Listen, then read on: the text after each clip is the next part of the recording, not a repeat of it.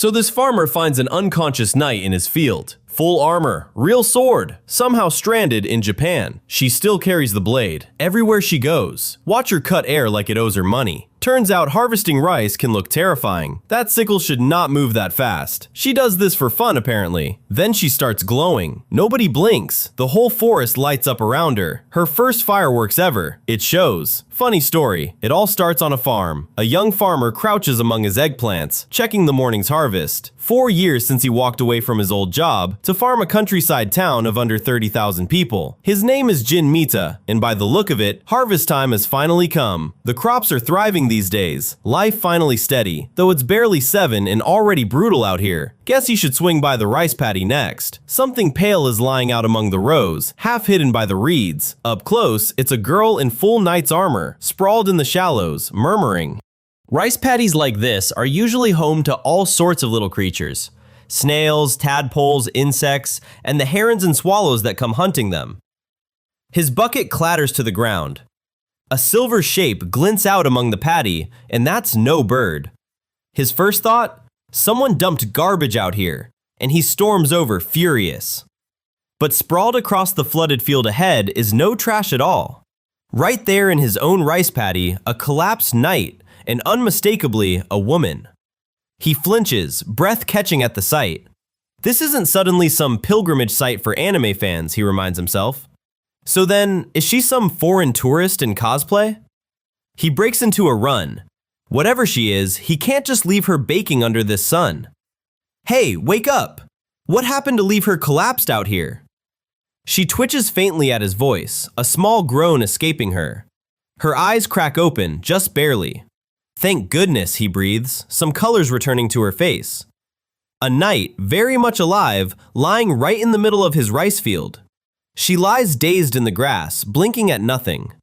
Her skin is pale, almost flawless in the light. Long golden hair spills loose around her shoulders, and her eyes are a clear, striking emerald. She blinks once, still hazy, unaware anyone's watching. Nearby, a young man feels his pulse lurch. He's never once seen anyone this beautiful. Then he calls out from the reeds, "Excuse me, can she even understand what he's saying? Is she even okay?" Without warning, she bolts upright, metal clattering. He yelps. On her feet now, full armor bristling, who exactly is he? Don't come near me, a fresh bruise already blooming under his eye. Next, muddy water splashes across his face, and he blinks. She bristles at being treated like a suspect, though technically she's the one who collapsed in his field. Where the hell is she? That's his line apparently. So who is she exactly? Turns out it's his rice field, full stop. So what is she even doing on his land? A rice field? The words mean nothing to her. Overhead, a bird cuts past. She flinches at the sight of it. A frog blinks back at her. She goes rigid, speechless. He stares back, completely lost. Either way, getting tangled up with her seems like trouble. Whatever brought her to the countryside, he wants her off his field. Go elsewhere. She clings to his leg, mud and all. Hey, that's his shirt! A knight in full armor shouts into nowhere. Someone, please tell her where this is. Nearby, some kid nearly jumps out of his skin. She's sorry, but she needs him focused. Is he even half awake? Her stare sharpens, dead serious now. He stalls, scrambling for a response. The obvious answer, apparently, they're standing in Japan. He blinks, confused by her blank reaction. News to her, she's never once heard of a country named Japan. He just repeats it, floored. Privately, he starts to wonder if she's all right in the head. Down to basics now, where she's from and what her name is. She hesitates before answering. She is Seraphim Statfeld, eldest daughter of the Night House serving the kingdom of Leforia. Dead silence. He just stares, dumbstruck. Then he finally cracks, utterly speechless. Neither follows the other, her words as foreign to him as his are to her. Insulted, she doubles down. Leforia is a major power, farmer or not. Flat and blunt. Nope, never heard of it. Convinced she's cosplaying some anime character, he wags a finger. The grown-ups won't be pleased. She doesn't understand half of it, but the tone alone says enough. Bastard. Her hand closes on her sword hilt. How dare he mock a knight? Peasant or not, she warns, protection only stretches so far. Unforgivable, and she means to make him pay for it. Her blade comes down and lands in nothing but paddy water. Something in her suddenly goes hazy. Suddenly out of breath, she starts to explain. Is she okay? It's been nothing but back-to-back monster hunts lately, mission after mission. Barely any sleep either, she admits, voice thinning. Her knees buckle and she starts to go down. Panicked, he scrambles toward her. He catches her as she faints, shouting for her to wake up.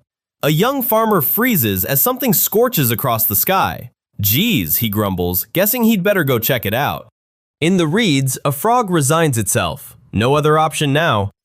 Meanwhile, a wounded silver-haired girl drifts in and out, carried step by step.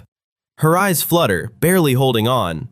The air feels impossibly clean, alive with sounds she's never heard.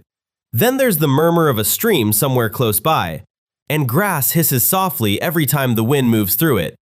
A stray doubt cuts through his effort, never quite finished. Up close, his strain meets her sharp, searching stare. Only then does she realize he's carrying her on his back.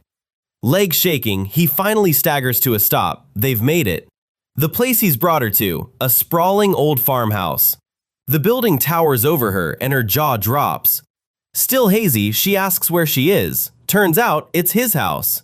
He offers her a place to rest, admitting he doesn't understand her situation. She's simply grateful. Her armor's brutally heavy, worn out. Can she possibly walk on her own? She climbs down, and he rubs the back of his neck, awkward. He can't figure out how someone so slight carries armor that heavy. Must be an elaborate costume. She clears the stone wall in one easy leap. These days, apparently, cosplay comes with Olympic-level athleticism. Sword still in hand, fully armored, she marvels, what a massive house. The rafters alone seem to stretch forever. Well, he shrugs, come inside then. A framed photo sits quietly among the shelf clutter. She tilts her head back, taking in the high ceiling beams. She still can't quite process what she's looking at. To her, it's a palace. She's never seen a place this grand. To him, it's just ordinary around here. Unbelievable, a peasant village this advanced? He just says land's cheap out here, so why not go big? Mud smears across the floorboards. Something heavy steps in. What's going on? Someone yelps in fright. Dirty boots and armor don't belong past the doorway, house rules. She takes it surprisingly well. Understood. He reaches for her shoulder guard. She goes still, eyes wide. Strip away the armor and what's underneath is oddly plain clothing. Tall, delicate-featured, impossibly proportioned, she'd be a sensation on any stage. But she's drenched and filthy. How about you take a bath for now? She blinks, thrown by the offer. Here? In his house? Not what he meant. She'd collapsed in the paddy, muddy all over. Of course there is, and now he's the confused one. She stops mid-step, staring, speechless. There, in plain view, a real honest-to-goodness bath. A farmer's house? Fair enough, just not a poor one apparently. Let's get some hot water running for now. She stiffens, eh? It floods into the tub from overhead, sudden and fast. She jumps, startled. Hot water, spouting out on its own? Is that thing on the wall some kind of enchanted device? Nope, it's just a heater. He suspects she's mocking him. She's stunned instead, a farmer owning a magic tool. Curious, she gives the tap a twist. He yells, "Don't, you idiot!" She screams. Water bursts out at full force. Drenched from head to toe, her clothes cling to her skin. Soaked himself, he snaps. Push the lever and water comes out. She manages. The water. Obvious? She's never seen anything like this before, so she doesn't understand. Then, quietly, sorry.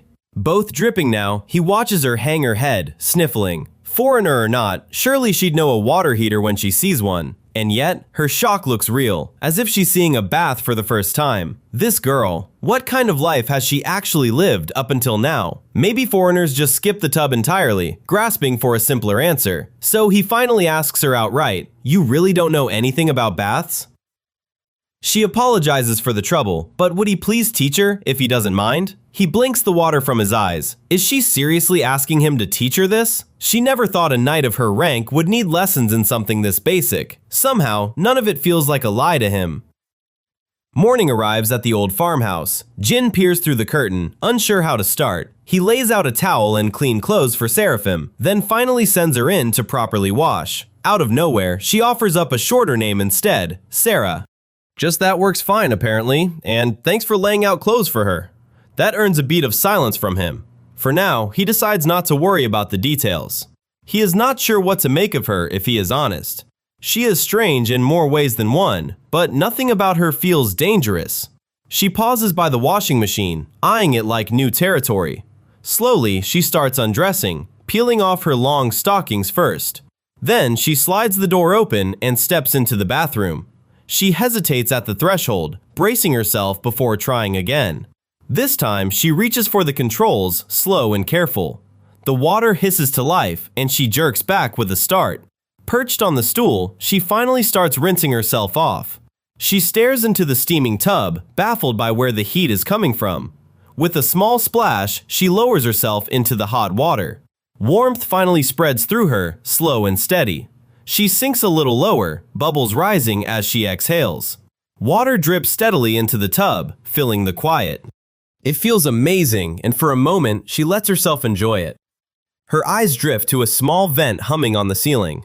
A stray drop falls from above and she yelps, flinching hard.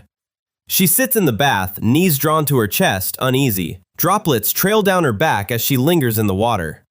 Something outside catches her eye through the window. Even she has to admit, what a view. Rice paddies and rooftops stretch across the valley below. He flinches at something unseen, jacket zipped up tight. He's Jin Mita, 29, living here alone. Hasn't so much as dated since moving in. Now the real problem hits him. What does he even give her to wear? In a rush, he grabs an old high school tracksuit. The house has nothing else meant for a woman. His own clothes would swallow her whole, she's built slight. It'll have to do, he decides, the best option he's got. Glad now that he never got around to tossing it. He heads for the bath door, calling out as he nears. He tries explaining he's left her a towel, then stops dead. He stands frozen, stunned into total silence. His brain fully short-circuits, blank as static. Her scream echoes through the whole house. He slumps against the doorframe, gasping for air. Wrapped in a towel now, she blurts out an apology. Her face is beet red, eyes wide with mortification. She forces herself to breathe, slow and deliberate. She's sure he meant nothing by it, he can only nod. It's fine. Sweat beads on his forehead, nerves still frayed. He insists he wasn't peeking, he only came to drop off her towel and clothes. Relieved, she lets it go. He sinks to the floor, utterly wrecked. Let's just call it water under the bridge. She's already moving past it. He tells her to meet him in the living room once she's changed. She nods, still flustered. Now dressed in his old tracksuit, she steps in. Sorry to have kept you waiting. A nervous laugh escapes him. Does the size actually work? He holds his breath, waiting on her answer. The fabric feels incredible against her skin, nothing like it back home. Not the slightest irritation, even with the constant rubbing. Thank you. He can barely hold her gaze in return. Ah, no, she catches herself, then gapes at how spacious the room is. He can't help but wonder why his ratty red gym clothes look amazing on her. The jacket pulls taut across her chest with every small movement. The words slip out before Jin can stop himself. Anything looks fashionable on someone this beautiful.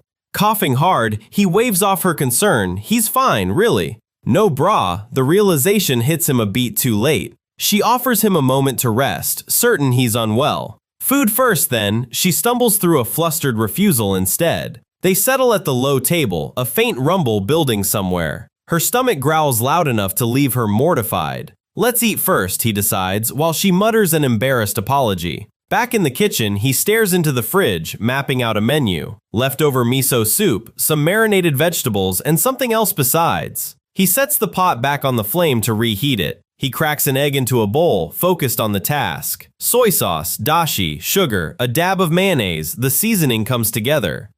Seraphim listens to the clatter drifting from the kitchen. She volunteers to help. He insists she just relax as his guest. The mixture hits the hot pan with a sharp sizzle. Nothing fancy, he calls out. Just a few simple dishes, almost ready. Okay, and nothing more. Her eyes stay fixed on him. She swallows hard, drawn in by the savory smell filling the room. The miso soup's warm through, he announces, turning off the burner. Soup simmers on the stove, dinner already underway. She blinks, baffled by whatever's cooking in the kitchen. The rice cooker beeps, it's finally done. Good thing he'd already gotten it cooked in advance. Without warning, Seraphim's stomach growls and she flinches hard. Sorry for the wait, he says. She's too busy pleading with her own gut to behave. The meal is ready. Help yourself to whatever looks good. Her eyes light up, mouth watering at the spread before her. Is it really fine for her to eat something this lavish? He shrugs it off, mostly breakfast leftovers and pre-made sides. She's practically glowing at the sight. Something wrong? Is there a dish here she doesn't like? She glances away, unsure how to answer. It's not that she's picky about food, it's just, how is she even supposed to eat this, with her bare hands? No, the chopsticks are sitting right in front of her. Oh. She repeats the word slowly, like she's never heard it before. Chopsticks must be hard for foreigners. He'll grab a knife and fork instead. Touched, she manages a quiet thank you. Fluent as her Japanese is, he realizes she knows nothing of the culture. Whoever this woman really is, she keeps getting stranger by the minute. A spoon and fork now on the table, well then, let's eat. Hands pressed together, Jin says itadakimasu before the first bite. What does that word even mean? It's basically a prayer before eating, a way to give thanks for the food. So this region has its own custom before meals. Then she'll do the same, palms together, itadakimasu. He watches her, quietly taken by the sight. A beautiful woman looks good doing anything at all. She swallows hard, steam curling up from the bowl. What are these strange white grains? Just rice, he tells her. Turns out this rice grew in the very field where she collapsed. That harvest ends up piled onto her plate, still steaming. Jin holds a spoonful of rice above her and she looks up, surprised. Her heart pounds as she raises the spoon to her mouth.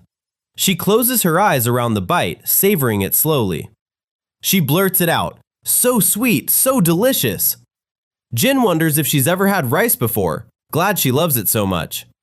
Apparently it's even better paired with a side dish, she can hardly believe it. She digs in again, murmuring contentedly over another bite. She tries a bite of the side dish next. She chews slowly, clearly savoring the flavor. Her whole body trembles, quietly overwhelmed by the meal.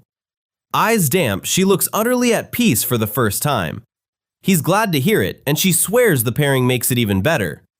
She blows across another spoonful before diving back in.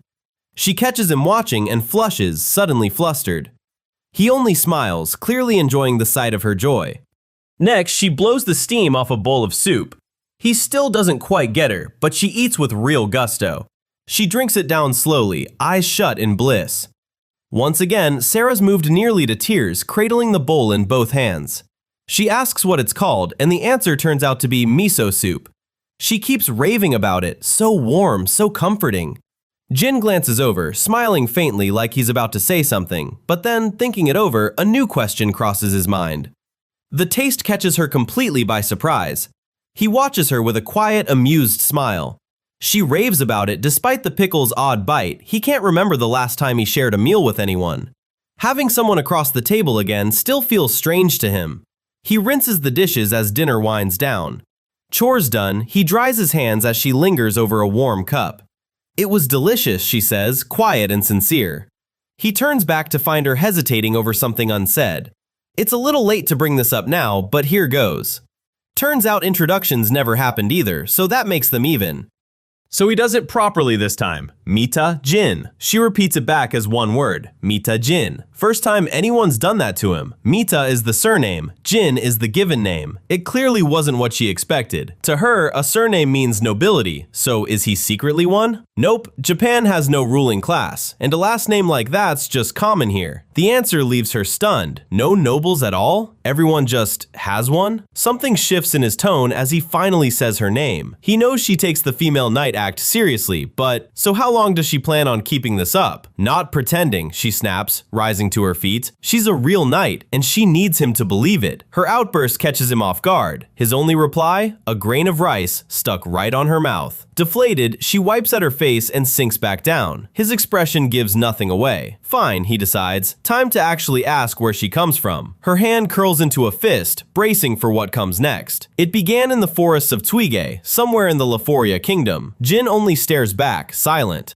Time for a proper explanation, she says, still calling him Sir Jin. So, a famous knight named Sera, where does she really come from? She dodges. There's rice stuck to his mouth. For a second, he's at a loss. Well, technically, she's not wrong, he admits. Then her memory pulls back to that same forest, moonlit and quiet, deep in Leforia's Swidge region. A pack of horned beasts closes in, fangs bared. In moments, she's surrounded, enemies on every side. The scouting report was wrong. There are far more monsters than anyone expected. Sera's breathing hard already, sweat cutting down her cheek. Their own squad has scattered too. Regroup, right now. One of her squad mates sags between two others, spent. She plants her foot down hard. Jaw clenched, her mind's made up. She cuts a path straight through the horde, a fallen beast at her feet, and another knight fighting to keep pace. Behind her, a comrade's voice cracks out in alarm. Her order is simple. Fall back and regroup. She'll lure every monster away herself. One knight steadies a wounded ally while the rest cry out for her.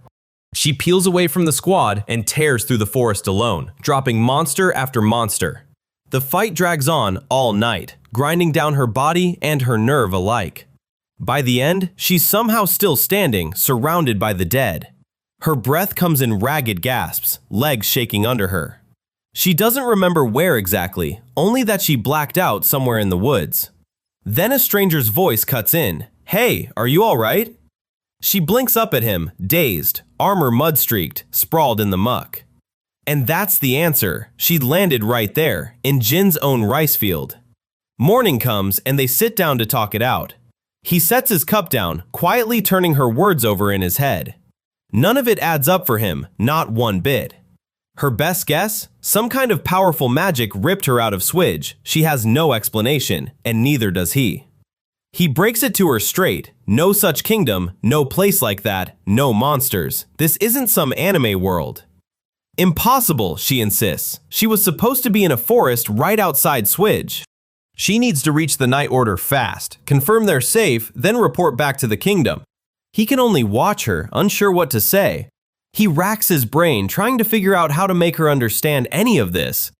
Then it hits him. He grabs his phone, worth checking the map first. She mistakes it for some upgraded heating charm. He explains it's an ordinary device nearly everyone carries now. He calls up a world map and holds the screen toward her. She squints at it, baffled. None of this matches the world she knows. Panic flickers across her face. The Leforia Kingdom, she realizes, isn't anywhere on this map. She turns away, trembling, and there's nothing he can do but watch. She staggers on her feet, and he jerks upright, alarmed. He hurries after her, asking what could possibly be wrong. She turns back, thanking him for his kindness, vowing to repay the favor no matter what. "Wait," he shouts, "where does she even think she's going?" She's already back in her armor, weapon in hand, heading for the door. She needs to reach her companions, call for reinforcements, and get back to the kingdom, whatever it takes. He tries again. That country doesn't exist here, not on any map. Mid-sentence, she leaps clean off the porch and is gone. She lands hard in the yard, sword drawn, ready to move. He finally sighs, worn down from trying to stop her. Then something makes him look up. She glances back one last time, grateful for everything, promising they'll cross paths again. Jin watches from the hillside as a heavy rumble tears through the valley below.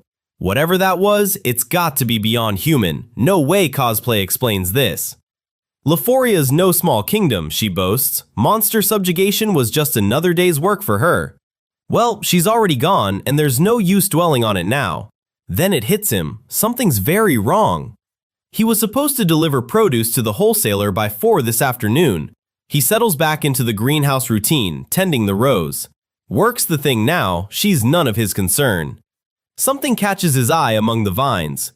One particular cucumber makes him pause. It's shaped exactly like the sword Sera carried, down to the curve of the blade. No, none of that has anything to do with him anymore. His life has finally settled down, and this job runs on trust. He bows low, apologizing for being late. The buyer waves it off. "Thank you for everything you do." It lands harder than he expects.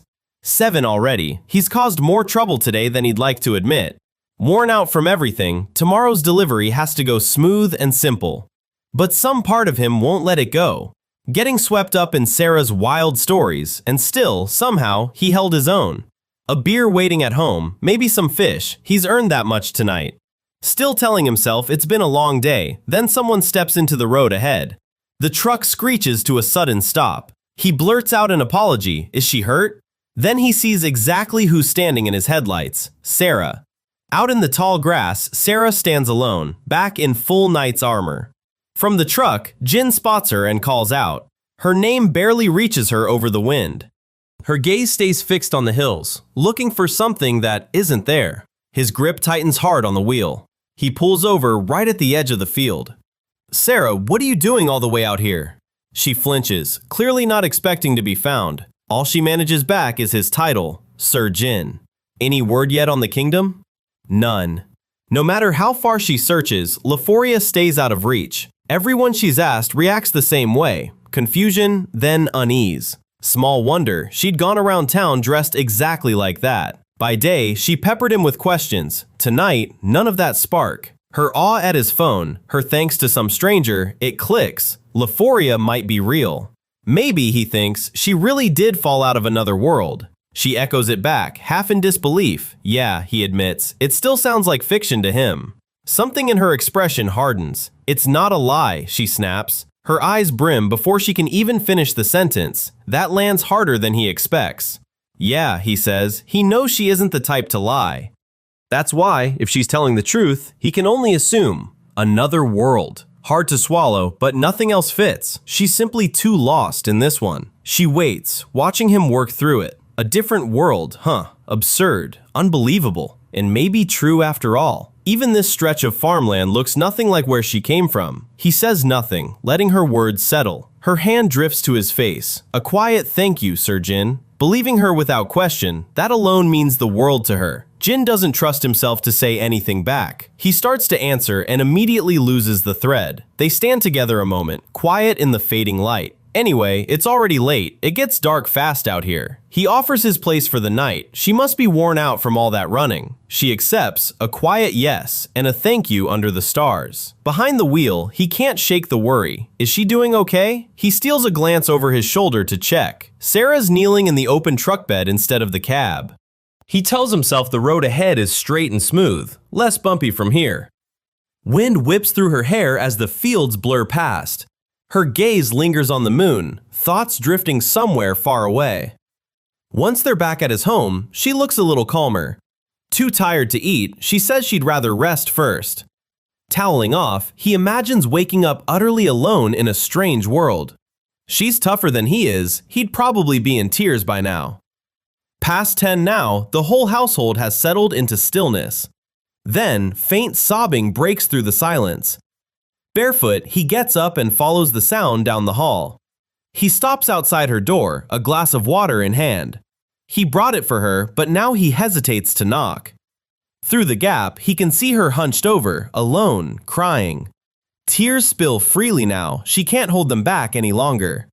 Her fingers curl into her collar, fighting to muffle the sound. One drop after another keeps falling, quiet and relentless. She forces a slow breath, trying to steady herself.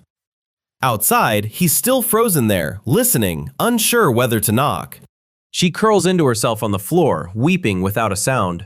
Jin stops just outside her door, catching the muffled sound. He sets the tray down and lingers, unsure whether to knock. Fresh vegetables and fish wait on the counter. Overnight soaking brings out the umami, so he gets a broth going. The kelp strips slide into the water with a soft plop. He remembers her raving over that first bowl of miso soup. She'd called the taste incredibly comforting, eyes crinkled with delight. Now, he seals the fish in a koji soy marinade overnight. In the memory, she can't stop calling every bite delicious. She sighs into her cup, warm and utterly at ease. She swears she's never tasted food that good in her life. Her thanks still echoes in his head. Sir Jin, thank you. He knows breakfast won't be anything extravagant today, but he still remembers how happily she ate before. To refill her life points, he resolves on a full Japanese breakfast. Missing a home she may never see again, her tearful night gives way to dawn. Morning light stirs her awake, eyes blinking open slowly. She sits up, the thought trailing off before it forms. She rubs her eyes, sleep must have caught her still upset. Then it hits her all at once, and she goes still. The weight of last night's tears comes rushing back. Birdsong drifts through the window while she stays lost in thought. Her shoulders sink, the sadness pressing back in. Sera shakes her head hard, shoving the feeling aside. One long breath and she steadies herself again. Dwelling on it won't help, she needs to focus on what she can do now. A door slides open somewhere down the hall. She startles, breath catching at the sound. Dawn spreads over the rice fields outside her window. Something in her goes quiet at the sight. Beautiful. She's never seen land like this.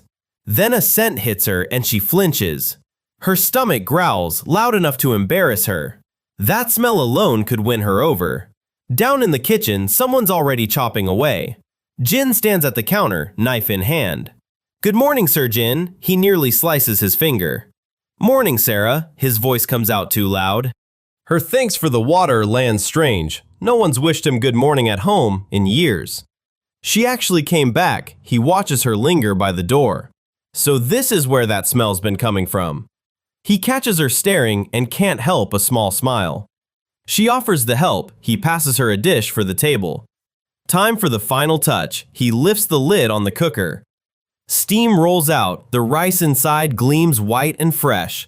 Next, a pot of miso soup bubbling on the stove.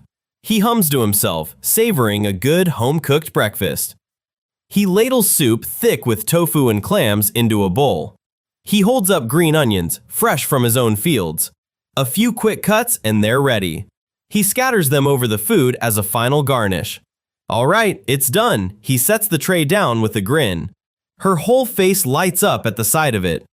They settle at the low table, trays steaming between them. His plan, it seems, actually worked. He's glad to see her spirits lift. She brushes it off, ready to eat. She presses her palms together and gives thanks before the first bite. Her heart pounds as she lifts the fork to her mouth, bracing for the taste. A fork sinks into a ripe, dripping tomato. She closes her eyes and takes the first bite. The taste catches her mid-chew, sudden and sharp. She lingers on it, eyes shut, savoring the moment. The fruit is sweet, dripping with juice. The best thing she's tasted. Turns out it's just a tomato. That's a cucumber comes next. And no, it's a vegetable, not a fruit. To her, Jin grows something extraordinary, the best vegetable she has ever eaten. Really, he grew these as unsellable rejects, and figures she likes them only because they probably don't exist back in her world. She isn't having it. To her, everything on the table looks and tastes wonderful. He looks down, quietly pleased by her words. Next, she reaches for the fish and rice, eyes lit with anticipation. The smell alone wins her over before she's even taken a bite. She dives in without hesitation. She settles in properly, chewing in comfortable silence. She trembles, overcome. This simple meal moves her more than she expected.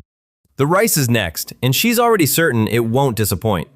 She raises a spoonful, pausing before the first taste. She takes it in, quiet and sure. Just as she thought, the best rice she's ever had. Next up, a steaming bowl of miso soup. It turns out to be just as endlessly delicious. She tips the bowl back and drinks it all in. She exhales, long and deeply satisfied. Sera lingers by the window, calling it truly delicious. This one is different, no strong smell at all, just rich, fatty texture and fragrant taste. She asks what kind of fish it is. The answer comes back simple: salmon. The word hits her like a shock. Salmon, she repeats, stunned. Jin turns the question around. Does she eat fish back home too? Seems so, but back home, something called a donko was standard fare, cheap and common, but it turns out to be a toothy, eel-like horror with a muddy, raw stench. Jin's smile stalls, chopsticks frozen halfway to his mouth. Somehow it still sounds worth trying despite the description. Something rattles through Sera all at once. She goes rigid. She rises from the table, ashamed. Jin has no idea why. Her plate says it plainly: salmon shredded apart, more bone than meal. Eating it with a fork is no easy task, to be fair. She spirals, calling this a disgrace to her knighthood. He insists that is not true. Jin waves it off and asks for her plate instead. She watches, wide-eyed, as he lifts a single chopstick. His hand works the fillet apart, flesh peeling clean from bone. One more pass and the whole piece comes free. She stares, practically starry-eyed at the sight. Jin notices maybe he has actually found something that interests her. He offers to teach her the chopsticks himself. She hesitates, unsure. He strikes a pose, ready to launch into his big lesson. The trick, it turns out, is something from kindergarten. She calls it a strange incantation. She nails the grip and cheers. Now it is time for a real try. Rest them on your hand like this, then grab, that is all it takes. She reaches for a bite and it slips loose down her sleeve. Cucumber might be an easier place to start, though she will not hear of it. Undeterred, she keeps at it while he watches, grinning. This time, she is sure she has it, and Jin cheers her on. Chopstick steady, she brings the food right up to her mouth. Jin's mouth twitches, he is barely holding it together. Still giggling herself, she cannot get him to stop. He tells her it is fine. Dinner winds down, Jin content and full. For her, it is about getting used to things. Keep at anything long enough and it stops feeling so awkward. That's the whole trick. Watching her wrestle with a pair of chopsticks, though, is oddly entertaining. She repeats the words to herself, quieter now, and it draws a careful reply out of him. Something in it catches him off guard. She waves it off at once. Please don't worry, it isn't what it sounded like, she's sorry. Getting back to her world at all is far from certain, let alone finding an actual way. Is there truly nothing that could get her back home at all? If magic brought her here, she reasoned, there should be some trace left behind. But his rice field turned up nothing. None of it means anything to Jin, but it's clear she's looked into this seriously on her own. She found nothing in the one place that might hold a clue, and by all accounts, she seems to be at a loss. But she's already decided how to live in this world alone, no more being a burden to him. Yes, she says, firm and sure. All he can manage back is a surprised, is that so? As it happens, she's well versed in the ways of combat too. She pictures it already, hunting down orcs and goblins for coin, same as back home. She lets out a pleased little laugh at her own plan. He tries to get a word in, Sera, but she's already bragging about how skilled she is. Except there are no monsters here, he cuts in. Japan's one of the safest places around, and knighthood isn't even a job. Her whole face falls. No monsters? No knight's order either? That's impossible. He didn't see that plan coming, even he's at a loss. So how is she supposed to live now? His yeah comes out just as shaken as she looks. She sags, dazed, letting out a long defeated groan. Never mind that though, she'll find a way to make money. She's confident enough in her own strength. There must be plenty of manual labor jobs out there, right? True, watching her sprint earlier, she clearly has the strength for this kind of work. But no registry, no fixed address, no guarantor? Could someone clueless about this world actually land a decent job? She stands, thanking him for a breakfast she'll never forget, right as his mind spirals into grim underground visions on her behalf. With that, she's already announcing her departure. He barely gets out a wait. No matter how he looks at it, she's moving way too fast. The room's already empty, all he can do is call out her name. Back in her armor, Sera hurries outside calling out to Jin. He tells her there's no rush. She's recovered now, still a knight despite the weak side he saw, grateful he sheltered her all day and asked for nothing back. Until she can build a knight order here, she'll gather mages and hunt for a way home, vowing to repay him someday. He's lost. Mages? While she's already stepping toward the door, bidding farewell until they meet again. No. Panic breaks across his face. His imagination spirals into a bad ending already. Sera lost to despair, laughing darkly to herself. He has no idea how to find work for someone from another world. Isn't there something he can do? Then it hits him, an idea. Then he says it. Do you want to live here with me? She stares back, completely stunned. He looks every bit as rattled by what he just said. He pauses, still turning it over in his head.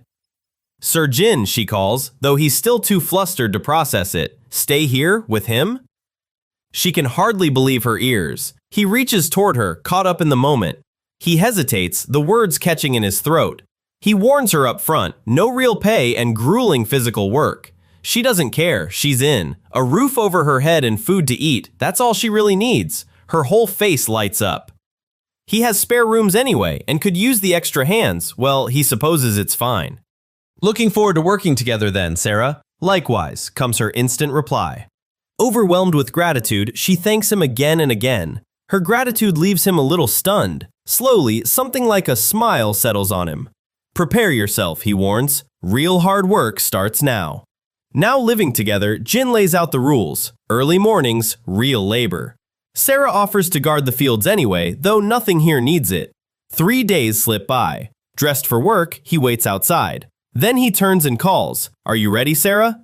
She lights up, eager. No hesitation, she's all in. He's counting on her. She vows her first day of farming won't disappoint.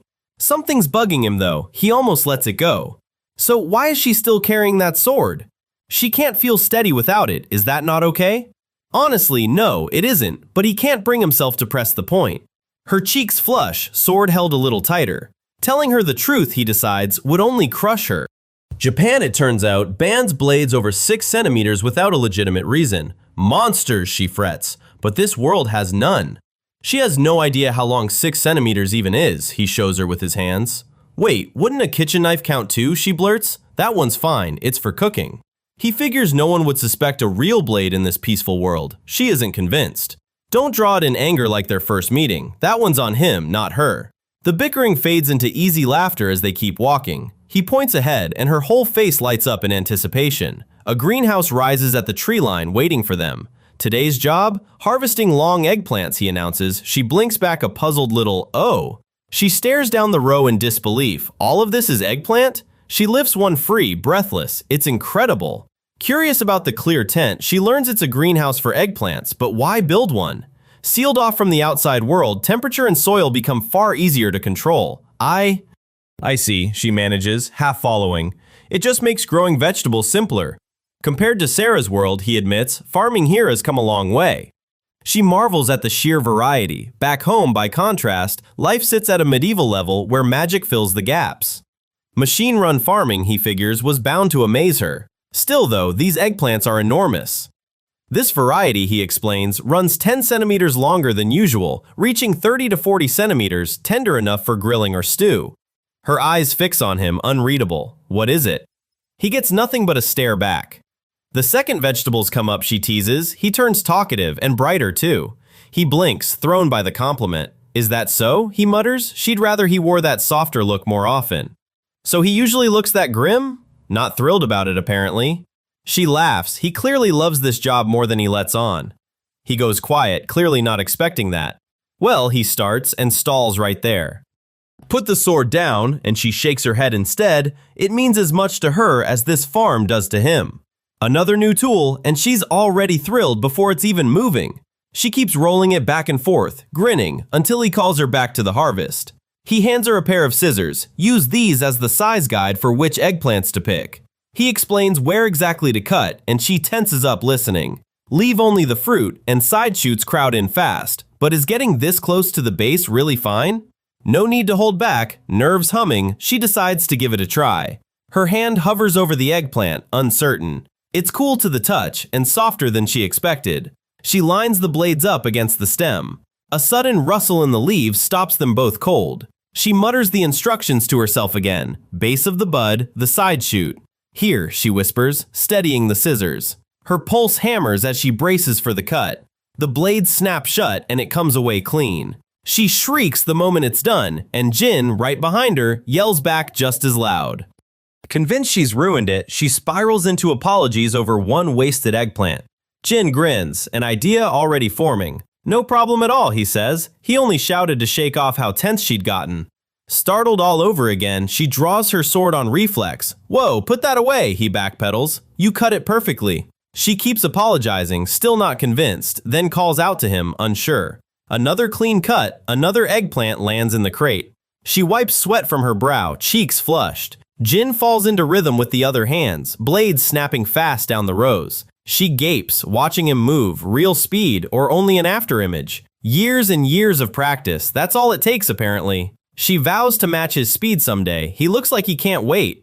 He admits it took time, living with a knight from another world. Now he's only warning her, mind the slick ground. Too late, she slips, crate and all, landing hard. Her backside took the worst of it, she groans. He rushes over, alarmed. Someone nearby can't hold back a snicker. Still, this new life isn't so bad. She huffs that it's no laughing matter, Sir Jin. She marvels at the eggplants lined up in rows while he finishes stretching. What will happen to all these now? First, sorting and conditioning before they reach market. She isn't quite following. But before that, eggplant still in hand, she's already scheming something. Why not have it for lunch instead, he offers, her eyes light up. Today's country meal takes shape, built around what they picked this morning. Back at the house now, Sera can't stop smiling. She ties on her apron, striking a pose like she's done this before. What are you making today? Tomato penne with long eggplant and tuna, she perks up at the sound of it. At the sink, she asks if she can help. He weighs the options. He holds out a peeler, stripped 4 sections of skin off it after trimming the stem end. She stares at the unfamiliar word, blank. She's never even held one. He shows her firsthand, angle the blade just so, then pull straight down. Eggplant in one hand, blade in the other, Sera squares up to try it herself. She marvels at how easily the peeler glides. He keeps guiding her hand along. He grabs a can of tuna, set to prep it while she finishes up. The tuna, oil and all, goes straight into the bowl. Pan already on the stove, Jin's all set on his end. It's been on her mind. For a man, he's remarkably good at this. Years alone are the reason. Apparently, men in her world barely cook at all. That's left to the women. Being in a kitchen outside professional work reads as unmanly there, a mindset stuck decades in the past. Eggplants peeled and ready, she wants to know what's next. Cut them diagonally into large pieces. She blinks, lost. What in the world could that even mean? He shows her what he means, blade angled just so. Maybe it simply goes by another name in her world. He slices clean through, eggplant falling into neat, even ovals. Oh, so that's the trick. Angle the blade just like that. Now she's got it. Then it's her turn, knife in hand, she braces herself. Here goes nothing. He tenses, catching how she's holding the blade. That grip is way too dangerous, he warns. She only tilts her head, confused. Sorry slips out of her fast. Then comes the real question. How is it actually held? The blade swings dangerously close to her collar. He flinches. Sweat on his brow, one question won't wait. Has she truly never cooked? Not even once? Yes. Not once, not ever, and her face says it all. Born into a family of knights, Sera trained with sword and horse since childhood. A kitchen never entered the picture. She kept quiet, afraid admitting it would get her kicked out of the kitchen, he sighs. She should have said something sooner. All she ever wanted, just once, was to try cooking for herself. Her words catch him somewhere he isn't ready for. That's all he can manage, voice gone suddenly quiet. He reaches over, gently resetting her fingers around the handle. Like this, he shows her, guiding her grip. She's staying a while now, so he'll teach her whatever she doesn't know. Their faces drift closer, and for one beat, skin brushes skin. He stumbles over an apology and pulls back. She insists, flustered herself, that she's grateful for the help. Outside, the house sits under a bright sky. Inside, the knife lesson just carries on, easy as that. Water pours into a pot, filling it up. A hand twists the tap shut. The tap gets a new name, Water Magic. Jin isn't buying it. Same joke, different target now. This time, it's the stove's turn. A pan sizzles, eggplant tossed high through curls of steam. She watches from behind as he works the burner. She breathes it in, eyes shut. What is this wonderful smell? A pitcher and glass of ice wait on the table. Behind the sliding doors, a voice begins. All right then. She glances up, startled, right as he flashes a grin. It's ready, tomato penne with long eggplant and tuna, piled high. She's already glowing. It looks incredible. Let's eat while it's hot. She presses her palms together, mimicking the local meal prayer. A fork spears into the steaming penne. Her heart pounds, eyes locked on what's coming. Even while it cooked, that scent alone had her hooked. If the smell alone was this good, this bite must be something else. She wonders how it'll actually taste, holding her breath a moment. Then she finally takes the bite. She chews slowly, taking her time with it. She hums, eyes closed, lost in the taste. She blows on the next forkful, eyes bright with excitement. Her whole face scrunches with pure delight. She sips her water, savoring the moment. She sets the glass down and lets out a long breath. It's delicious. She's beaming, already reaching for more. Dry herbs and basil cut the richness for a clean finish. The tomato and sauce blend is incredible, isn't it? She nods, already working up more praise. The eggplant is unbelievably juicy, the one he grew himself, truly delectable. He watches her take another bite, waiting for her verdict. His expression stays unreadable, giving nothing away. She admits it is delicious despite herself, and he shrugs it off as just his job. To him, food only has value if people are willing to pay for its taste. That is the heart of farming. Direct feedback like this is rare. His vegetables usually just vanish onto market shelves. She could eat 5 more servings, easily. He can only wonder how she finished so fast, right before she asks for seconds and stumbles over a shy thank you. At the local candy shop, a boy begs his grandmother for one more treat and a passerby pauses to look over. She calls out with fresh gossip. Word is that Jin just got married to someone from overseas. Kaho can hardly process what she just heard. The older woman waves it away, but she is certain that cannot be true. Someone apparently saw him just the other day, walking with a blonde woman. Kaho still cannot quite believe it. Elsewhere, footsteps drag along the pavement with a heavy sigh. Today's lecture felt endless to Meguru, though everyone knows she just naps through class anyway. Laughter drifts from behind her, but the quiet blonde girl only smiles along. Turns out her mom and aunt were talking about that very same rumor. The two are classmates, Kotori Koiwai and Meguru Ichinose, both equally stunned by the news. Word of the rumor is already reaching Jin's table, and Sera can hardly believe her ears. Kotori has doubts about actually going to his house, but Meguru reminds her she was curious too. The wife rumor is eating at her, and she cannot bring herself to go check it out. She keeps pushing to see it through. Alice wants to see it too, Meguru says, though Kotori is still a bundle of nerves. They finally arrive at what has to be the house. They stand at the door, calling Jin's name. No one answers, just silence, leaving Kotori puzzled. Both girls suddenly stop short, staring at something just out of sight. Where did he even wander off to so early in the morning? Something keeps thudding nearby, and Jin can only stare, baffled. It keeps hammering away again and again, unseen. It's Sera, perched on the roof, catching her breath, mallet in hand. She's patched nearly every tile now, she calls down to Minori. Down below, the tease lands. Her worried husband finally tracked her down. The word knocks him completely off balance. She freezes too, the mallet forgotten in her hand.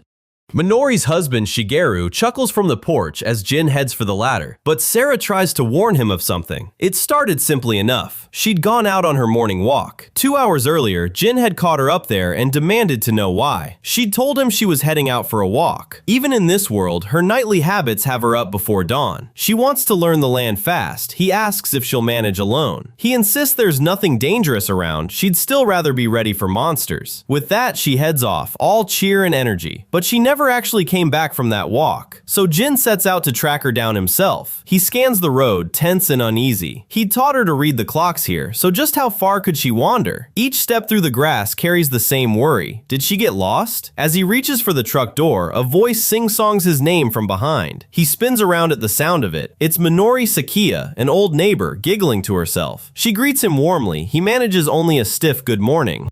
He begs her to drop the childhood nickname. She laughs it off anyway. She's been his neighbor since infancy, the one who insisted he call her just Minori since he was a baby in her arms. A visitor turns up at the farmhouse door. What's brought her by today? Turns out Sera's been called his wife and put to work at their house. Minori, he realizes, the elderly neighbor from down the road. Something clicks, the pieces fall into place. No wonder she hasn't come home yet. That explains everything. Wife. The word lands on him like a slap. For a second, his mind goes completely blank. Up on the roof, Sera's already at work, mallet in hand and beaming. The tiles gleam below her, freshly reset. He glances upward, struck by the tidy work. Even from another world, apparently, she can fix roof tiles and fumbles for an explanation. Minori's husband, Shigeru, impressed by how young, pretty, and skilled she is. Turns out he taught her himself. Her night training covered sapper work too, apparently. No wonder she's this capable. Something thuds down hard as he suddenly demands, "What's this about being his wife? Mind the beam." And as for that whole misunderstanding, it just sort of happened. So what exactly led to this whole mix-up in the first place? She'd gone to help because Minori seemed troubled, and when asked if she was his wife, she nodded without meaning to. The old couple have known him since he was a boy. What else could she say? Half-baked lies wouldn't have fooled them, so claiming to be his wife seemed like the safest bet. He falls quiet, turning her words over in his head. The truth might not have convinced them anyway, and she'd hardly risk saying something careless to people this close to him. Down below, Minori looks up, watching the two of them together on the roof. She and Shigeru trade a knowing glance, giggling about their sinful young Jin. Spring's arrived early for him. Sera can only shrink back, cheeks coloring at the tease. Does he really dislike being seen as his wife that much? She finally asks. Neither says a word. The silence stretches on between them. "It's not about liking or disliking," he starts, then trails off, unsure how to finish. People around here already assume she's his wife, but is she actually fine with that? She understands why her origin should stay hidden. She can't think of a good excuse for living under his roof. If being known as his wife keeps him out of trouble and gets her accepted, she has no objection. Rural folk are wary of outsiders no matter what, but her plan might actually work. He worried this whole charade might upset her, but she clearly means it. relief, until she suddenly hesitates. Jin's mind goes blank, not expecting that particular clarification at all. A long, awkward silence stretches between them. Minori offers them a break and tea, a hands-off promise from Jin, met with Sera's quiet trust. They spend the rest of the afternoon patching up the neighbor's roof together. Jin steps back to inspect his work. It should hold, at least for now. Sera shouts down, catching Shigeru's attention below. They finished mending the roof tiles, she reports proudly. It's only a temporary fix. A professional should handle proper repairs. Still, they thank him for the help. Jin suspects Shigeru will just get him to do it again. That non-committal reply says it all. Minori suggests they eat out on the porch. She's got iced tea and snacks ready for them both. Touched by the gesture, she brings the tray out while Jin and Sera settle in to rest. On the plate, iced green tea and 2 thick, dark squares of something unfamiliar. Sera holds it up, wide-eyed at the strange, dark-colored treat. She doesn't recognize the food in front of her. Yokon, Jin tells her. The treat is ground red beans mixed with sugar and agar, then steamed until firm. She's never seen a black food like this before, but is it actually sweet? Just try it and find out for yourself. He passes her the chopsticks. She grips them tightly, steeling herself before the first bite. It presses in with a wobble. The block jiggles under her touch. It's soft, far softer than she expected, yet it still holds its shape, firm enough not to collapse. A fork cuts off a second piece. His turn to try. Jin watches the bite closely, working up his own nerve to taste it. He finally takes a mouthful, the square giving way with a soft chomp. He goes still for a second. Turns out it's better than he braced for. Minori pours him tea, beaming when he says it out loud. It really is tasty. Yokon's usually just soft, bland jelly, but this one turned out richer than he imagined. He savors the treat. The subtle sweetness lingers long after each bite. A glass of iced tea sweats beside him in the heat. He tips it back and drains it in one go. He lets out a satisfied groan when he's done. Beside him, Sera takes in the same quiet view over the village. Nothing beats a good Japanese sweet, he decides. Then he notices Sera's gone quiet for a while now. She's lost in her own plate, eyes half closed with delight. She gushes over the Yokon, wearing the sloppiest look he's ever caught on her. The fork glides through the smooth block with no resistance at all. For a moment, the two of them sit there, smiling. This one's taste is gentle, nothing like back home. Back where she's from, sweets are so packed with sugar that nobody manages more than a single bite. He remembers Japan once had treats like that too. A single taste back then was plenty. That's exactly what Minori loves hearing. There's still some left. Would Sera like more? She blinks, clearly not expecting the offer. Her face flushes, mouth opening like she wants to say something. Mizu, she repeats, unsure what it even means, but she wants to try it if Minori allows it. Shigeru laughs it off. Jin tries to rein her in, but doesn't finish. It's rare these days for Minori to get to dote on someone so young. She pokes at it in wonder. She's never felt anything so jiggly. He can't help thinking she's only here for the sweets now. Shigeru teases that he really landed himself a fine wife. He nearly chokes on his drink. Minori finds her refreshingly sincere for someone her age. He exhales, relieved it stopped there. Then, quietly, he lets his thoughts drift for real. He knows the marriage story's only a cover, but living it out still feels strange. Yeah, he admits, she's such a good wife that she feels almost too good for him. Then a glass clatters onto the table behind him, and he turns with a start. Sera sets his drink down, blushing, unable to meet his eyes. Jin flushes right back, caught up in the same moment. Minori leans in with Shigeru, demanding to know where he really found her. He goes quiet, sweat breaking out under their questioning. He calls out her stiff laugh and forced thumbs up, not natural at all. He tries to leave, but Minori stops them, already regretting this plan. At the counter, another girl checks her phone, catching a message. A group chat is losing it. Jin? Married? There has to be a catch. She brushes it off, probably nothing, she tells herself. Her laugh comes out hollow, unconvinced by her own words.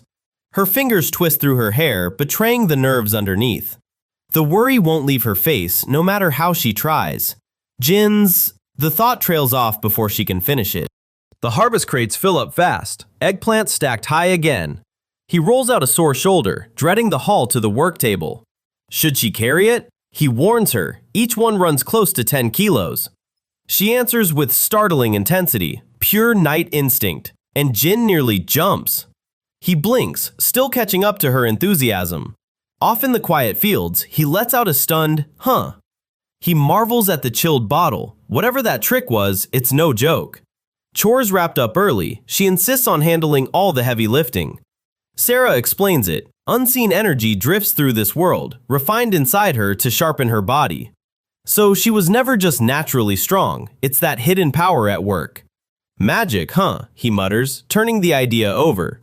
Then he wonders aloud, if it's floating in the air, could he use it too? Even with a magic organ like hers, he'd have no idea how to use it. He was only picturing something handy for the vegetable patch, that's all. Something about that answer gets to her, she can't help but smile. Only he, apparently, would hear about magic power and think of farming. For a moment, neither looks away. Something unspoken passes between them. The door slams open, someone's shouting his name from outside. She braces for an attack, but he recognizes the voice and waves her back. A stranger bursts in, striking a ridiculous pose in the doorway. "Sup, Jin?" The guy's grinning like he already owns the place. "So it was you after all," flat and unimpressed, met with an indignant squawk. Old pals or not, a doorbell would have been nice to hear first. This is Kaito Oba, an old friend of Jin's, here for one reason. Word of a beautiful foreign wife reached him fast. Only a day's gone by, and somehow the news already spread, traced straight back to Minori. His face falls, the gossip mill works faster than he'd like. Then a hand clamps onto his shoulder from behind. The confirmed bachelor finally landed a wife, and a blonde beauty from abroad at that. Of course people would talk about that, which makes it clear who's been running his mouth. Then she steps into the room, asking if they have company. Flustered, she offers to prepare tea and get properly ready for a guest. The guy's jaw drops the second she comes into view. Jin introduces him, Kaito Oba, a friend since childhood. She brightens, so this is his pal? "My name is Seraphim," she says, and for once, he's the flustered one. It's a mouthful, so just call her Sera instead, quietly pleased with how local that sounded. Then his face twists, like he's about to lose it completely. No way, the shout's loud enough for the whole neighborhood to hear. Where did you find someone this cute? Nobody breathed a word about his beautiful wife. In his rice field, Jin deadpans. Don't lie, but no, it's true. Inside, panic spikes. Is he starting to doubt she's really his wife? His words won't stop echoing in her head. Where did you even find her? He stammers out his own name, Kaito, totally caught off guard. She throws her arms around Jin, declaring to the room that they're desperately in love and married. He freezes, mind completely blank. His jaw drops just as hard. She grabs his sleeve, whispering in a panic. How does she get Kaito to believe this? It's not like he's doubting you, Jin mutters. Not really. Something calculating creeps into his expression. Apparently, landing a girl like her would have been reason enough for him to take up farming too. Sorry for your loss, Jin deadpans, and Kaito instantly looks like he regrets everything. A voice bursts in from outside, hollering for her big brother. She scolds him for leaving her to run the shop alone. She stops short, spotting the strangers with him. Jin's wife, she gasps. The woman is stunning. Apparently, she looks just like a doll. Sera turns visibly pink at the comparison. She introduces herself formally. Her real name is Seraphim, though she prefers something shorter. Her cheeks warm at the formal greeting. She apologizes for skipping introductions, while the two men keep trading jabs behind her. She's Kaho, Kaito's younger sister, hoping the two of them will get along well. Sera studies her quietly. The two share an easy smile. Kaho's whole face lights up with delight. Kaito nudges him, pointing out how well the two women are hitting it off. He wants to stick around and get to know her better. Jin shuts him down flat. She's never heard of a candy store. He points out its owner is standing right there. Jin tries to steer him outside, but he barrels on anyway, eager to explain. He suddenly grabs Kaho's arm and pulls her aside. Alone with him, there's something she needs to talk about. So he really did get married. He tenses, catching the shift in her tone. "What is it, Kaho?" he finally asks. She only stares back, saying nothing yet. Maybe it's something Sera isn't meant to hear. What is it? Something in her tone makes him go still. Could Kaho have realized Sera isn't really his wife? The girl's always had sharp instincts. He swallows hard, waiting for her answer. His pulse kicks into overdrive. Panic sets in. He needs an explanation, fast. Kaho only says his name. She leans in close, gripping the front of his shirt. "Sera," she starts, but the sentence doesn't finish. His mind's already racing for some kind of excuse. A memory surfaces, Sera wheeling on Kaito. Is that even true? All he notices is the obvious. She isn't wearing a bra. That's when she'd grabbed him, pulling him into a hug. Back in the present, Kaho's face gives nothing away. He watches her sideways, bracing for whatever's coming. He stammers, of all the things she could bring up, it's this. Don't tell me that's what you're into, he can only blink. The question still hangs in the air. Is Sera really going without one? Sweat breaks out across his forehead. Kaho's expression doesn't budge, eyes half-lidded. That's right, flat and certain. He's got nothing to say back. She recoils, clearly unimpressed by the direction his mind took. It's complicated is the best he can offer. She smirks instead, so he noticed and said nothing. He still doesn't know how to even bring it up with Sera. He can't let her shop alone, pictures her instantly charmed by some sweet-talking stranger. Just go along with her then. The very idea alone makes him groan. Then again, even tagging along for underwear would be embarrassing, and he's hopeless at this. He stares off, dread already creeping in. Kaho jumps at the chance to tag along on Sera's shopping trip. Relief floods him. He's known her long enough to trust this. Then she grins. There's a catch coming, clearly. Turns out she's got her eye on some new clothes too. His face falls. He can already guess where this is headed. This one's going to cost him, no doubt about it. Nothing pricey, he warns. She swears she'll keep it reasonable.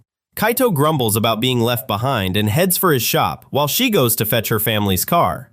In the shower, she recalls him mentioning today's shopping trip. She figures it's about her own clothes, though his are already plenty nice. He needs supplies anyway, or so he reasons. She can't help admiring that about him. Something pops against the glass. She flinches back, startled. A hand presses back against hers from the other side. Muffled laughter drifts out from somewhere inside the house. Fresh from her bath, she savors the moment, until he calls her name. Kaho's already brought the car, time to get going. Something flickers across her face, quick, unreadable, gone as fast as it came. No, it's nothing, she starts, then trails off at his question. Turns out it's him. She's never seen Jin dressed like this before. He usually just wears work clothes, he explains. They'll pick her out something too. Is it really that strange? Her eyes stay fixed on him regardless. Kaho's car rolls up right on cue, the promised six-seater. She tosses him the keys, driving's his job today. The car amazes her, nothing like Jin's old truck. Then Kaho hesitates, something on her mind. The sword at her hip raises questions. He shrugs it off as her country's custom. Is that thing even real? He laughs it off, just a toy, nothing more. The car beeps twice as Jin gives the word, let's go. Kaho passes back snacks while Sera marvels at how roomy it is inside. She reaches over, showing her where to pull the strap. Seatbelt. The term means nothing to her, so Kaho explains why it matters. She clicks the buckle into place herself. Jin suddenly announces they're leaving. Both girls jump. For a while, the ride turns easy and comfortable. Something outside the window catches her eye. She watches the countryside roll by in silence. In the mirror, Jin notices how intently she's taking it all in. He hesitates a moment, then makes up his mind. He leans over and lowers the window for her. A gust suddenly floods the car, her hair flying everywhere. For a second, all she can do is blink. She reaches a hand out into the open air, amazed. Leaning into the breeze, she finds she loves the feeling instantly. He keeps glancing back, unable to look away from her. Sunlight catches her hair, and for a moment, she's radiant. To him, right now, she looks like she's stepped out of a movie. Caught staring, Jin gets teased for taking his eyes off the road. He puts Kaho on game duty, a word Sera's never even heard. Behind the wheel, he sits this one out while the two play their clapping game. The car rolls to a stop, door slamming shut. Climbing out, Jin stretches with a tired sigh. They've made it. Already eyeing a store, Kaho pulls Sera along with her. Something about the building stops her cold. She stares up at it, words failing her. It's a shopping mall, and she's never seen anything like it. Sera freezes up, completely lost for words. She points at a billboard, sure it's the village's ruler, it's only a yoga ad. Her jaw drops at the sight before her. Even Jin and Kaho let out a wow as the doors slide open. The sheer number of people leaves her stunned. The buildings towering above her are massive too. She's sure this must be a big city. Jin says no, just the sticks, a bit closer to town than his own place. If even the countryside looks like this, she wonders just how rich the whole country must be. So, first time at a mall, Sera. The story goes, she grew up somewhere in the middle of nowhere, not yet used to Japan. He hands her off to Kaho's care, still a lot she doesn't know. She beams, happy to help. Sera excuses herself for a quick restroom trip. She's sharper than she looks, and genuinely good with people, it turns out. Back from the restroom, she gapes at the ceiling flowers, sure it's magic, and asks if that statue is the city's hero. Jin grabs her arm and pulls her along, fast. He understands the excitement of somewhere new, but Kaho's sharp, so nothing weird, got it? She nods hard, message received, she'll behave. Kaho returns, apologizes for the wait. Which level sells women's clothing? 3rd floor, dead center, should be a quick trip with no wandering. She waves them toward the escalator, up they go. Endure it, Jin says, as she eyes the moving stairs warily. She watches, transfixed, as riders are carried steadily upward. Baffled by the moving floor tile, she gets a quick answer. It's an escalator, just stand in the yellow box. She steps on without trouble, no fear at all, she's clearly in good shape. Jin glances back, suddenly uneasy. 2 guys nearby stop and stare, calling her stunning. More heads turn as they ride up, someone wonders if she's a model. The instant they step inside, she gasps, he barely reacts. Every corner amazes her, though he figures she'll draw attention regardless. She calls out to him, still using his old formal title. Then 2 boys nearby notice her, gawking and pointing her out to each other. He's unfazed, she's only now catching on that people are watching her. It's been happening since they walked into the mall, Kaho tells her. Unease creeps across her face. Maybe it's her plain clothes, she thinks, glancing at the stylish women nearby. Turns out her current outfit is meant for the gym, not for going out. But what really stands out is the sword she still wears, a mark of family tradition. Kaho's just being kind, he figures, though privately he knows Sera's the one drawing every eye. That's exactly why they're here, and with that, she moves things along. Time to get her some trendy new clothes, she grins. The idea leaves her stunned, cheeks flushed. She's not used to any of this, but agrees, counting on Lady Kaho. Samurai? She echoes, baffled as her friend bursts out laughing. Relief settles in. Looks like the 2 of them will get along fine. Watching them walk ahead, Jin admits there's plenty he still can't give her. Then Kaho steers them into a store, and she doesn't resist. Turns out it's a lingerie shop, lace and bras filling every rack. Sera freezes, completely unprepared for where they've ended up. Somehow already down to her underwear, she calls out for Kaho in bewilderment. It's exactly what it looks like, she shrugs, offering no further explanation. Understanding dawns. They're here to pick out undergarments for her. Old habits kick in. She grips her sword hilt as a clerk sweeps in. Tape measure in hand, she promises to find her the perfect fit. Sera blinks, completely lost as to what that even means. Suddenly, he'd rather wander off alone. Sera freezes, blindsided. Not exactly proper for a man to browse a store like that. Panic breaks across her face. She can't process it. He's really about to leave her here. He gets it, but this is asking a lot. He's not getting arrested over this. Kaho's compromise. A bench in sight of the store, so Sera can watch him the whole time. Kinda creepy, honestly. She's his wife, Kaho reminds him, so he better show some backbone and go in. The word wife lands like a punch. Same jolt hits her, face flushing red. Fine. Given their circumstances, arguing further is pointless. He'll be waiting right there, so she should get everything she needs. She hadn't expected that kind of reassurance from him. She nods, quiet, okay then. The shopkeep moves in to measure her top and underbust. Sera yelps. Alone on the bench, he figures this'll eat up a good 30 minutes. Time to kill. Kaho steps out to warn him. Female undergarments don't come cheap. Through the wall, he hears her insist the tight fit is necessary. Sera's got the chest for it, apparently. More drifts through, barely their fabric, and a shopkeep promising her husband will love it. She gets handsy sizing Sera up. Flustered, Kaho insists to just trust the pro. A scream rips through the store. He curls up, defeated. He rubs his head. Should have seen that coming. Alone in the fitting room, she eyes the strange getup. This is painfully awkward. They finally reappear. Thanks for waiting, Jin, one calls out. He'd forgotten just how long shopping with women can take. Thrilled with the new bra's support, Sera can't stop admiring it. Jin begs her to stop. Talk turns to breast training tips before someone catches themselves and apologizes for oversharing. Next up, casual clothes. Sera apparently arrived with next to no luggage at all. A wardrobe from scratch then, Jin just hopes it won't cost much. Don't worry, she promises, quality clothes and cheap. He's genuinely touched. Her real angle slips out, that way she won't feel guilty splurging on herself too. Jin stares as his hard-earned cash sprouts wings and flies off in his head. Grateful, even respectful, right as the 2 step through the shop doors. Kaho drags Sera into Unicilo. Cheap, solid clothes, perfect for trying on outfits. She turns up in jeans and a plain tee, looking thoroughly unconvinced. Next comes office wear, blouse, skirt, heels, a total transformation. Even Jin has to admit it works. Everything suits her figure. She's had enough try-ons for one day. Kaho isn't nearly done yet. Then it hits him. This shopping trip is going to cost him dearly. She reappears in something new, cheeks flushed under all the attention. Kaho isn't satisfied with only a few outfits. She wants Sera buying more. She hesitates. More purchases would only burden Jin, and this is already enough. 2 bags is bare minimum, he deadpans, but Kaho wants her buying even more. Turns out they've spent more than he's paid her for work. She's mortified. He lets it go, happy to take her out for basics again later. Time to move on to daily necessities. Clothes shopping is finally, mercifully done. Turns out someone got left out. Nobody has bought him a single thing. They arrive next at a boutique dripping in chandeliers and wrought iron trim. Kaho lights up, thrilled she has earned this splurge. Jin never stood a chance. She frets Sera looks exhausted, but the help she got meant far more than tired feet.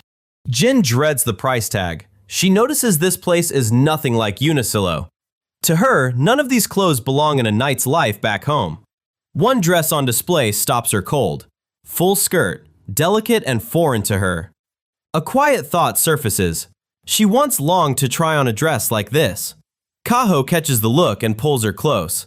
Time to try it on together. She keeps protesting the dress is too cute for her. He just slumps, beat.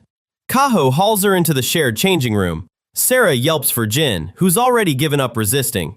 Jin stopped fighting it, thumbs through the weather while Kaho drags Sera into a fitting room, calling dibs on it. 5 minutes pass behind the curtain while Sera changes. Sera pokes her head out, calling him over, so what does he think? His stare stays flat, unreadable, not the reaction she wanted. She insists long jackets are trending right now. Jin just wonders if hers is simply too big. He hasn't left the countryside in years, he admits. Sera calls him useless for not knowing fashion. She's taking a while, Jin notices. Kaho figures a one-piece shouldn't take this long and goes to look. Left alone, he eyes the packed clothing rack, wondering just how much Kaho plans to spend. Then a shout cuts him off. Kaho, it turns out, thrilled, telling Sera she looks amazing, wanting to know why she waited so long to come out. She protests she's too embarrassed to show Jin, but there's no arguing. He's exactly who should see this. He goes rigid, eyes wide, whatever he meant to say gone. There she is, hair swept up, dressed in soft lace and ruffles, nothing like the knight he's used to. He's lost for words, eyes locked on her. She opens her mouth to address him, but nothing comes out. She spirals, insisting a knight has no use for clothes like this, half apologizing, sure she looks ridiculous. Jin just says her name. It's very pretty, he says. She looks good, and he means it. She stiffens, cheeks burning, eyes darting anywhere but at him. Jin's face when Sera came out was priceless, she teases. He snaps at her to drop it. His words keep replaying in her head, over and over. She falls silent, face still warm, utterly at a loss. Memory pulls her back, young and armored, hearing she should try looking pretty sometime, or never marry. She just waves it off. Proud and stubborn, young Sera insists, plate and steel are dress enough for her. The past loosens its grip, her expression easing back into now. Back in the present, she wonders quietly, does she actually look good in this?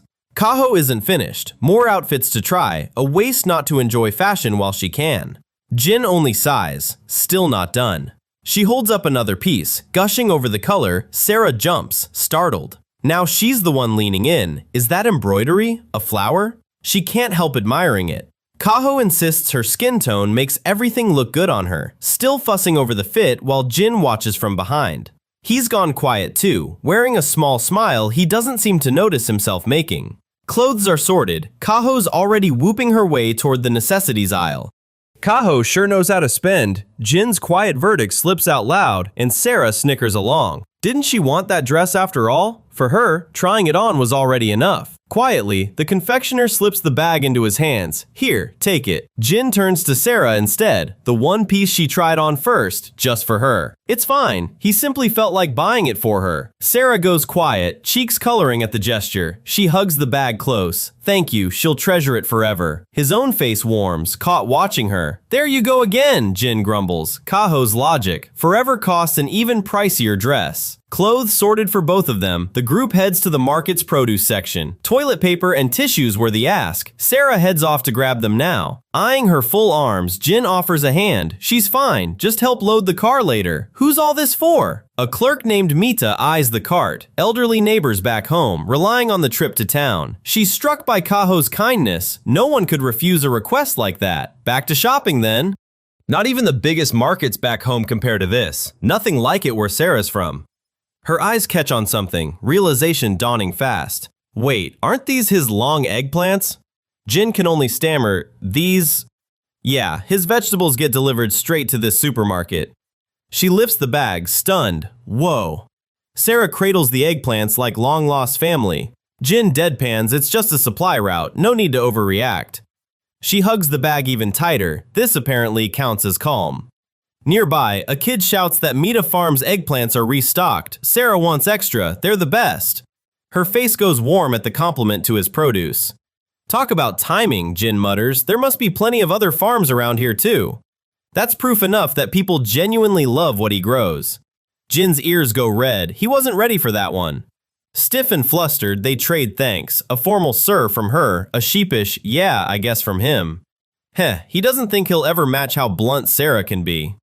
Jin wonders if she means to buy out every vegetable in the place. Sera's thrilled with her eggplants. Kaho's already worn out from shopping, groaning she'll collapse without food soon and demanding they eat right now. Then Jin offers to pay for lunch. She lights up and dashes off at once to order first. Sera looks around, baffled. So this is what they call a food court? The smell hits her first. Pasta, steak, fresh bread, all impossibly fragrant. She can hardly believe it. Every stall lining the hall turns out to be a restaurant. Order first, grab a seat, eat once the food arrives. That's how it works, and Kaho's clearly done this before. Everything smells amazing, and she can't choose. Sera turns to Jin for help. He suggests she order something she could never get back home. The idea takes her by surprise. She turns the idea over in her mind, something she'd never get on the farm. Then it clicks. There's something she hasn't had in a long time, and she wants it again. Jin agrees. Bread, she declares, pulling him toward a burger stand's bakery counter. The clerk at the counter greets them, cheerfully pitching the limited-time bacon macaroni pie. Sera's brain short-circuits at the sheer size of the menu. Why are there so many kinds of bread, she wonders, completely lost. Overwhelmed, she calls out for help. This is more than she bargained for. Jin just watches, unsure if he should step in or let her figure it out. Bill in hand, she trembles. Even paying feels like a battle she's not ready for. Consider it training, Jin says with a thumbs up. One day she'll do this alone. She nods, steeling herself, though the pep talk's already backfiring in his own head. Can you recommend something delicious? She asks the cashier. Of course, comes the reply. The clerk suggests the teriyaki burger, their most popular pick, and something in her finally clicks. Her eyes light up, practically sparkling at the very idea. I'll have that then, she blurts. The attendant nods. Very well. She was stressed at first, but it turns out she can manage shopping alone, so long as she asks for help. The meal deal comes with a free drink upgrade. Then the question, burger alone or the whole set? Sera blinks at her, the question already too much to process. She fumbles for words. Before she can finish, the cashier's already ringing up a full meal set. More questions pile on, drink size, flavor, then fry size. Her mind goes completely blank. This isn't working, Jin decides. Time to step in and savor. 5 minutes later, the tray lands. Teriyaki chicken, fries, a full drink. She beams, proud she finally knows what a meal set is. To him, it's like watching a kid's first errand. Something across the food court catches Jin's eye. A voice waves them down, calling both of them by name. It's Kaho, already through her rice bowl. She was hungry, and tempura's best eaten hot. Never underestimate a woman's appetite. That's easily the largest serving on the menu. She stammers a yes, and the three of them finally sit to eat. Then Jin's own order arrives, a tray of chilled udon, scallions on the side. He tips the whole garnish bowl straight into his dipping sauce. Then in goes a fat clump of wasabi too. He stirs it all into one potent paste. He dunks the noodles in without a second thought. Then he slurps it down, loud and completely unbothered. Tasty, apparently. Sera goes quiet, thoroughly unconvinced. She keeps staring, not at all sure this is normal. Sir Jin, isn't slurping like that bad manners? Turns out she is simply from overseas, unused to local customs. In Japan, eating noodles this way is apparently completely normal. Turns out this is her first time seeing chilled udon. Jin admits they mostly have rice at home. It really is good. Sera ought to get a taste, straight from his bowl. She tries to protest, but Jin already holds his chopsticks out to her. For a second, neither of them moves. If she ate from the same chopsticks as him, she starts, then stops cold. Then it clicks for Jin. He finally gets it. Sorry, he backs off. Should have thought that through. It's fine, she manages. You two are married, Kaho points out, a little late to worry about that. Sera short-circuits again, and Jin is not handling it much better. Kaito warns her. Kaho doesn't miss a thing. Best be careful. One thought hits her. Without an indirect kiss with Jin, suspicion's sure to follow. Steeling herself, she turns to him. Hand over your chopsticks. He blinks, thrown off guard. You sure about that? The bite done, her face goes red, eyes wide with nerves. From then on, she can't taste a bite. Inside, she's screaming non-stop. That evening, a mischievous look crosses Jin's face. Hey Sera, we did it, didn't we? She jolts awake, panicked. Where is she? Did you forget? Her mind reels. What exactly did they do? The answer lands plainly. An indirect kiss, nothing more. Chopsticks still trembling in her hand. It was only to stop Kaho suspecting. Are you okay? In her head, it still felt like the only option. Round and round, her thoughts spin. There was truly no other way. He takes her hand gently. Yeah, that's exactly why. Then everything lurches. She stares, startled, at something stacked high. Then, one more indirect kiss, properly this time. Here it comes, Sera. Open wide. No, she gasps, panic rising. She thrashes free. No more indirect kisses, not ever. She sits alone in the dark, mortified, catching her breath. Wait, was that just a dream? From outside, a voice calls through the door. Is everything all right in there? Sir Jin? The real one? She yells. Please, no cold udon this time. He blinks. Something's still unfinished with Kaho. They need to get moving. Right, with everything that happened yesterday, she forgot to thank her at all. She scrambles to get ready. Kaho's only around this morning. I need to wash up, she calls, already halfway down the hall. His expression turns distant, already deep in thought. Chilled udon crosses his mind as he eyes the eatery ahead. The clock reads just past 7:40 that morning. They're welcomed in, thanked by name for waiting. Sera stiffens, unused to such a warm welcome. Even off duty, she keeps her sword strapped to her hip. Nervous about her clothes, she gets a quick nod of approval. Relief washes over her, one worry down. Next stop, Kaho's house, a 15-minute walk away.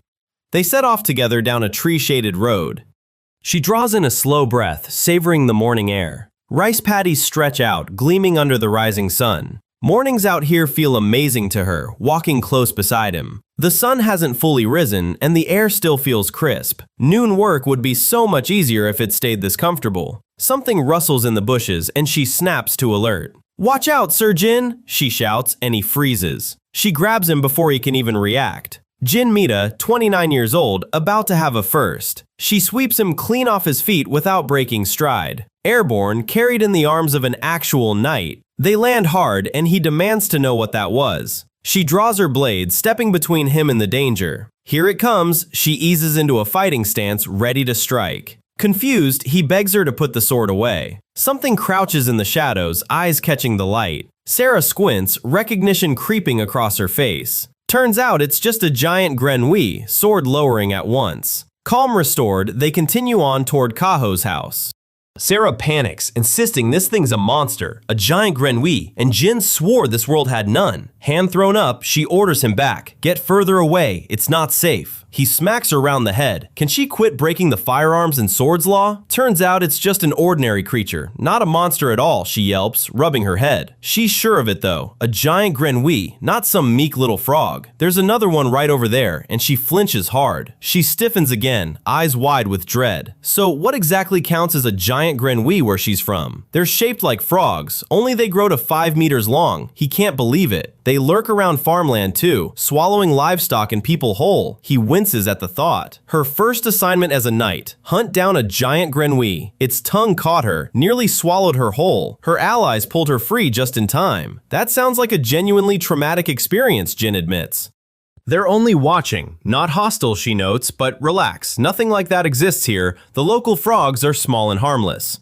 Also, hide that sword and rein in her absurd abilities in public, she snaps, a flustered apology. Blade back at her hip, she marches on. Onward, Sir Jin. Then the frog creeps closer, she yelps, jumping right back. Jin's face says it all, deadpan, unimpressed. He crouches beside it and calls her name, Sera. He gives it a poke, then flicks it aside, harmless really. The frog hops off, her eyes stay locked on it, wary. Her nerves haven't settled one bit. Then a scream tears through the quiet trees. Frogs hop in from every side, she scrambles back, sword forgotten, heart pounding. Jin turns away, biting back a laugh. He loses it completely. That reaction's way over the top. They're just frogs. Then wait till the two of them work the paddies together, he grins. She eyes him warily. Something suddenly dawns on him. She draws her sword, smug. She wouldn't mind recreating how she felled giant grenouilles back home. His grin turns tight, sweat beading. Still furious, Sera chases him down with her sword drawn, the two of them headed for Kaho's place. They reach Oba Suites, sign hanging plain and clear above the door. Kaho spots them coming up the street and calls out, glad to see them. She beams at the pair, while Kaito, just behind her, waves and grins. The night brightens at the sight of her, delighted. Jin hangs back, quiet. Kaho pulls her into a tight hug before she can finish the greeting. She keeps tugging her in close, ignoring the flustered protest. Jin quietly notes she's being treated like a pet, and honestly, she doesn't seem to mind. Then Kaho catches herself. Didn't they already buy that outfit yesterday? She raves that Sera's natural figure makes even plain clothes look amazing. The knight admits she wishes she could pull off that cute flowery look instead, so Kaho offers another shopping trip. Thanking people right matters, Sera insists, though she jokes it's a bit much just for a thank you visit. She agrees, and means her own gratitude just as sincerely. Kaho invites them both to come by the store. She adores the night, plain and simple. Kaito waves them in from the doorway, welcoming them to Oba Suites. Jin tries to cut it short. They only came to say thanks, so it's time to go. Her face falls, clearly not the answer she wants. She confesses she really wants to see what a sweet shop's like, and Jin caves. Inside, she stops short, staring at shelves stacked with candy. Kaho waves goodbye, promising another shopping trip soon, then heads out on an errand. That leaves just the two of them, and the silence turns a little awkward. Sera breathes out a quiet wow, scanning rows of penny candy. She asks if literally everything in here counts as a sweet. It does. Yesterday's 1,000 yen could have bought 100 of these, Jin reminds her. Most things here run about 10 yen, toys included. He laughs it off. That's the whole point of a candy shop. She's stunned it's really that cheap. Their main customers are kids, he explains. She blinks. Children? Kaito says this place takes him back. He and Jin used to hang around stores just like it as kids. Sera looks surprised. His favorite apparently was always the limited edition Umiibo they kept in stock here. Something about that makes her eyebrow twitch, just slightly. He shifts, embarrassed, while she shoots him a sideways look. Kaito offers her a taste. Her whole face lights up. Can I? He pulls out a 10,000 yen bill and simply hands it to her. She freezes. Even his friend can't believe it. That's way too much for one snack. She's ready to blow it all on candy, even names the man on the bill Sir Yukichi. Jin cuts her off. Of course not. Turns out it's her pay, he explains, hers to use whenever he's not around and she needs something. This is her own money, she realizes, the first she's ever actually had for herself. Her first real purchase, and she picks an Umiibo. Kaito grins and plays along, ringing her up like a shopkeeper. Still amused, he turns it back on Jin. Shouldn't he buy something too? He goes quiet for a second, considering it. The memory plays out. Two kids on a bench, sodas in hand, grinning like nothing else matters. Back in the present, his mouth curves into a small, faint smile. It has been a while, Jin decides. He'll buy something too. Sour gumballs, fortune candies, retro treats. The bag keeps filling up. Her expression softens, glowing warm in the afternoon light. Neither of them has ever splurged on sweets like this before. She feels almost spoiled, and he has to agree. He asks what she wants to try first. Kaito already tipped her off about one. This one, the ultimate sour gumball, held up like a prize. He eyes it warily while she watches, eager, and Kaito grins like he's already planning something. He hesitates, but he's already outvoted. 3 players is exactly the number for this game. Turns out there are 3 gumballs inside, one secretly sour. The game is guessing who gets it. Winning means keeping a straight face no matter which gumball you get, she nods back, uneasy. All 3 raise their gumballs at once. Kaito's already the first to bite down. He chews in total silence, face carefully blank. His friend works through his too, smug and confident, giving nothing away. She's the one struggling, jaw locked, fighting to keep her face steady. She loses it completely, hand clamped over her mouth, while Jin watches her fall apart. Kaito tugs a lock of her hair. Odd, it's real. Yours, Sera? Nearby, Kaho freezes, cheeks burning red. She wants to know how he could tell. She hadn't exactly been subtle. She dashes over to them, calling out. 3 girls spot him across the street, gasping, "It's Jin!" Meguru Ichinose can't get over it. Even his rumored wife is here. Kotori Koiwai chimes in, amazed. She's actually pretty. Alice Hojo stays quiet, still processing. He really did get married. The questions come in a flood. Who confessed first? Have they held hands? How did they even meet? She looks overwhelmed. He barely reacts. He tries to head home with Sera, but the girls block the exit. They swing by Oba Sweets to see Kaho, who lives there. He savors the nostalgic taste of candy from his childhood. Right before a swarm of very familiar local kids ambushes him, Sera greets them warmly. "It's so nice to finally meet you all." Now face to face, Meguru blurts out, she's really his wife. They pepper her with questions. Natural hair, where she's from, how she landed a guy like him. She stammers polite answers. He tells them to buy something or get lost. This is a candy store. But they refuse to budge, wanting more answers. Kotori insists the whole group was stunned by the news. Kaito howls with laughter. Antisocial Jin, married, it's all anyone in town can talk about. As Meguru piles on, he regrets telling Minori and Shigeru first. Word clearly got around. Fed up, he snaps. Enough, listen up, all of you, look at this. He pulls out a coin, holding it up like a trump card. All 3 go still, transfixed by the shiny 500 yen piece. He offers it as allowance, telling them to go buy some candy. They cheer, plenty to spend. He throws up a triumphant peace sign. Sera can only stare. Relief washes over him. Turns out they're ridiculously easy to bribe. Kaito hands them ramune bottles. On the house. Thanks for all your support. He gives a quiet nod of gratitude. Sera studies hers, puzzled. She holds hers up to the light as Kaito calls out. He's only covering her drink, not his. A strange fizzy bottle catches Sera's eye. She asks Sir Jin what this fizzing, sparkling liquid could be. He shows her how pushing the marvel down opens the bottle. He pops it open and the ramune hisses to life. She stares in wonder. The little glass ball really did drop. Keep the pusher down for 5 full seconds, he explains. Now she wants to pop one open herself. She manages it on her first try. The marble falls. Now she wonders if that glass ball can be kept once the bottle's empty. Kaito chimes in with trivia about the bottle's prized glass marbles. Jin wants to know why he's drinking one too, but a toast's already happening. 3 bottles clink together, cheers all around. All 3 drink outside the sweet shop, savoring the moment. Jin exhales, satisfied after the first sip settles. Kaito lets out his own contented sigh beside him. The bubbles catch in her throat and she coughs. Something's biting her tongue. She panics and Kaito immediately leans in. Turns out, this is simply her first carbonated drink. The word alone throws her. That's just how soda feels, he promises. She'll get used to it. She nods faintly, easing into a small, relieved smile. Kaito realizes he should have warned her about the fizz. She waves it off. Her heart pounds, but she takes another determined sip. The tingling hits again, and she grimaces through it. Kaito and Kaho return, agreeing the fizz grows on you. She calls Sera Jin's wife again, and Jin insists they use her real name. Someone holds up a candy pack, refusing to be ignored. The local girls crowd around, curious what flavor she picked. One by one, they introduce themselves. Alice Hojo, Meguru Ichinose, Kotori Koiwai. Sera repeats each name back with a warm, nice to meet you all. Jin's mouth curves into a small, private smile. At the ice cream stand, a girl makes room so no one eats standing.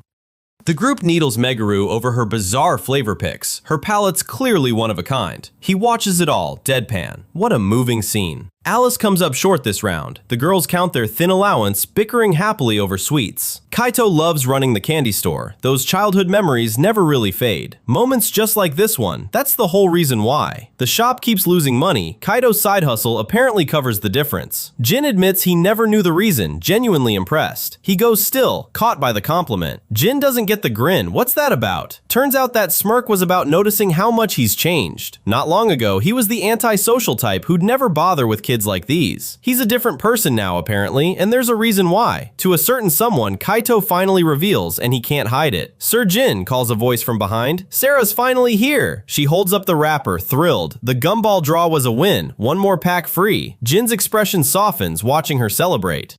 I wonder who. Hardly a mystery. She gasps at something hidden in the grove. Bamboo hunting time, apparently. Sera marvels that this is bamboo, while Jin figures they're both overreacting.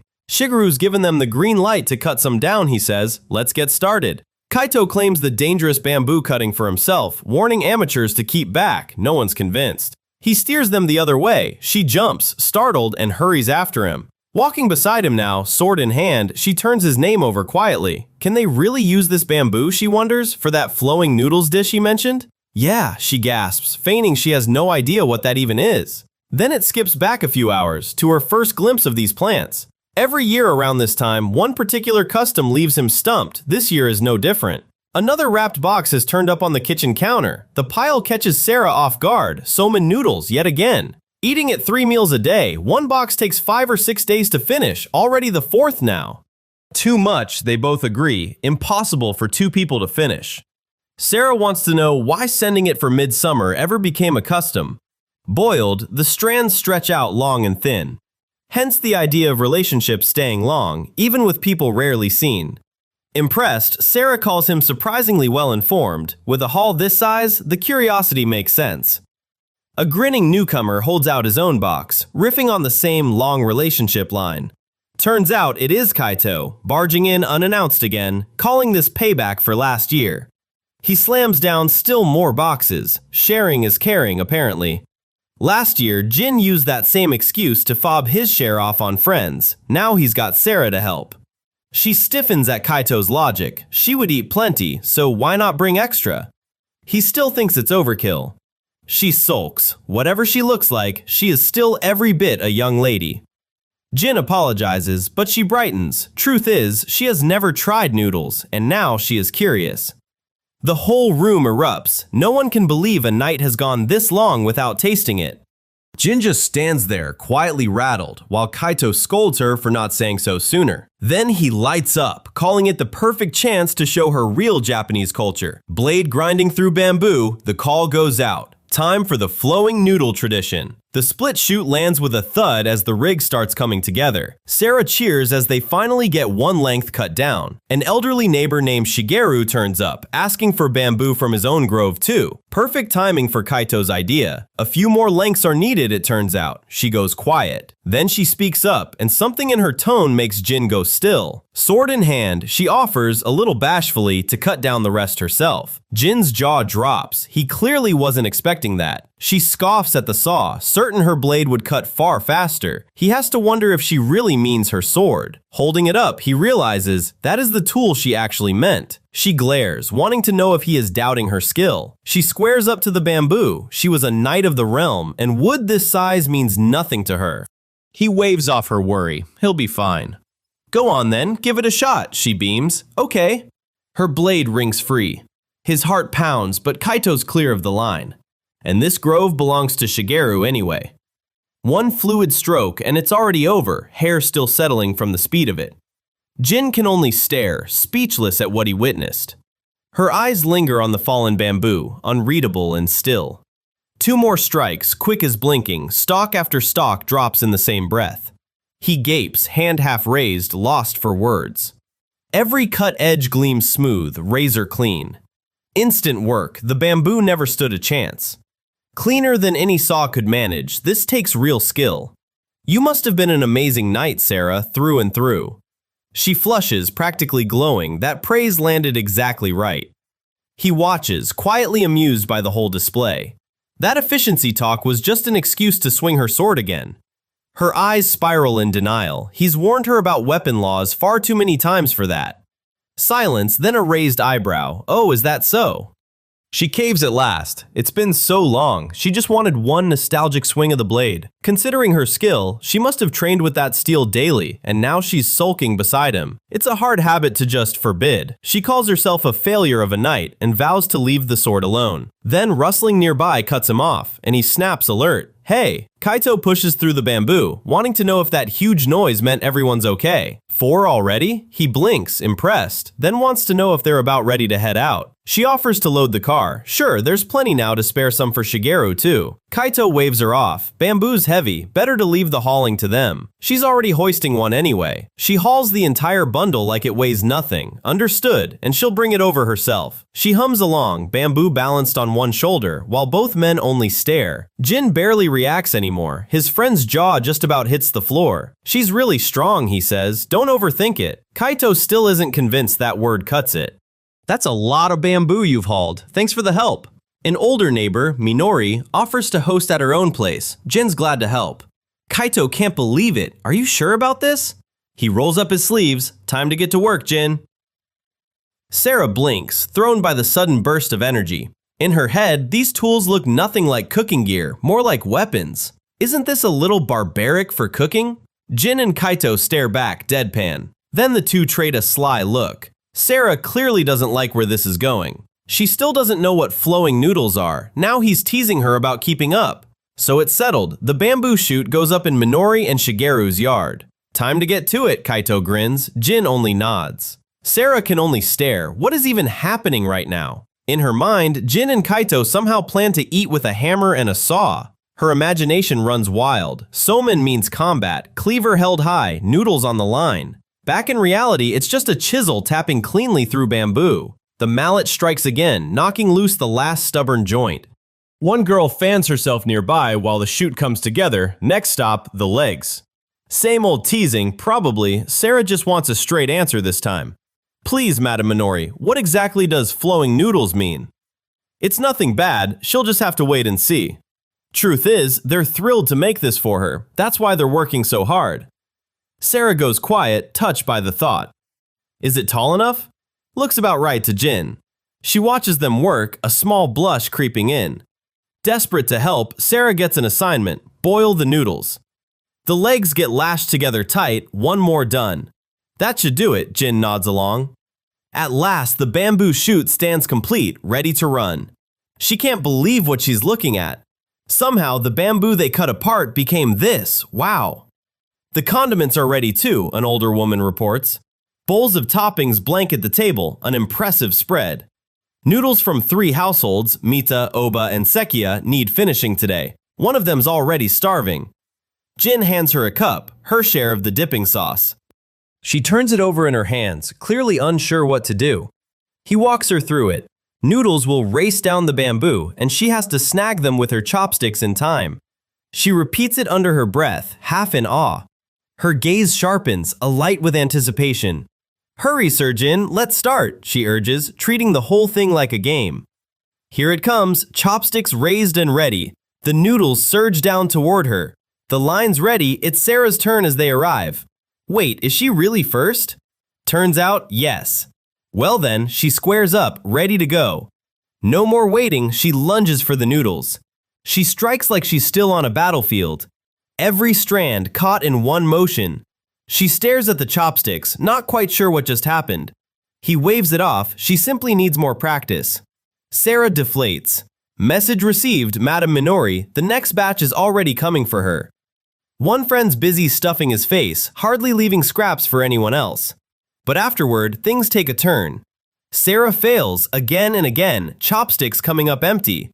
Madam Minori offers to handle the noodles so Jin can teach. She sulks anyway. She still can't manage a bite. Can't she eat normally? He starts fixing her grip. One more try, he suggests. She hesitates, still not convinced. To him, flowing noodles are the essence of Japanese summer. This, she finally admits smiling, is really good. One girl giggles, bracing for her turn. A friend calls out the timing beside her. The chute floods with noodles. Sera waves Jin in for the catch. Chopsticks raised, the two of them brace together. Now! She lunges for it, snapping her hands down with practiced precision. Water sprays as she pulls a clean haul free of the flow. She stares at her own chopsticks, stunned she actually managed it. Down go the noodles, straight into the waiting dip. Sera beams under the open sky, savoring her first real win. She takes another bite, cheeks flushed with pure satisfaction. A bead of sweat rolls past her jaw between mouthfuls. A straight fly buzzes past her ponytail. She doesn't even notice. Another round gone, and she's fully lost in it now.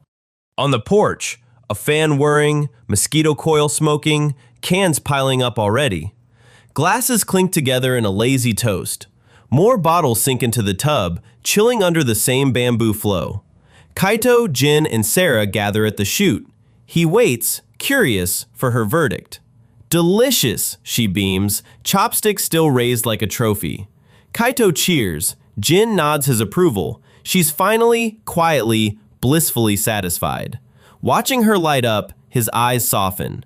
She turns to thank him, practically glowing. He only smiles back, quiet and pleased. Kaito pushes him to eat, but Jin waves it off, happy to keep feeding the chute, so he's handed a drink instead. Sera's cracked the code. Now neither of them will see another noodle. Kaito hollers for more from Minori, spots Shigeru snoring drunk beside the cans, then stops. They can't just eat and do nothing. Enough crates stacked and ready, Jin decides. Time to get to work. He asks if she's ready. Her answer comes back instantly. Yes. Crates in hand, Jin leads Sera into the greenhouse. Today's task? Picking tomatoes. Today's job on the farm? Picking tomatoes. Gloves on, pick by hand, snip the stems with scissors. Simple enough to start. She grins, understood, and gets right to it. A cheerful little tune drifts from her as she works. He thinks she finds joy in anything, even something this small. Then he startles, glancing over sharply. She calls out that something's the matter. He rushes over to see. She holds one up, turning it over anxiously. They're all sick, she insists. The color's all wrong. Vegetables, after all, don't have faces. Relax, there's nothing to worry about. She still wishes healing magic could help. They're fine. Farms ship them while they're still this exact color. Green simply means unripe. They'll ripen red after delivery, though she still isn't convinced. Some produce actually turns sweeter after it's picked, left alone for a while, he explains. That's why the harvest timing matters so much. So they really do turn red once they're off the vine. Plain and simple, yeah. Ones like this are perfect for picking. In this heat, they'll ripen and spoil fast. So they're not sick after all, just early, still green. He points to the shade they want. Can she spot it? She pumps a fist, yes.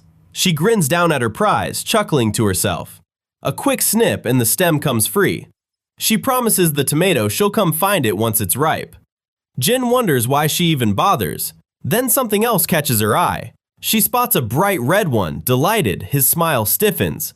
That tomato won't make the cut for the store, it'll land in the honesty box or on their table. She studies it a moment, unconvinced. She apologizes to it, oddly, then thanks it for showing up. In her head, the tomato practically announces how ripe it is.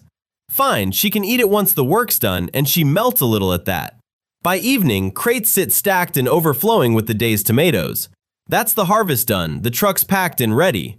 Both go a little shy, a little pleased. Want to try one? She lights up instantly. Jin pulls one from the crate and holds it out. She grabbed a ripe one for him too. Why not eat them together?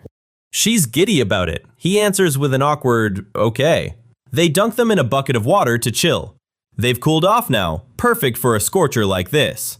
He wants shade. She's already on board. She spots a cool patch beneath the trees. To Sera, a fresh-picked tomato looks like a gem. They settle in the grass. Time to eat. She sinks her teeth into it. The taste catches her by surprise. She keeps eating, savoring every bite. Now it's his turn, and he pauses mid-chew. Rich and incredible, he's completely floored. She agrees without hesitation, grinning around another bite. Chilled tomato juice, she thinks, sweet, tangy, perfect. They sit quietly together, taking in the view. Somehow it tasted better than usual today. She felt it too.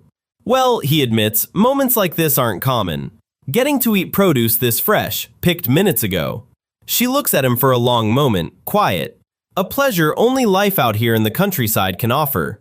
I see, he murmurs, so that's why it tastes so good. Side by side, the two of them settle into the quiet field.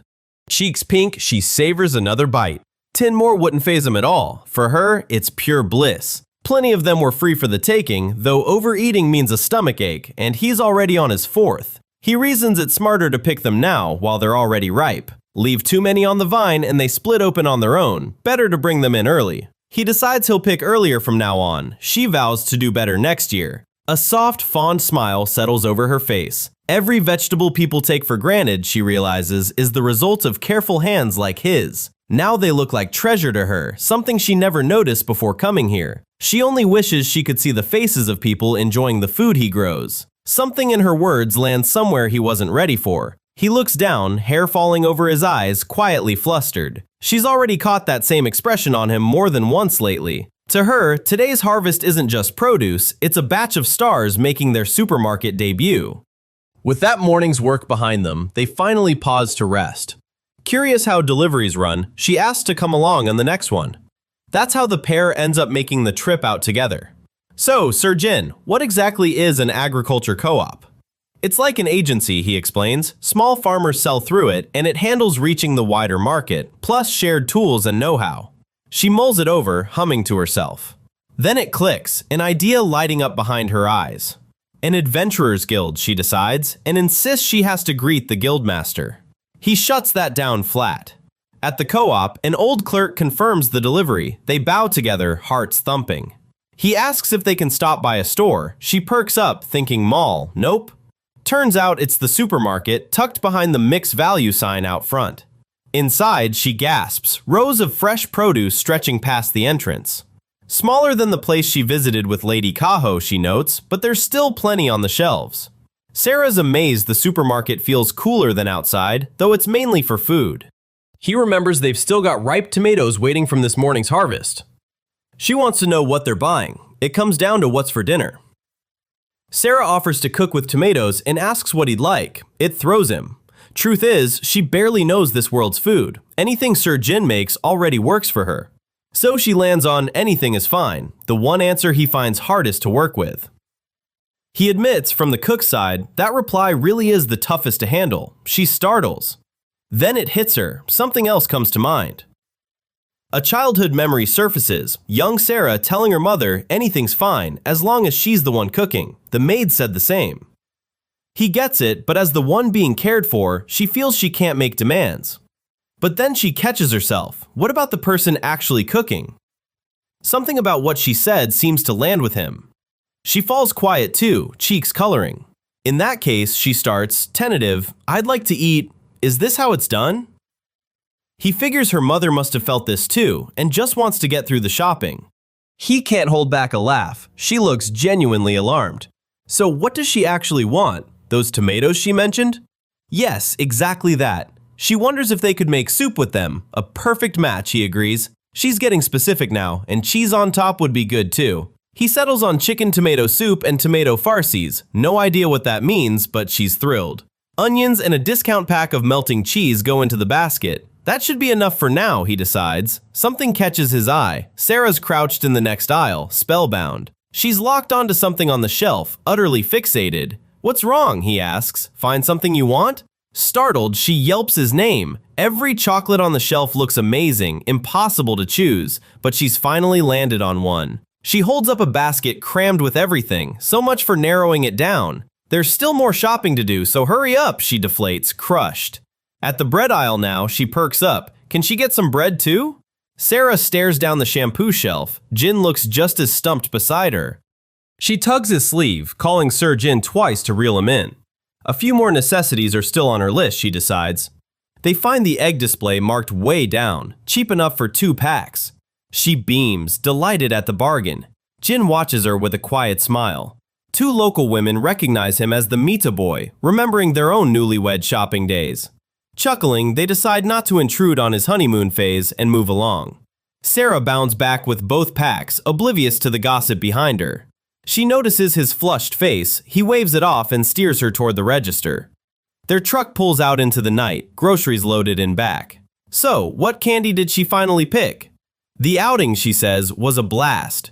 She holds up the box she chose, cube chocolate. Even the wrapping amazes her. Everything here looks so nice. Can she try one right now? He waves her on. She takes a bite, savoring it slowly. The taste stops her cold, not what she expected. Sweet, and it loosens something tight in her chest. She offers him a bite. Driving, he can't take one, a slip she quickly apologizes for. He'll take a bite once the light turns red, not while he's driving. She holds a square up to his mouth, open wide. He leans in and takes it. A quiet beat passes between them, headlights sliding by outside. The signal ahead flicks to red. He slams the brakes, tires screech against the road. Yeah, he admits it really is sweet and good. It's been a long time since he had chocolate. The sentence trails off, unfinished. Her face goes red in an instant. She stammers an apology, cut off mid-word. Flustered himself, he tells her not to offer if she can't handle the reaction. None of it's real, she reminds herself. Still, she'd better get used to playing his wife. Startled, Jin blurts that he needs more training, anything to dodge the moment. Privately, he worries this ease might spell trouble for him. To her, it's simply something more practice can fix. He answers with a flat, unreadable stare. She flushes, flustered by her own words. Word's already spreading about how sweet Sera and Jin look together. His protests do nothing to stop it. She scrubs the tomatoes clean under running water. Humming to herself, she clearly loves this chore. Done washing, she announces cheerfully, Sir Jin thanks her for the help. She's giddy at the thought of a meal built entirely around them. Next up is mashing them into a pulp. He doesn't think twice about it. Then it clicks and she blurts out a horrified, "What? The tomatoes she nursed so carefully, mashed to nothing?" Jin shrugs it off. They'll taste better that way. She whispers an apology to it. Lately, she's grown a little too attached to her harvest. First it needs cutting into chunks, then a spin in the microwave. She nods, determined to get it right. She chants happily with each cut, while he quietly peels the stems and worries about her love of blades. The recipe calls for exact half-inch chunks, no room for guesswork. Amazing with a sword, hopeless with a knife, the gap isn't lost on Jin. She marvels at the microwave as some kind of magic tool. In truth, it only heats food. With that heating up, they turn to cutting chicken into bite-sized pieces. She repeats the instructions under her breath, knife in hand, while Jin looks a little nervous. Eyes watering from the onions, she wonders how he never tears up. Turns out, it's just a matter of getting used to it. The chopped vegetables come together, mashed into a rough pulp. Incredible, apparently, once it's done. She quietly mourns her poor little tomatoes instead. The chicken and onions sizzle in the pan. It already smells amazing to her. Ketchup for flavor, then consomme, honey, and white wine. She hands him each one right on cue. She holds up a jar with a bright smile. Salt, right? He's surprised she got it right. She beams, clearly proud of herself. Did she read his mind with magic? She snaps back, absolutely not. After cooking with him a few times, she's finally getting the hang of it. Something flickers across his face as he watches her. Grateful for the help, he leaves her in charge of the tomato stew. He steals a glance at her, quiet for a second. A small smile catches at the corner of his mouth. She stirs the pot, eyes lighting up. It already looks delicious. He pauses over the knife. How long has it actually been? Time to knead the filling, he tells her. Stuffed tomatoes are next. She's buzzing with excitement, so he waves her on. Go for it. Her jaw drops. She has to knead it with her bare hands? Her heart pounds as she reaches toward the bowl. She presses her fingers into the mixture, hesitant. It's colder and squishier than she braced for. This is the first time she's ever done something so ordinary. Has cooking always been this fun? Chicken tomato stew, dished up and steaming, table's about to be set. Beside it sits the other dish, whole tomatoes, glossy and golden. So this is a farsi. The tomato itself is the plate, packed with chicken, and even the cheese on top looks incredible. Next to it, a stir-fry of egg and vegetable, plus a marinade on the side. One more surprise waits at the table, today's main dish. It's bread, a whole basket, fresh out of the oven. She sets it down, delighted, while he waits across the table. Sir Jin, look how good this all turned out. Let's eat. She eyes the spread, might be a bit much. He nods along. He'd gotten so wrapped up cooking with her, he lost track of the portions. What's he even worried about? She's confident she can finish every bite. She grins, he arches an eyebrow. Seriously? All of this? She presses her hands together, giddy, thank you for the meal. He echoes the gesture. Lunch was light, so she's probably starving, though this might be overkill. The tomato stew, simmered to perfection, looks ready to melt in her mouth. She blows across a loaded spoon, cooling it before the first bite. The bite goes in and she starts chewing right away. One taste in and she's already sold. The tomato's tartness, she decides, is exactly what a hot day calls for. Before the flavor even fades, she's reaching for bread again. She tears into the roll without missing a beat. Her whole face lights up. This one's just as good. She keeps going, savoring every mouthful. Halfway through, a thought catches her. She might already be full. But the fork keeps diving into the next stuffed tomato. She eyes the bite like it might get away from her. Jin finally joins in, one bite, and it wins him over completely. Cleared plates crowd the table now, alongside a boxed crab still waiting its turn. Her hands won't stop moving, she doesn't even have time to think.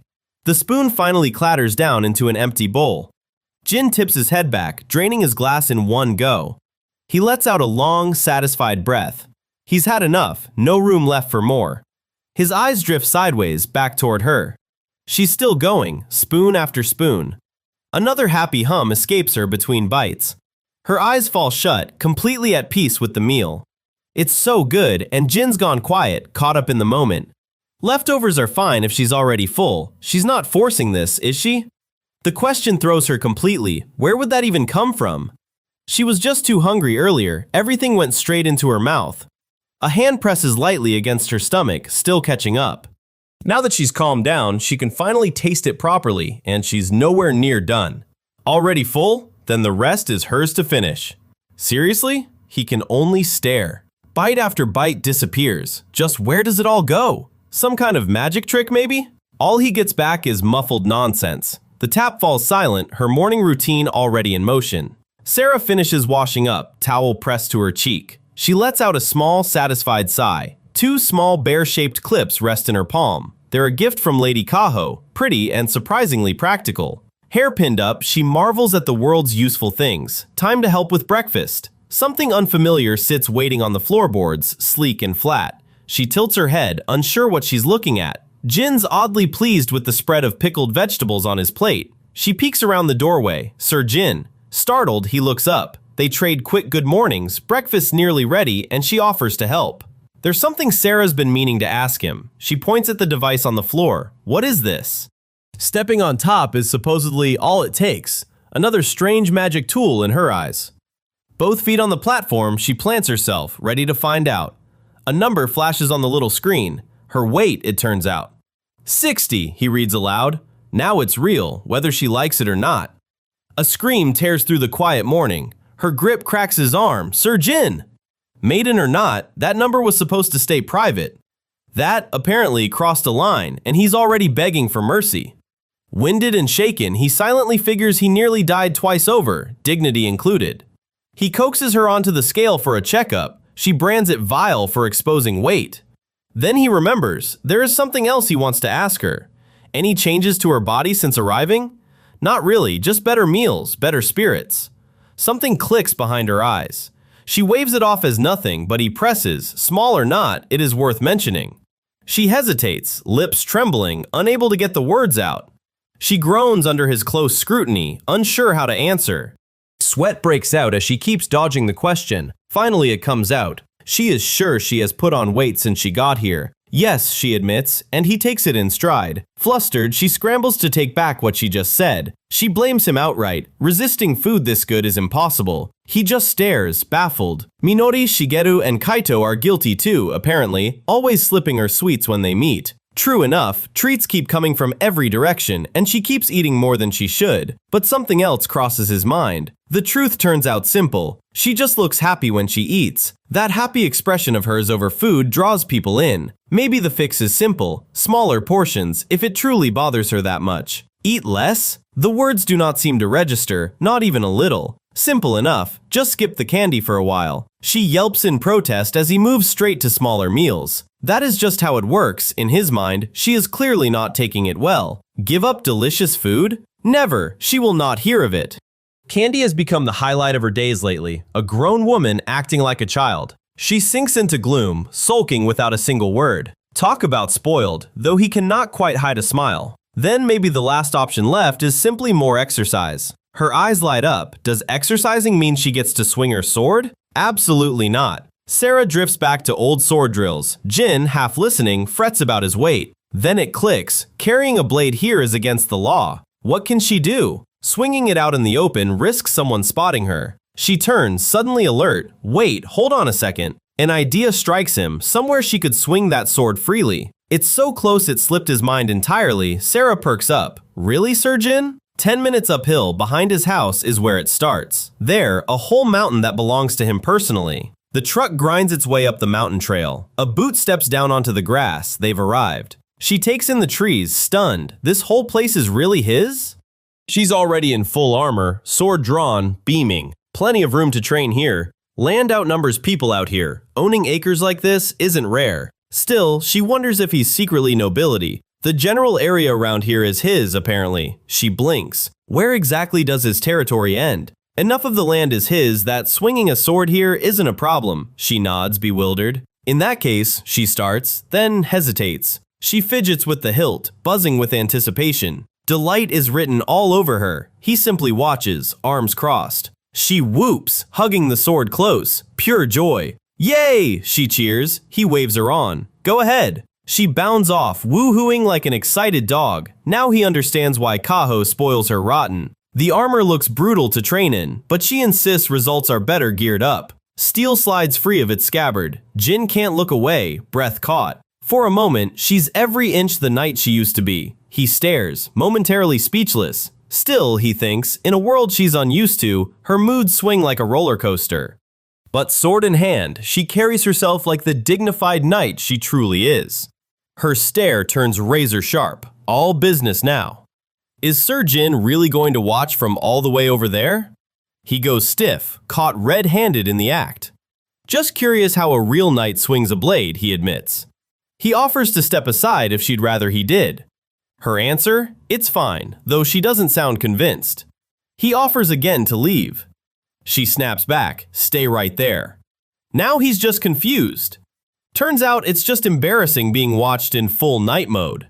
With that settled, she gets back to training. She draws a slow breath, centering herself. Her eyes open, calm, focused, ready. Then she strikes, sharp, precise, controlled. One motion flows straight into the next. Sweat flies as she pushes the pace. Jin can't look away, cheeks burning.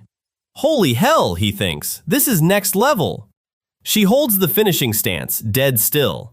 He knows nothing about blades, but that kind of ease takes years of training. It's like everything Sera's built over a lifetime lives inside that sword. She grins, radiant, genuinely happy for once. Something in that smile stops him cold. No rush, he'll wait as long as she needs. She beams, okay. Later, waiting in the truck, Jin dozes off. Sera spots him and raps on the window. Jerked awake, he manages, "Are you done?" "Yes, thank you, Sir Jin." It's been ages since she got to swing a real sword, so much fun. Seeing her this satisfied, he thinks, made the whole trip worth it. Her armor's already boxed up in the truck bed, time to head home. As Sera slides in close beside him, Jin goes rigid. Buckled into the seat, Sera flashes a sheepish grin. Sorry for the wait. Something about her outfit leaves him red in the face, eyes darting away. Still flustered, he has a suggestion. If she brought a jersey, put it on. She only just finished training though, wearing one sounds like a chore. Realization dawns and her face crumples. Her dignified night act collapses completely. She's mortified. Back home, tomatoes, onions, and bundled noodles sit ready on the counter. Sleeves rolled up, Jin turns to the stove, dinner time. At the sink, he races to finish before her bath is done. She'd said she loves helping with meals, hating to sit out, but she'll be starving regardless. His eyes narrow, resolve forming somewhere behind them. But she does have a point. While she soaks, he gets to work on dinner alone. First time he's had the kitchen to himself in ages, and it feels good. He pauses there, savoring it. Cooking without an audience, turns out, feels strangely freeing. He slices a tomato, quick and practiced. Garlic follows, scraped straight into the bowl. Noodles go into the boiling pot next. He settles on cold noodles, Italian style, made with the ones he was gifted. Everything moves so much smoother, working the kitchen solo tonight. His thoughts drift to cooking with Sera, to her voice yelling Sir Jin. In the memory, she's swapped the salt for sugar, pure panic. Moments like that kept repeating. Another time, she tried microwaving eggs and it exploded. Every session like that turned his kitchen into a war zone. He still remembers teaching her how to slice onions. The fumes alone leave her crying, eyes stinging, unable to see why he's unaffected. She dabs at damp cheeks, still blinking back tears. He watches her with a quiet, amused smile. Sheesh, things get so much noisier whenever she's around, but the moment she's gone, it's a different story. Alone at the sink, the kitchen suddenly feels emptier. Something crosses his mind, quick and half-formed. Whatever it was, it's gone as fast as it came. This is how it used to be, he insists, so much smoother alone. Then he catches himself. What was that? He shakes it off. Focus. Finish the sauce, then the next dish. Reaching for it, he realizes the salt shaker's gone missing. He calls out, "Mind grabbing it for me?" No answer comes back. He frowns, confused by the silence. He exhales, a nagging thought creeping in. Wait, seriously? Is he already taking her for granted? Behind him, her voice breaks the moment. Sir Jin? She catches the scent first, delighted. What a fragrant aroma. He gives her a flat, tired look. She offers to help carry the food over. He waves her toward the table. It's all set. She lets out a small "oh" as he sets the plate down. Cheese, melted golden, blankets rows of roasted slices. He calls it fried tomato salad. She's already marveling at how good it looks. She admits he was right. Fresh out of the bath, she's starving. He can't help but smile back. She vows she won't drop the plates again. Let her carry the food this time. Nothing really. Things have simply gotten noisier since she moved in. She tilts her head. What's so funny? 3 steaming plates line the table. All right, let's eat. Her eyes go starry at the sight of the food. Jin runs through the menu. Italian-style cold noodles with fried tomato salad, and she looks lost. Isn't this the somen she knows? Technically sure, just thicker than usual. She peers down at her plate, still not entirely sold. He explains, what they used for flowing noodles was top quality. Thinner is usually better. She concedes hers turned out a bit thicker. She points out neither he nor Kaito wanted to touch it back then. Jin flushes. Fair point. He waves it off. Not important. Let's eat. Then she presses her palms together. Thank you for the food. Chopsticks lift another bite. Steam still rising. She slurps it down, savoring in silence. Her face says it all. Pure delight. Earlier, she trained with her sword and worked up a real sweat. Then a long soak in the bath, letting her body unwind. Back at the table, she scoops up another mouthful. The tomato's tang against the salty sauce hits her all at once. She's floored. She beams. She's so happy. Sir Jin's an amazing cook. He notes she's gotten much better with chopsticks. Sera, touched, can only echo his name. She holds up her empty plate, all smiles. Seconds, please. Turns out he didn't make enough. She did say she wanted to lose weight. She can't believe it. She stands there blank-eyed, the empty plate still held out. A tear slides down, though the smile never drops. He holds his ground. She deflates, quietly accepting there's no more. Guilt gets the better of him. There's still some of the tomato salad left. She picks at it, half-hearted. Yes. Delicious. Standing up, he mutters to himself. Cooking went too smoothly today. Something felt off. She glances up, puzzled. Then her whole face lights up, realization dawning fast. Dusk falls over the house. No complaints tomorrow if she gains weight, he warns. She'll simply train it off instead. Days later, she steps on the scale. The verdict's in. She's gained a few pounds. The noodles need boiling all over again, he says, glancing back at her. Is she going to help this time? He clamps down on a weed and hauls at it. It gives way, dirt and roots trailing from his fist. He wipes the sweat from his brow, catching his breath. His back is killing him. Every weed out here has to go by hand. His mind drifts to Sera. How's she holding up? He glances over and finds her already crouched in the next row. Braid falling forward, she works the soil with her bare hands. She's solid at anything demanding stamina and focus, though plenty about this world still throws her off. He pats her head. With her help, the work gets done twice as fast. Time he got back to his own row. Then a shout rings out. Someone's on Kotori's foot, and Meguru keeps shoving from behind. He blinks, trying to place the racket. Off to the side, one of them cuts in low. The surprise only works if he doesn't notice. One rehearses her cover story. They're not here to celebrate anything, not really. He's already right behind them. What exactly are you kids doing? The plan spills out anyway. Jump out, yell surprise, watch him lose it. That line was supposed to be his. She shrieks anyway. He can't just pop out of nowhere like that. He drags a hand through his hair. Jeez. Sure enough, it really is the 3 of them. Kotori, Alice, Meguru. Why are they even here? Nothing better to do, so they figured they'd hang out. Go home, he says flatly. They protest all at once. He should treat them better. That's ice cold. Isn't he being a bit much? Hey, before he can finish, Kotori waves it off. Now. Jin's working right now. The least they can do is stay out of his way. Oh, Kotori beats him to it, admitting they're the ones who barged in out of nowhere. The eldest of the bunch, he figures, she's clearly got her head on straight. That earns a puzzled from one and a sharp what's she talking about from the other. Turns out it's Meguru who's the eldest, not Kotori, so much for Jin's guess. He swivels between the two of them, trying to work out who's actually older. Bluntly, he ranks them, this one's simply bigger, more mature. Stunned, she manages a dazed, half-serious apology for her size. Alice's verdict? Dry. He lacks delicacy, and that's that. It's been bugging Meguru for ages apparently. Enough with this girl and you, they want to be addressed properly. Turns out he never actually learned their names. All three go rigid, stunned into silence. He's known them since they were small, the names never stuck. Flashback, as kids, they only ever waved to him from a distance. More jabs land, one after another, heartless they call him. Dry comeback, taking real interest in them would be a crime. Back at the house, Sera catches up with Jin. What exactly happened here? Her face lights up at the sight of them.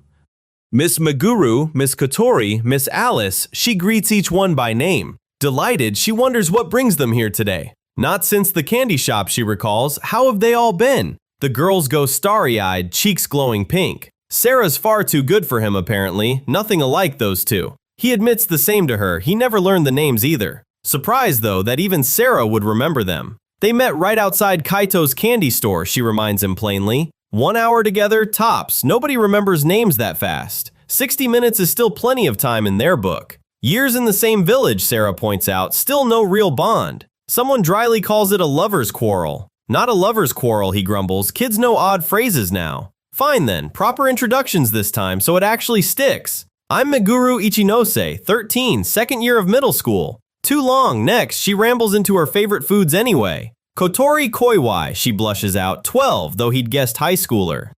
New face, Alice Hojo, 10 years old, half Japanese, a 5th grader at the local school. Classmates swarm her, gushing over her hair, while one boy looks on, baffled. He repeats their names to lock them in. Ichinose, Koiwai, Hojo. He claims the right to name her. She snaps back, first names only, not family names. Then a voice calls out, "Hey Sera, let's hang out." She looks up, unsure who's talking. She thanks them for the offer, but chores still come first. The kids turn on Jin. Can't you talk her into it? Privately, he agrees. Since arriving, all Sera's really done is work the fields at his side. He can handle the weeding on his own, easy enough. He starts to answer the kids, then turns and calls out instead, "Hey Sera!" One of the girls has the fix. They help with the weeding. More hands, faster finish. Once it's done, she grins. The two of you can finally hang out. He blinks, thrown by the idea. Slowly, something in his expression softens. He looks to each of them in turn. Kotori, Meguru, Alice. Can he count on them?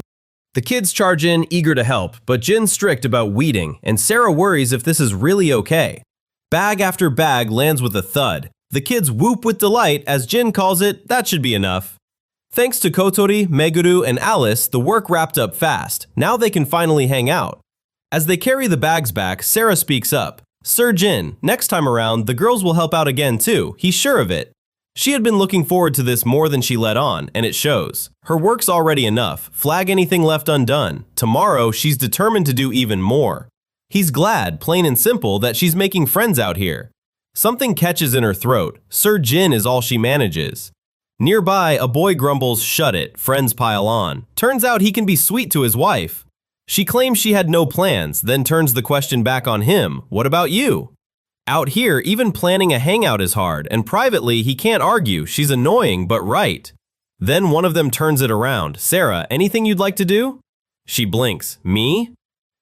Sera asks around for good spots to visit. She is still so new to this place. She turns instead to Alice, Kotori, and Meguru. Could they show her their own favorite places? The three girls pause, surprised by the request. All three pipe up at once, each with somewhere different in mind. Meguru volunteers to go first. Kotori figures the farthest stop should wait until last. Then Jin nails their grades on the first guess, and the girls gawk. Is he some kind of mind reader? He reaches for her hand without a word. Time to go. The whole group heads out, Jin trailing behind. Kotori's chosen spot close by. At last they reach it, Kotori's chosen destination. This canal, she says, is the very spot she wanted to show. The others blink back, baffled. Of all the places she could have picked. Crouched by the water, Sera wants to know what Alice likes about it. Kotori leans in and points. Look, right there. That black fish gliding past, can she spot it too? Down in the mud, crayfish and snails go about their own business. Meguru marvels at how much life fits into one ditch. Kotori nods along.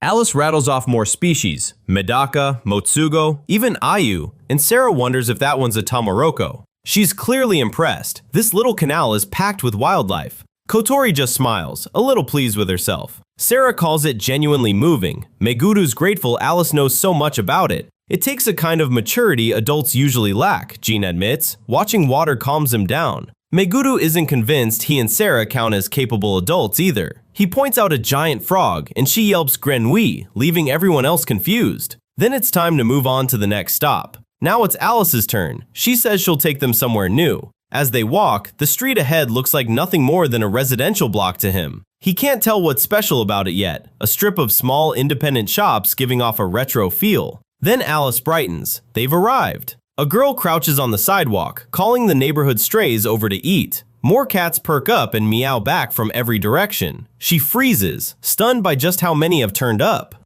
A larger group of friends catches up, delighted so many strays gather here. One of the girls scratches a cat's chin, calling it clever. The boys marvel at how many are curled up here too, and how friendly they are. Forget the frogs, does she have a problem with cats too?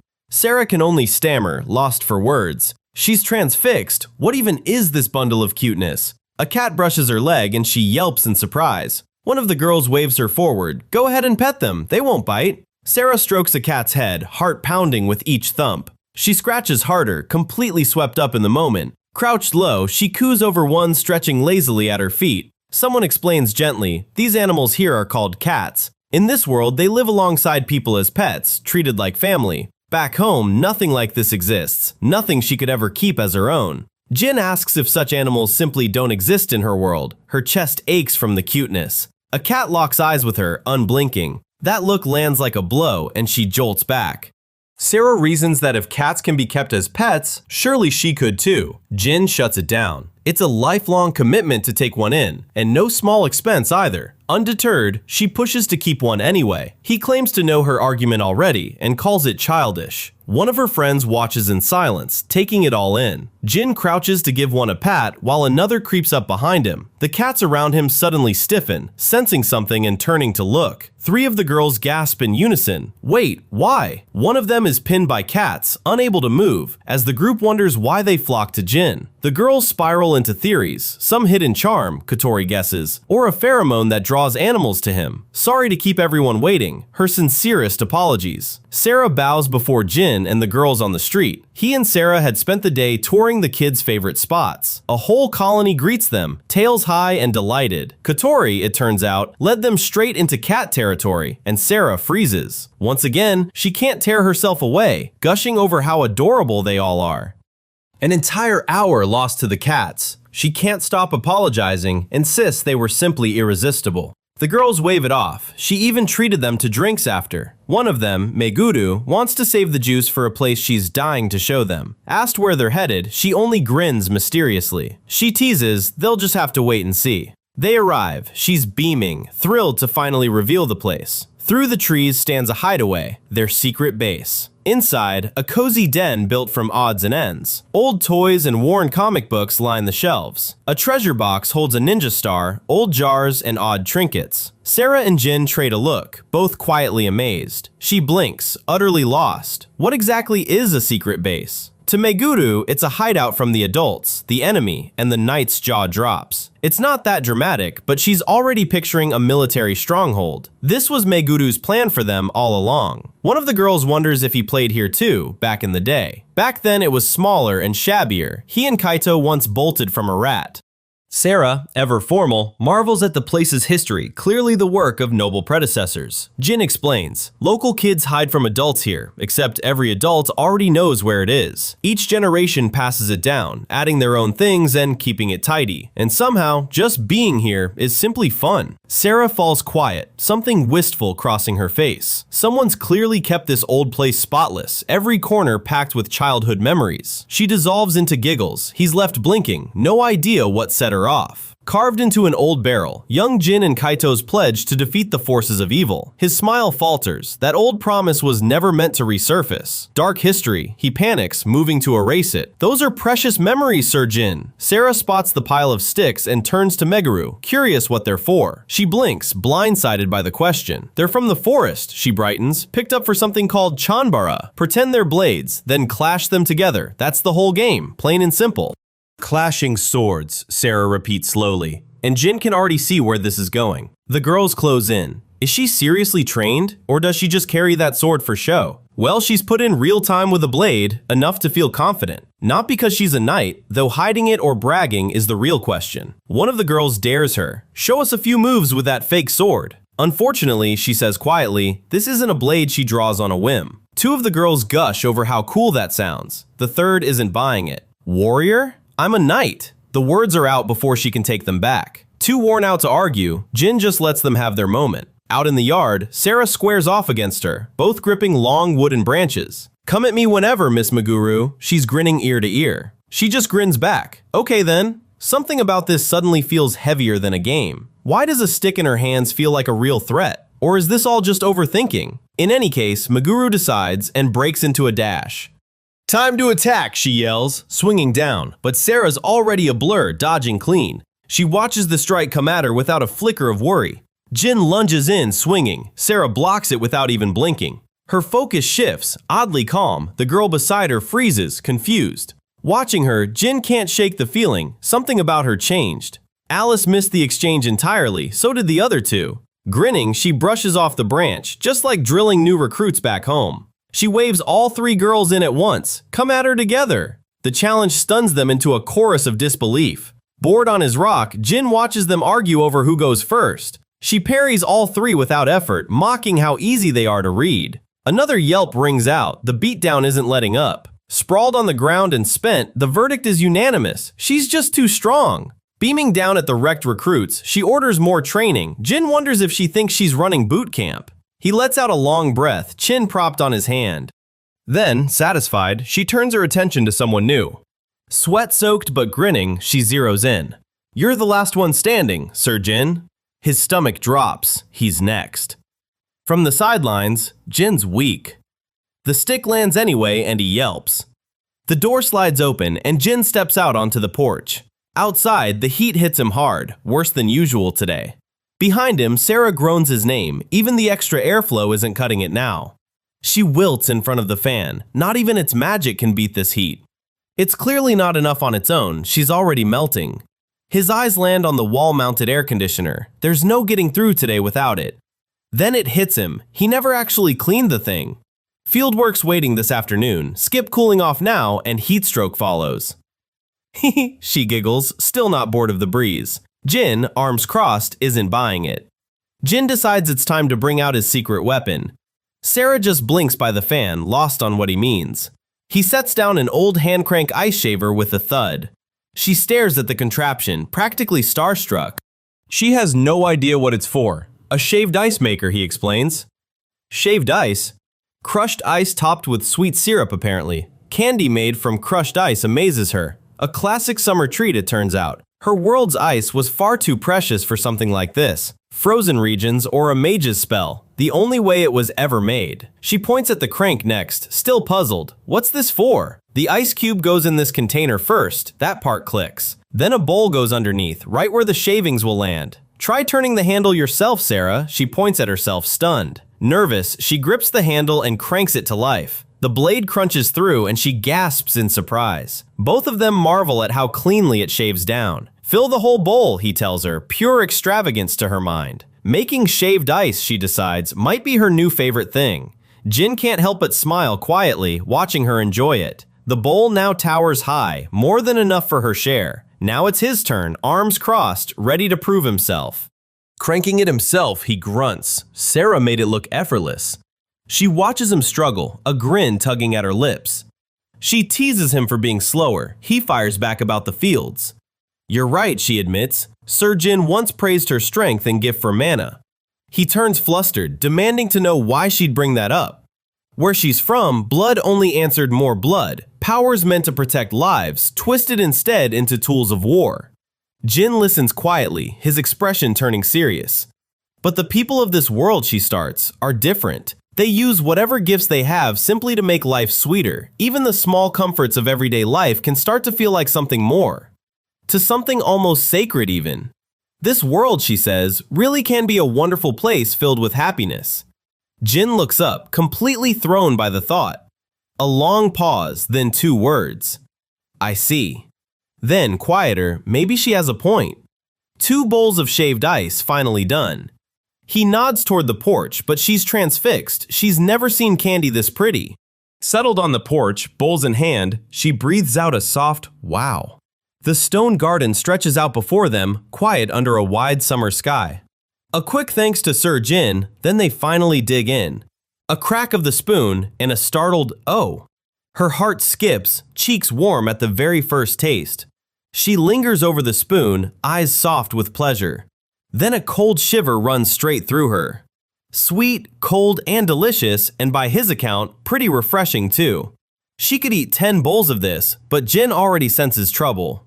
Then it hits her, hard and sudden. Sir Jin! Her head has suddenly started aching. Panic sets in. Is she actually dying, and why? 3 hours tops, that's his verdict, and she spirals instantly. Nothing good comes from gluttony, he claims. It's just brain freeze from eating too fast. She swats him for the joke. Apparently, violence is against the rules. She settles into his lap, the chime still swinging softly above them. The wind's picking up, and all she manages back is oh. She laughs softly. The air has turned pleasantly cool between them now. His eyes narrow slightly, taking everything in. Shaved ice syrup, it turns out, stains the tongue red, and Sir Jin's mouth is proof of it. He leans in close without warning, and Sera blinks in surprise. Then, for a second, the 2 of them sit in silence. Tongue out, she checks, did hers turn red too? It jolts him like a lightning strike. Sera blames his flushed face on the heat. It is not the heat. Later, she dozes against his shoulder as he fans them both. Then someone gasps nearby. 3 girls come bounding up the path, delighted to catch Sir Jin and Sera sharing a bowl of shaved ice. She lights up, greeting all 3 by name, Meguru, Kotori, Alice. Jealous of the treat, they beg to join in, so much for Jin's peace and quiet. He decides to leave it all to Sera, keeping up with these kids wears him out. She reaches for another batch, but Jin takes over instead, leaves her watching the girls while he's gone. As he heads off, he catches them telling Sera how much fun their last visit was. For a moment, the 4 of them simply enjoy being back together. A wind chime jingles somewhere on the porch.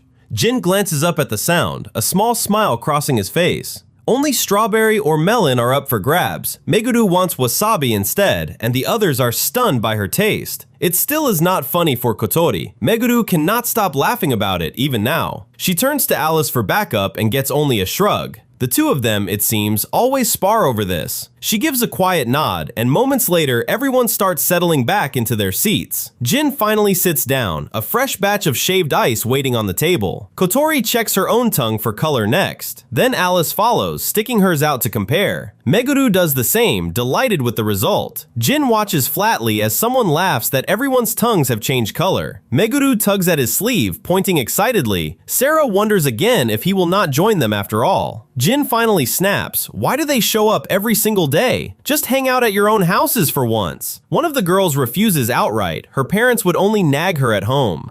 Homework at home just means parents nagging, so his house has quietly become their hideout. An untouched notebook in front of her, now he threatens to hound her too.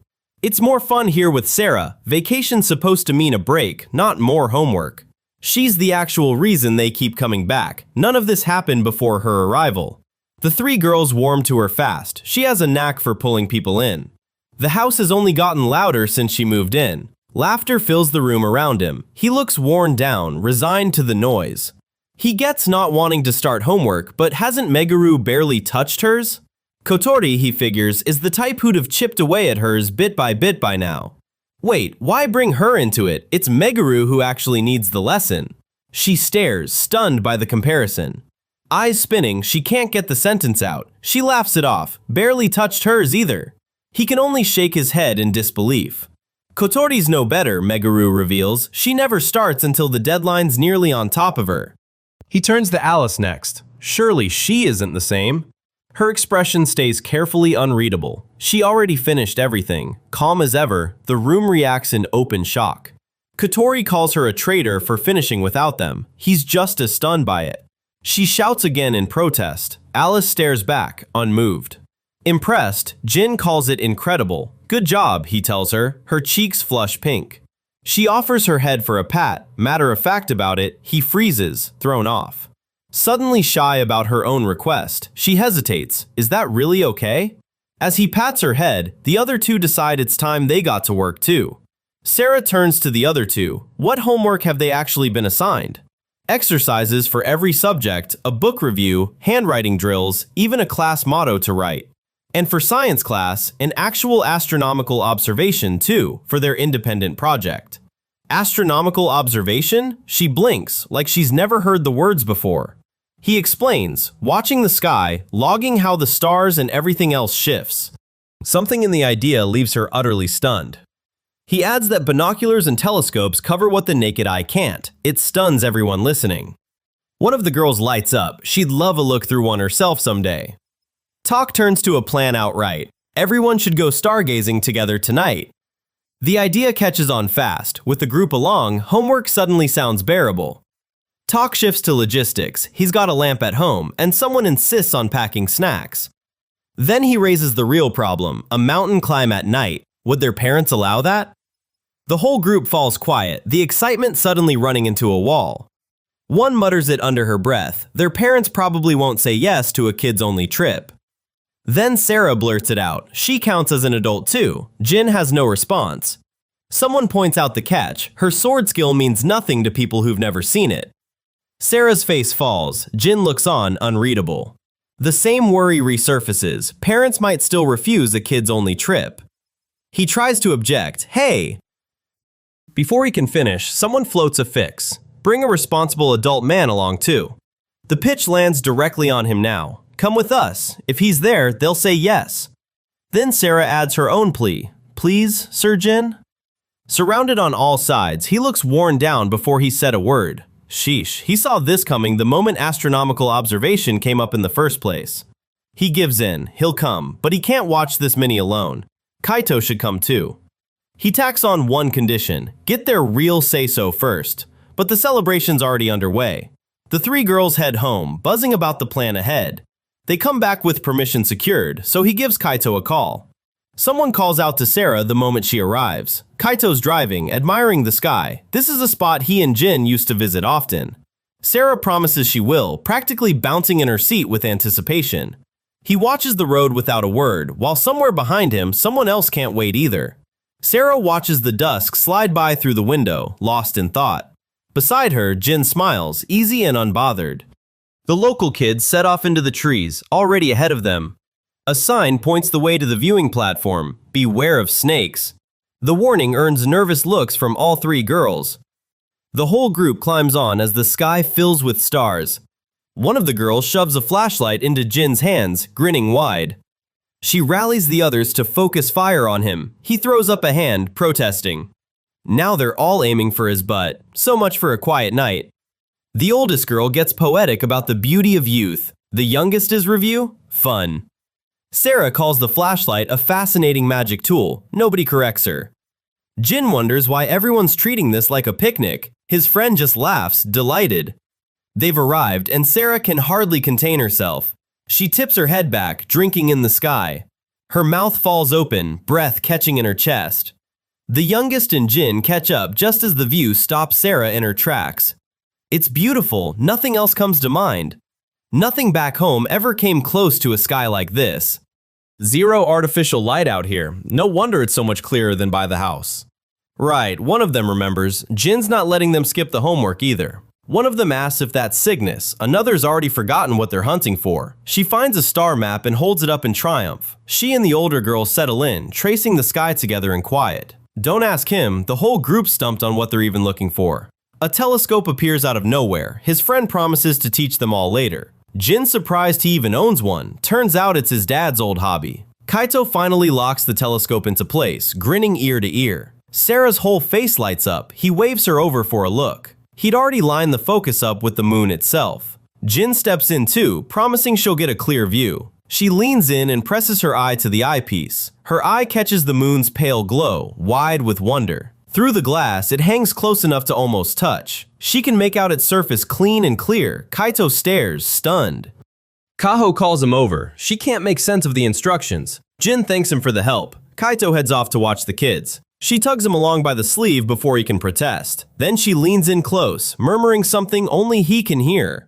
Back at the telescope, Sera marvels at how pretty it looks. To her, a device that can see this far is astonishing. She turns to Jin. Care to take a look yourself? He looks through the eyepiece and calls it pretty. So does her world have moons and stars like this one? Back home, she says, there were several moons, some red, some pink. He keeps watching the sky. She lets out a quiet breath. This world, too, has its own kind of beauty above. She used to look up at skies just like it. There, she stood among the stars with her fellow knights. She wonders if this view somehow connects to her own world. It's been a while since she's brought up home like this. Does she want to go back to where she came from? He surprises even himself, turning the thought over. The idea of her leaving stings more than he expected. The thought keeps circling, refusing to let him go. That's why he chose to live alone. People are more trouble than they're worth. Watching the stars beside her, he realizes he's simply gotten used to having her around.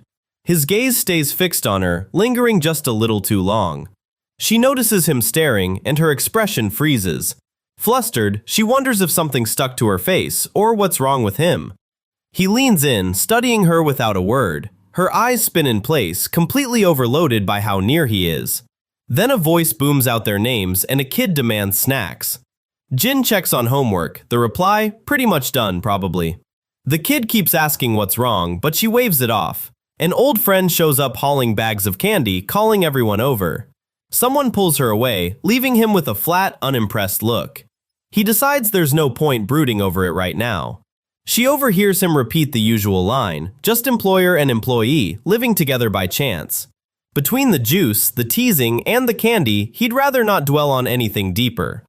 A car waits parked on the roadside as night falls. The driver offers to drive everyone home, but Jin wants the kids sent back safely. The kids call out their goodbyes, hoping to hang out with her again soon. The driver leans out, catching his attention before speaking again. He brings up this year's summer festival, wondering if she'd like to go along. Puzzled, she repeats it back, testing the words. Held in summer? He blinks, surprised. There'll be fireworks this year, and she's more than welcome to join in. Her face lights up. That sounds like fun. She'd love to come. There's plenty to do. Apparently, she's doubtful, but their friend seems sure of a great time. He laughs it off. Jin admits he's just never been good with crowds. His friend's glad they're hanging out again. Same as old times, he waves it off. His expression softens, quiet for a moment. A faint, embarrassed smile tugs at the corner of his mouth. The kids tease Sera and Jin about being sappy, then shout they'll see them at the festival. Their ride pulls away into the dark, taillights shrinking down the road.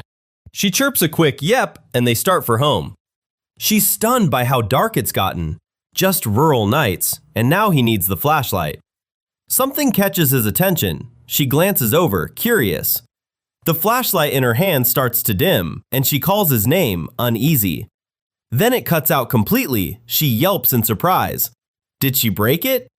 He shakes his head. It's just out of battery. They're what power the light, and this one just picked the worst time to die. He pulls out his phone instead. Maybe its flashlight will do the job. Its light is thin, barely enough to cut through the dark. It's better than nothing at least, though she admits it's not exactly strong. 10 more minutes of walking lie ahead, and they will need some way to see. She falls quiet, something clearly on her mind. She finally speaks up, Sir Jin, and he glances over. She has a suggestion. What if she made some light with magic instead? That catches him completely off guard. Can she really create light out of nothing? Yes, she can. Her magic could outshine that flashlight, she says. Safer than risking a fall out here. Privately, he weighs it. His phone barely helps, and a hidden snake would be worse. She gets the go-ahead. Just keep it subtle. Her expression sharpens, focus settling in as she begins the spell. She murmurs the incantation, and light spirals to life around her hands. The glow washes over his face. He cannot look away. More light keeps gathering in her open palms, brighter by the second. A small smile crosses her face as the spell nears its finish. Then dozens of glimmering orbs bloom along the path. Both of them stop and stare. They stand together in the drifting glow, one small light steady in her hand. All he can manage is a stunned wow. She explains it simply. She gathered the mana around them and turned it into light. Cupping a small wisp of light, she beams. Now she can see him clearly. He stares back, unsure what to say. It's moments like this that remind him, Sera really is from another world. It's not hot at all despite the glow. She offers him a turn. He can hardly believe he's allowed to touch it. He mirrors her, hands cupped, reaching in with visible hesitation. There, she passes the wisp straight into his waiting palms. Now it looks like he's the one doing magic. Her grin freezes mid-laugh. It hits her. She's holding his hand. He looks equally stunned. "Sir Jin," she stammers, already pulling back to apologize. Their fingers catch instead, gripping tight before either lets go. Something puts them on alert, and their eyes cut sideways. Huh? She has no idea what just happened. They edge forward, drawn toward a faint glow further down the path. Her heart slams in her chest, eyes wide with alarm. He suddenly pulls her tight against him, both their hearts pounding. Jin yanks her behind a tree and shushes her. She barely stifles a gasp. "Someone's out there," he warns under his breath. An elderly man ambles into view, flashlight in hand. Wisps float past on the path while he watches, holding still. One by one, the lights blink out of sight. "Will-o-wisps!" the old man shrieks in sheer terror. He flees, still apologizing, and Jin squints. Was that Shigeru? He fumbles for words while she blurts out his name, flustered. She fares no better, trailing off before she can finish. Finally, she manages it. His hand is still wrapped around hers. His fingers clench around hers instead of letting go. My bad. He was only trying to hide her magic, no need to apologize at all. The sudden pull into the trees threw her, though she gets it now. He was afraid their neighbor would spot them. He only stares back, at a loss for what to say. He can't shake the feeling. He just did something wildly inappropriate. Shigeru bellows for Minori. Sure, the ghost lights are right here. She tells him they're seeing a doctor tomorrow. Jin pulls her clear of the trees, unaware their neighbor will spend tomorrow crying to the whole village about it. Minori keeps going. Shigeru still won't set foot on that road, not since that night. She laughs, recalling she joked to him it was probably a couple flirting in the dark, and he snapped at her for it. Someone looks up, surprised. What's Kaho doing here? She blinks. She came to drop something off for Sera. She's also heard she's coming to the festival, and insists it isn't complete without… A stranger laughs under the lanterns, cotton candy in hand outside the okonomiyaki stand. Her sandals click along the stone path, yukata swaying with each step. Heads turn as she passes, the whole street struck silent at the sight of her. Kaito's already eyeing the candy apples the second they reach the stalls. They got here at 4 o'clock, but the line for okonomiyaki already stretches long. Kaito warns the group to stick close, easy to lose someone in a crowd like this. Kaho frowns. Sera and Jin still haven't shown up. She calls after Meguru not to wander too far. He checks his phone. Jin swore they'd be here soon. Passers-by stop and stare. Is that seriously a model? All eyes are on her, and she's not sure where to look. One of her friends is completely starstruck. The whole group freezes, and she lets out a startled, "Ah!" She waves and calls out to Kotori, Alice, Kaito, and Meguru all at once. Jin catches her before she trips again, same as always. He keeps an arm around her, telling her to watch her step. Sera stammers out an apology, already red in the face. A friend rushes over, checking if she's hurt. Friends gush over the yukata. Meanwhile, the borrowed Gita sandals keep tripping her up. It's Kaho's actually, her first time ever in an outfit like this, and it shows. Nearby, someone squeals with delight. The men clean up nicely too, apparently. Kaito hooks an arm around his neck, jealous that he's got himself such a pretty wife. All he manages is a scowl. Someone out there is right for him too. He laughs it off, nervous, then the tone shifts. By the way, Jin, Kaito's grin turns sly. The full report already came in, straight from Kaho. It goes back to the day Jin first saw Sera in that yukata. His brain apparently short-circuited on the spot, staring at her in stunned silence. Hearing it recited back to his face, he can feel the heat rising. Damn it, Kaho. Kaito, meanwhile, is just relieved to learn Jin isn't a robot. Emotionally unstable, maybe, he's determined to find a girlfriend by night's end. Up ahead, lanterns glow over the street, and his eyes drift straight to her. Sera just smiles, lost in the festival glow, completely at ease. She really does look good tonight. Kaho catches every word. A guy can't help certain thoughts, looking at her. Jin spins around fast, calling out for Kaito, anything to change the subject. Her heart's pounding, though she has no idea why. "Hey Sera!" A voice snaps her right out of it, and she jumps. Time to hit the food stalls. The festival's barely started and it's already packed. A week now since Kaito first invited them along. She'd asked him to look it up, and he showed her festival food online. Yakisoba, takoyaki, cotton candy. She rattles off every stall, determined to try them all. He can only wonder how much she plans on eating. This is nice. Kaito falls into step beside them, grinning. The festival only comes around once a year, might as well enjoy it. Jin can't argue with that. A small smile settles in. You're right, festival lanterns glow, lighting the way ahead. Lantern-lit stalls line the street as the night festival gets going. He takes in the sight beside his friend. This is nice. Sera stops short, stunned by the rows of food vendors ahead. She takes in the takoyaki stand. So this is a festival. Amazing, she breathes, still caught up in the sight. Called over to try more food, she doesn't hesitate to go. He points out the booths are all sauce-based. The girls just want okonomiyaki next. Skipping all that, he decides on a hot dog instead. She steps in close and he freezes on the spot. Elsewhere, a neighbor marvels at fresh takoyaki as Alice points out where Sera is. He looked lonely on his own, she says, reason enough to come over. Instead of catching up with the others, she stays to line up with him. The neighbor nods back. It's kind of her to notice. He can't help a small smile at that. She's having fun, glad they could all come to the festival together. Thank you, Jin. None of this would have happened without you. She means it. He blinks, confused. Thanks to him? Alice comes bounding over, and Sera brightens at the sight of her. The girls arrive loaded with yakisoba and takoyaki, wondering about hot dogs too. One of them beams, glad things feel like old times again. She laughs, delighted, arms full of festival food. He shakes his head. It's really thanks to Sera. The neighbor thanks him in turn, though he insists it's the other way around. Someone grins over cotton candy while another holds up a candy apple. At a goldfish scooping booth, someone lines up a paper scoop. 2 hot dogs sit dressed with mustard, ready to eat. He and Sera lean in close over a tray of takoyaki. Chopsticks lift a tangle of yakisoba noodles. She takes the bite, savoring it with quiet contentment. She chews happily, completely lost in the moment. The whole group tucks in, cheering that festival food is the best. One of the girls beams. Nothing back home hits quite like this. Her friend agrees. Yakisoba and takoyaki taste even better here too. Stalls line the street, drawing a steady crowd of hungry visitors.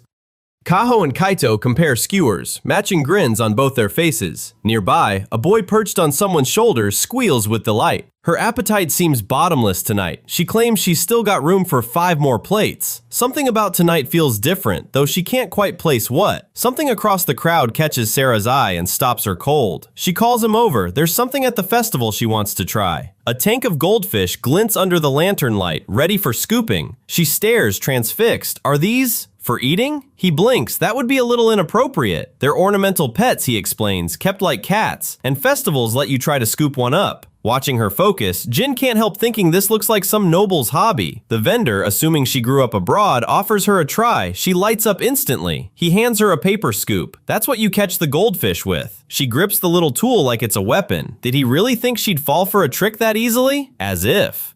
No way that paper could catch a real fish, she insists. Must be a lie. He's teased her too many times. Now she won't believe him, so he'll show her. Steady hand, one smooth scoop. The first goldfish drops safely into the bowl. A second one follows just as cleanly. Then a third joins them moments later. Sera can only stare, completely floored by his skill. See, I wasn't lying, Jin says. Now she just wants to know how he pulled it off. A friend's stunned. Is this some hidden talent from childhood? Nah, just years of killing time. Behind him, Sera breathes his name, eyes fixed on the paddle in his hand. She wants him to teach her. Is scooping goldfish some hidden samurai skill? He brushes off the praise but agrees to help. It won't be easy though. The stall owner, charmed by her enthusiasm, laughs and takes her under his wing. Jin looks on quietly as the two hit it off. Sera crouches at the stall, grinning, ready to give it her best shot. It strikes him. Whatever she's doing, she always seems to be having fun. Fired up by her new teacher's tips, Sera's sure she can land one now. She nods, eyes closed, steadying herself before the attempt. Something shifts in her expression. He has no idea what's coming. He panics as she powers into full night mode. The stall owner shivers, baffled. The water ripples as her target darts free. Her focus narrows to a single point. She strikes and the tank erupts in a splash. A stray goldfish lands on Jin's head. He's drenched. Sera goes red, mortified by the mess she made. The paper scoop hangs in tatters, dripping steadily. She's sorry for soaking him. He insists, straight-faced, his clothes are still dry. Even with the lesson, this is proving harder than she expected. It's her first year playing, a few more tries and she'll have it down. Plenty of time to get it right, there's always next year. Her breath catches, something about that promise gives her pause. She repeats the words under her breath, unsettled by them. Jin's phone buzzes in his pocket, breaking the moment. A text from Kaito, time to regroup with the others. Swallowed by the crowd, he tells her to hold his sleeve and stay close. She reaches out and takes hold, fingers curling around the fabric. They move on together, weaving through the festival, but someone is watching them closely. It's the first time Jin's ever mentioned the future, and it throws her completely off balance. Will she even still be here with him this time next year? No, that was just an offhand remark. He's kind like that with everyone, not just her, surely. That's right, nothing more to it than that. He was only being nice, nothing else. Her fingers stay curled tight in his sleeve. Walking behind him, she can't stop thinking it. He really is a gentle man. Their fingers drift toward each other, still not quite touching. Her heart slams against her ribs, and she can't look away. Then the first firework cracks overhead, and she jolts back to herself. Bodies press in around them, his face suddenly right there. Around them, the crowd erupts. What was that? Someone gasps. The show's already started. Hurry, a voice cuts in. There won't be any space left. The mass of people surges forward, and she's swept along with barely a choice. She stumbles as everyone rushes past, all headed the same direction. Sorry, change of plans, Jin blurts, tugging her along by the hand. But going where? Their fingers lock together as they push through the swarm of people. A small smile creeps across her face before she can stop it. Then her whole face goes red, breath catching in surprise. Jin curses Kaito for turning the meetup spot into a riddle. Sera can only stammer his name in return. Whoa, she gasps. The temple grounds are packed with people. They're headed somewhere even the locals don't know about, not with everyone else. A hidden staircase behind the worship hall leads the way up. Her sandal catches on a step and she reaches out, calling his name.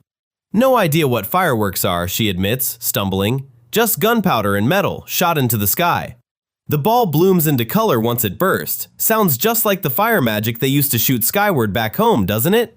How did that even work, he asks, mobilizing the kingdom's whole army of mages to volley fireballs and burst them midair. The best of those shows conjured a dragon out of pure flame, one that felt as real as the genuine article. Crazier than he expected, Jin admits, properly impressive. Sera only manages a flustered stammer. The stairs give way to open sky. He recognizes the place at last. Small, sure, but it's the perfect hidden spot for watching fireworks. A familiar voice rings out from the dark, calling both their names. The whole gang turns up grinning. You guys actually made it! Turning it into a riddle was more fun for Kaito. Jin's not amused. Then comes another jab, all faux innocence. Sorry to interrupt. Wouldn't the two of them rather watch these fireworks alone, he teases? Heat rushes up Jin's neck. He wasn't ready for that one. Sera's cheeks blaze, eyes wide with pure surprise. She scrambles for an explanation. Arguing with Kaito never works. The first burst lights the sky. The fireworks have begun. She tips her head back, awash in reflected light.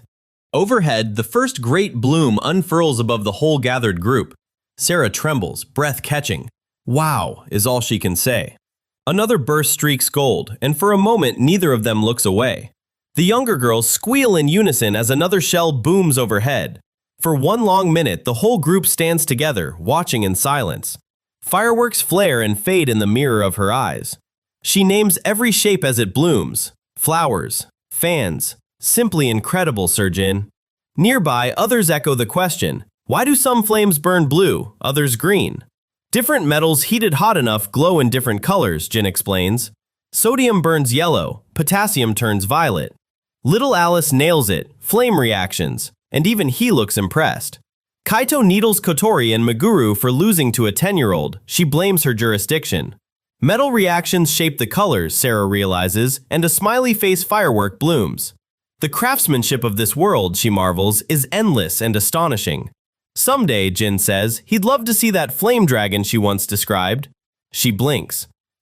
Something flickers behind her eyes, somewhere between touched and terribly homesick. If she ever gets the chance, she wants to show him the royal capital. He just answers, yeah. His expression lingers somewhere between surprise and something softer. Then a firework booms overhead. Sera jumps, startled. Jin barely flinches. That one really got her, she laughs. Almost a month now since she landed in this world. One of the girls pulls her off to a better spot, and Jin notices how often her mind strays to where she came from. Watching the girls surround her, he wonders, does she like it here, or does she just want to go home? She's laughing along with them, and still he can't read a thing behind it. Over the loudspeakers, someone announces the fireworks show has come to an end. Around them, someone complains it was over far too quickly. A train rolls into the station to take them home. Aboard, a recorded voice thanks the passengers for riding along. The whole tired group settles in, eyelids already drooping. Beside him, a soft giggle slips out. He glances over.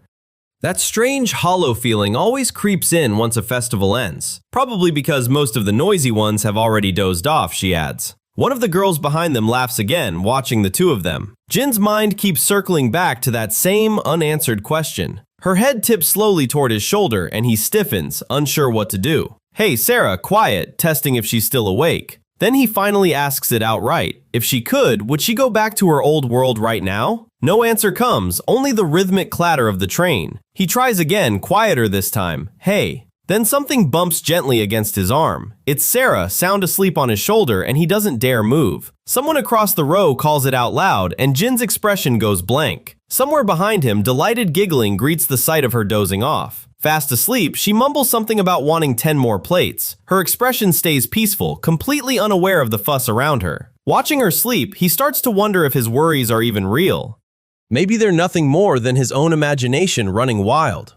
Later, back home, the warmth of the day still lingers. Hours earlier, back at the festival, Kaito offers to watch the girls so the two of them can head off together. Kaho's used to this sort of thing. He still hesitates. He turns, about to thank him for real this time. She shoos him off, promising the kids are in good hands. The younger girls thank him for inviting them along. Kaito's expression tightens, watching him a moment too long. Kaito teases him for sounding sincere. He tells him to get going. With that settled, they head off into the dark with a flashlight. Jin and Sera set off on foot, just the two of them. She's still raving about the festival food. He's amazed she ate that much. She admits she was hopeless at the shooting and goldfish games. Still griping about her trouble with ranged weapons, her sandal strap snaps. She trips and goes down hard, and he spins around, startled. Wincing, she realizes the strap on her geta just broke. He asks if she's hurt. She apologizes, flustered. Her ankle scraped raw, the broken sandal lying beside it.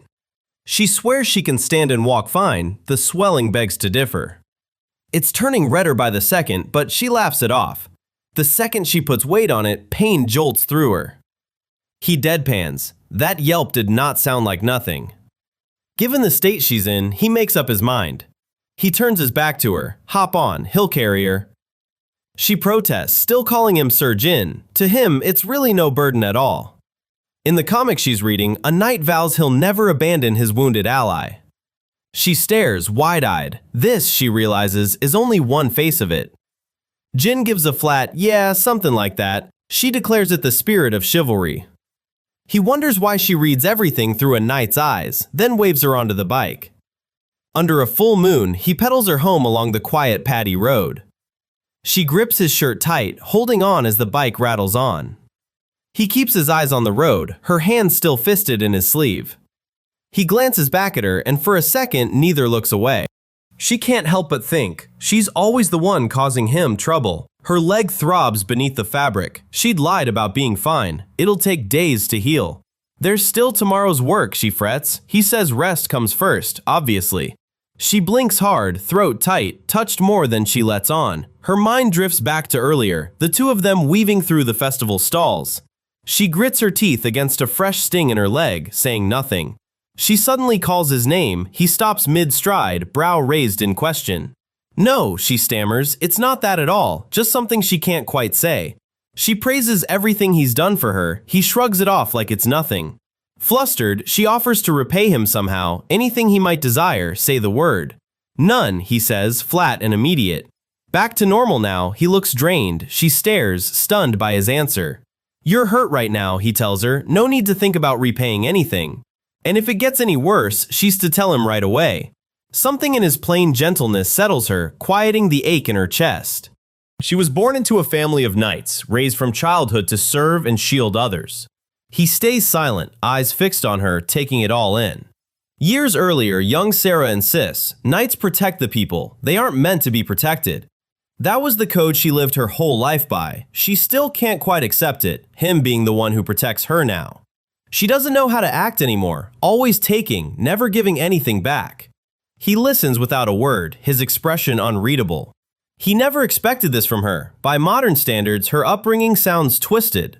He exhales slowly, saying nothing more. Confused, she blinks. He waves it off, calling it nothing worth explaining. Since coming to this world, she's lived for the first time as more than a knight. Losing her way sometimes is only natural. For Sera, everything flips a full 180 degrees. He can't help but admire how positively she carries all of this. She beams, laughing, a fresh vegetable in hand.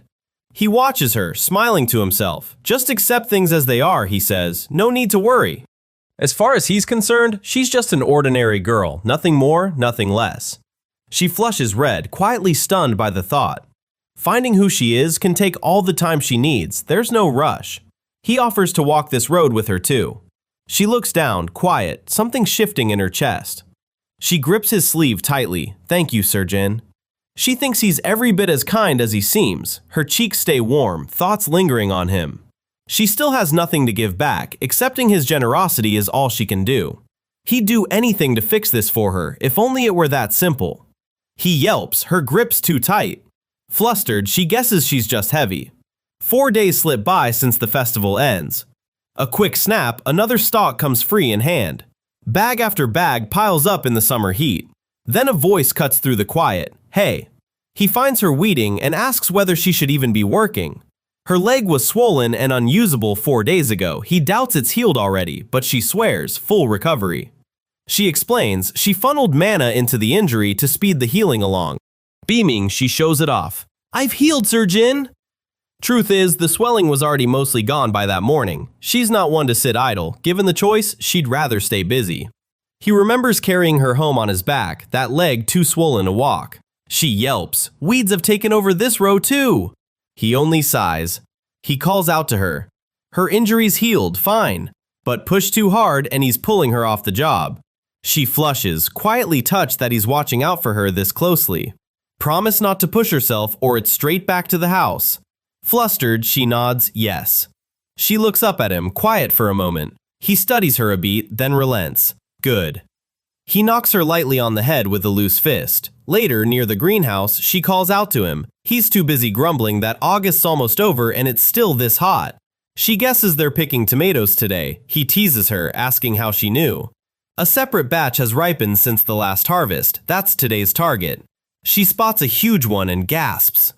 The fruit's grown huge since she last checked, she marvels. Like that old saying about greeting someone with fresh eyes after 3 days. He asks where she picked that phrase up. The television, apparently. They'll pick tomatoes the same way as last time. And yes, red ones are fair game to eat. She finds one and lights up. He can only stare in disbelief.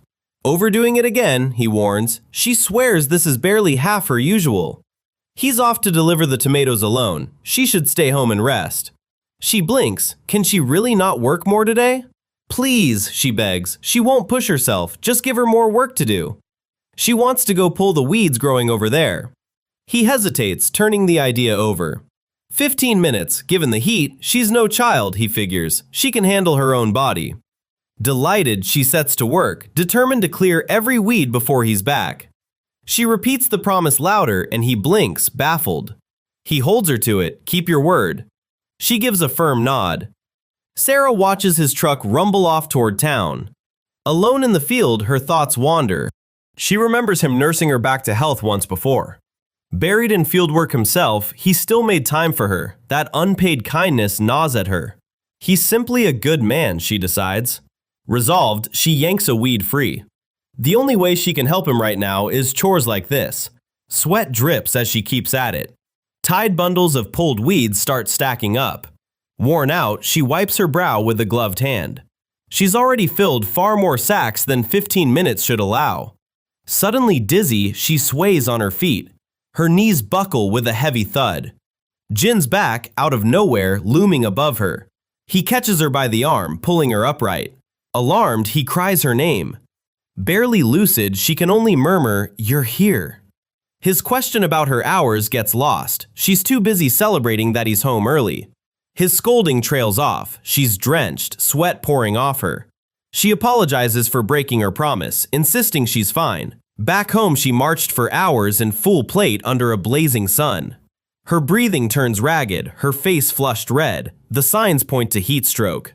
Straight to the truck, he orders. Somewhere cool. Fluids, now. And she nods, still shaky.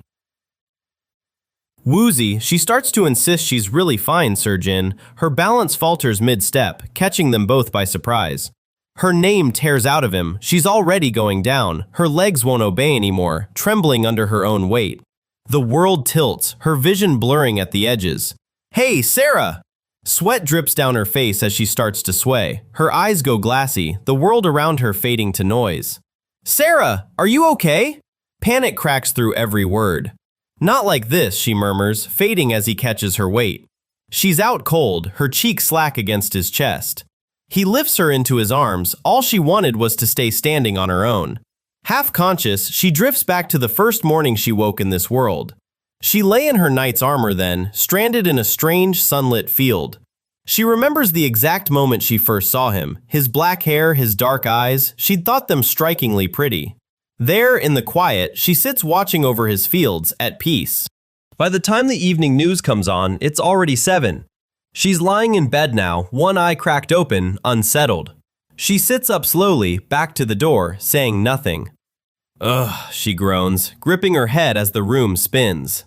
Her eyes struggle to focus, the dizziness still not fully gone. She messed up, that much is clear, folding in on herself. Beside the bed, Jin wrings out a cool, damp cloth. He watches her sleep, worry etched across his face. Whatever he's thinking, he keeps it to himself. Her eyes open too, finding him still right there. Inconvenienced him again, same as always, her fist tightening on the sheet. He'd taken her in for farm work in exchange for shelter, and she still has no way back to her own world. She remembers Sir Jin looking perpetually grumpy, warning her the work here was tough, she'd braced for grueling labor. But the reality turns out nothing like she'd expected. He crouches among the rows, pointing out each seedling.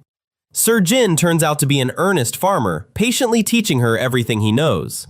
In the kitchen, he shows her the basics of cooking she never learned back home. He even pays her an allowance so she can shop on her own. Bit by bit, he fills her in on this world's customs and quirks. Looking back on it all, something in Sera's chest warms. Her eyes drift to a dress hanging quietly by the door. So what could she possibly do to repay him?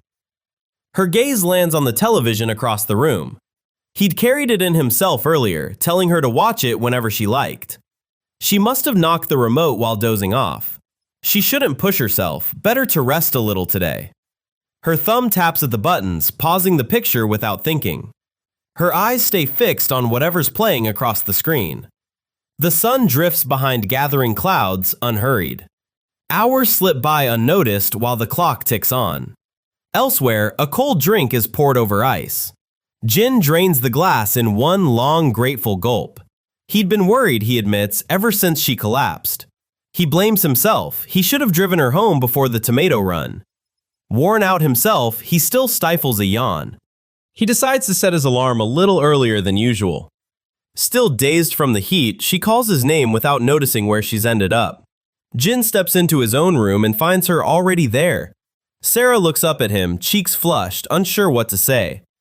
Alarmed, he calls out her name, unsure she's fully recovered. He freezes, unsure what he's supposed to do next. Turns out she's wandered into his room. She just shrugs it off, insisting she's fine. Her heart pounds. This near him, everything feels different. He gives her forehead a light flick, checking she's really okay. Then, without warning, she leans in closer, startling him. He starts to ask what she's doing, then stops cold. He can't look away, stunned by what he's seeing. Something pale flutters loose, landing softly by her feet. With her robe gone, she stands there in nothing but lace lingerie. 100 questions flood his mind at once. He's simply enchanted by her beauty, but then something shifts. Then, just like that, he loses the ability to speak. She meets his eyes and says his name, soft and deliberate this time. She slides the door shut behind them. She steps in close, backing him toward the wall. Her answer comes just above a whisper. I want you. He just stares back, completely frozen.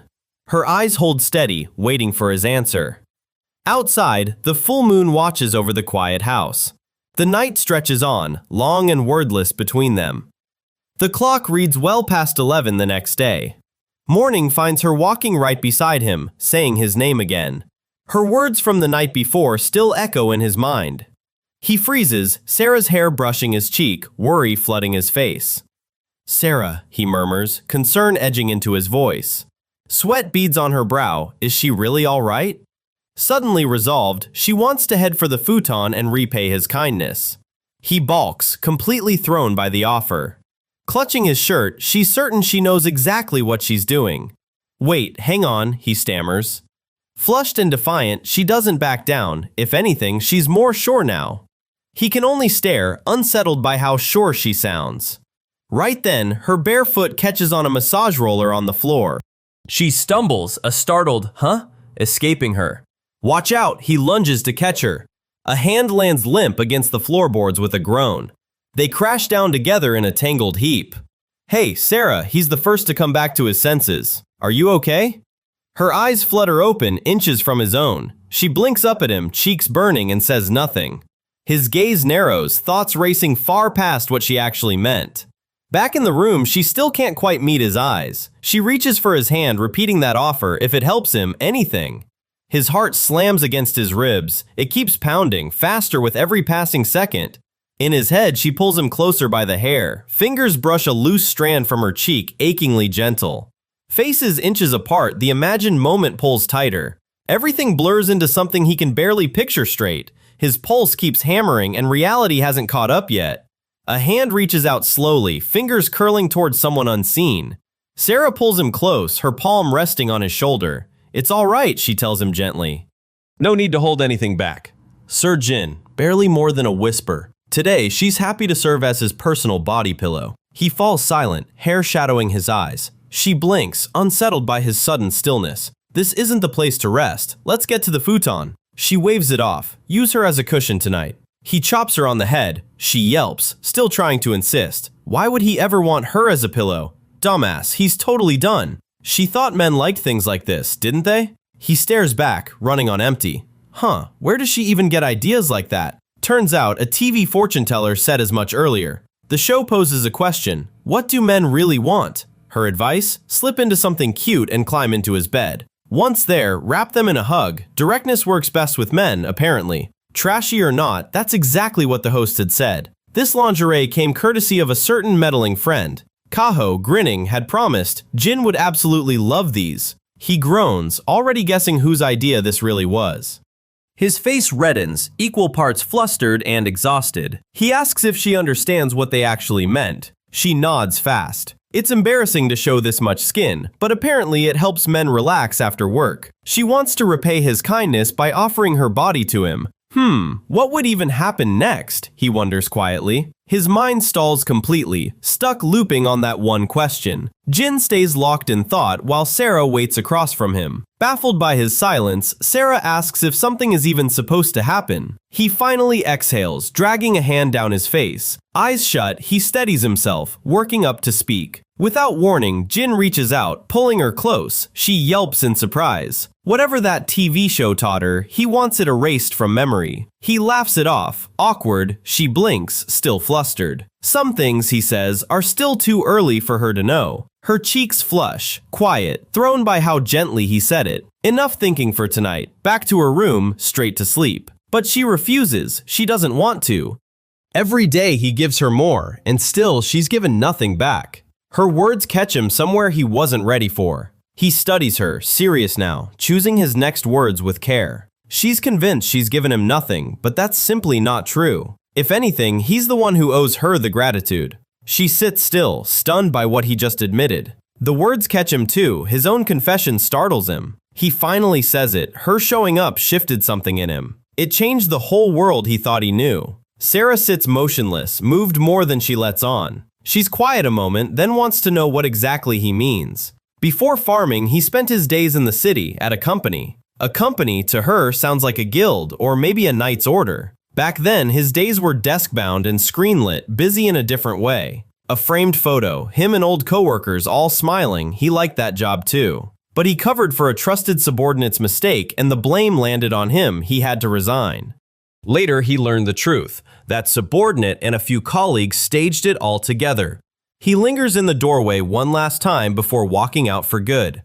It sounds pathetic, but that one incident left him unable to trust anyone.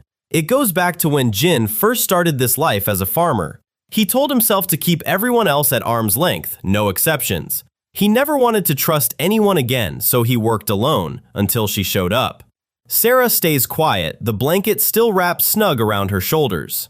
Once Sera came into his life, everything started to shift. He started opening up to people again, leaning on them the way he used to fear. He even started joining in on festivals with everyone around him. He had made up his mind to live his life alone, but he ended up enjoying every moment spent with everyone.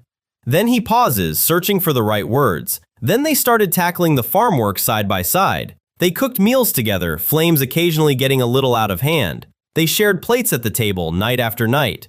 She'd tag along for yard work, tools slung proudly over one shoulder. And they hung out, Sera surrounded by a small crowd of cats. Everything he'd gained from knowing her made his world brighter before he even noticed it happening. He tells her flat out, she's the reason he started enjoying people's company again. That's why she doesn't owe him a single thing in return. She's thankful too, tears slipping free despite the trembling in her voice. All he can say back is a quiet, I see. So he's been some help to her after all, he realizes. In fact, he was always anxious about how she felt about her life here. Even though she likely wanted to rush home, she got stuck helping him with barely a choice in the matter. She tries to protest, but the words catch in her throat. Her eyes go glassy, tears just barely held back. It's true, she admits. She wants to go home fast, worried about those she left behind.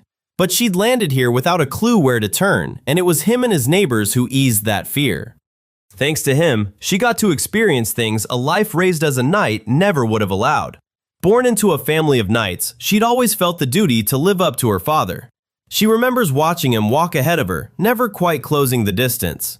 But she'd pass girls her own age, laughing together on a doorstep. One's mother hands them a bag of sweets, delighted over something so small. Seeing girls her age play with fashion only sharpened how out of place she was. She'd watch her mother cook with the others, always from the outside. She dreamed of friends to laugh with. Instead, all she had was a sword and her fellow knights. Yet her time in this world has been nothing short of fulfilling. She no longer knows who she really is. That's where she stands right now. If he's willing, she'd like to keep staying here. Jin has no answer ready for that. He can tell she's still torn inside, though all he offers back is a plain, I see. Still, he's glad to hear it, glad she's actually enjoying her time here. For a moment, something in his expression softens. This, he decides, is enough for the two of them. In that case, nothing here needs to shift. They'll just keep doing what they've been doing. Whatever they have, she adds, doesn't need a name just yet. Some things, it turns out, are fine left exactly as they are. Relieved, she lights up. Yes, let's do exactly that. But there's something else on her mind. Then she brings up something bigger. What if she never makes it back to her world at all? She hesitates, cheeks warm, before she continues. If that happens, she wonders aloud, could the two of them just get married? The question knocks him completely off balance. Wait, he cuts in, what is she even saying? He's practically sputtering now, utterly thrown. She bursts out laughing at how rattled he's gotten. She insists she's no child. He jokes that marrying one would curse them, but the jab clearly stings, joke or not. Turns out anyone in their late teens still counts as underage in his world, which leaves her stunned. Something clicks. The reaction wasn't about her at all.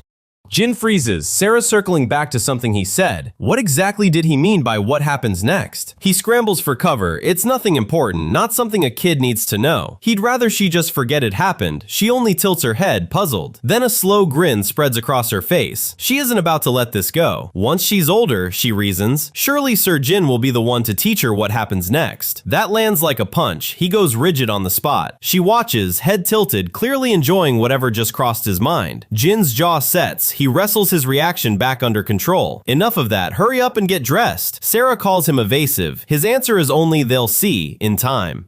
Morning again, Jin stretches through a wide yawn. Still bone-tired, barely awake on his feet. His gaze drifts, catching on her sleeping face. He still doesn't know how to act around her, not after everything last night. No wonder, his eyes are fighting to stay open. A heavy sigh escapes him. Replaying yesterday evening, he remembers her chirpy goodnight, not a hint of embarrassment. She probably has no clue what any of that meant. He shrugs it off, just overthinking things again.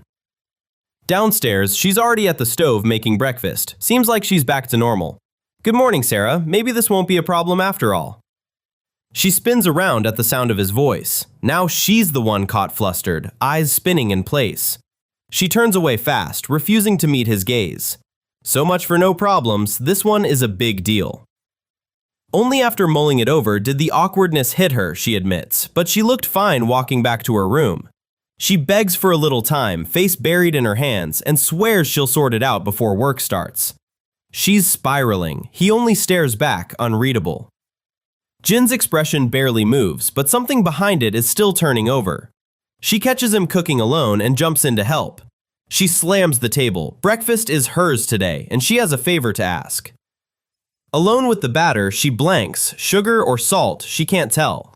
Jin blinks. She wants to make breakfast entirely on her own? Fine by him, it saves him the effort. She only adds, please. It's been mere hours since last night's awkward offer, he thinks. Is she still forcing herself over that, overthinking it all? She catches his look and snaps, it's not what he's imagining. Cooking beside him makes her want to learn it herself, Sera admits, that's all. For a second, he just watches her, oddly touched by it. He agrees to wait in the tatami room while she cooks. Odd timing for that request, he figures, but if she's comfortable, that's enough. That awkwardness from last night should fade in time. Then, oh. He remembers, the sugar jar is nearly empty. He nearly collides with her, jar in hand. She looks up, confused. Couldn't find the sugar, could she? Sorry about that, he says. He never told her where to refill it in the first place. Inside, she's chanting at herself, stay cool, stay cool. It's not working, she's steaming, face blazing red. All he wanted was the sugar's hiding spot. She squeaks out a yes anyway. He presses for a straight answer. She blurts out, the tatami room, now! She shoves him back with a startled yelp. He can't help but smirk at the reaction. She's still panting, nowhere near calm yet. Feels like payback for yesterday, he figures. She swears she'll be fine before work starts. He finally points it out, the cupboard on the left. She nods, cheeks pink. Alone at the sink, Sera mutters to herself, calm down, calm down. Composed again, she squares her shoulders, time to get started. Watching her get to work, Jin allows himself a small, quiet smile. For once, he can actually relax in the morning, might as well read the paper. He glances up from reading while Sera works at the stove behind him.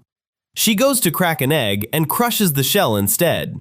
She gapes at the mess in her hand, utterly baffled. She apologizes to the egg like a fallen friend, while Jin keeps reading, unfazed. He can only hope this peaceful morning is still salvageable. She calls him over. Breakfast is finally ready. Startled, he manages a quick thank you. Her expression drains blank, mood dropping like a stone. He wonders why she suddenly looks like she's on death row. She mutters an apology, unable to meet his eyes. She admits she thought she could handle this better. The table turns out stacked with grilled fish, rice, soup, and pickles. Both blink at the spread, thrown by how normal it looks. She tries to back out, offering rice with tea instead, but Jin insists he'll eat what she made. She's stunned. He notices she's watching him closely, heart pounding with nerves. He gets it, of course she'd want to see how he reacts. He finally takes the first bite, then he moves on to the fish. He chews slowly, expression giving nothing away. He takes a sip of the soup. He blows across the bowl, going back for more. She watches him without a word, tense with anticipation. He keeps eating without pause, working through the whole plate. She finally works up the nerve to ask how it is. He answers flatly, it's edible, and she decides that's just his blunt way of saying delicious. And her face already falls before he can finish. The omelet and soup fit his taste exactly, didn't they? Flustered, she admits she built the meal around dashi and soy sauce. A grilled fish, rice, and miso soup sit ready on the tray. Jin manages a faint smile at the sight of it. His cooking isn't perfect, but the care behind it comes through clearly, and she means every word of praise. It's been a long time since anyone else has cooked her a meal. Later, their days settle into a quiet routine at home. Apron on, she pores over a recipe book, determined to improve. He thanks her, he can tell just how much effort went into it. Sera blinks, cheeks warming at the unexpected praise. A quiet smile spreads across her face. Compliments on her own cooking, she says, really do feel warming. He simply agrees, yeah. She asks for another chance to cook again. He agrees, telling her not to overdo it. Beaming, she vows to do even better next time. He reflects that despite last night's mess, living together is turning out fine. Her watching him eat gets awkward. He tells her to eat too and save feedback for later. Boots step out through the doorway and into the yard. It's late August now. Mornings have cooled, but midday heat still presses down hard. From behind him, Sera wants to know if she's doing it right. Her hands rise to the brim of a straw hat. Her face lights up, surprise breaking into a grin. It's a straw hat, she laughs, thanking him again and again. He can't see why it means so much to her. It's just to stop her collapsing again. She softens, touched by his gruff concern. He smiles quietly, pleased she understands. He repeats himself, no collapsing. She groans that she heard him the first time. New black-covered rows now stretch across the farmland. Sera stops, calling out to him in surprise. About the black covers, they're keeping the soil moist for the carrot seeds he just planted. Shock floods her expression instantly.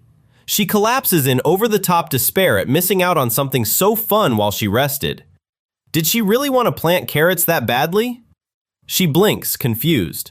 She hesitates, groping for the right words.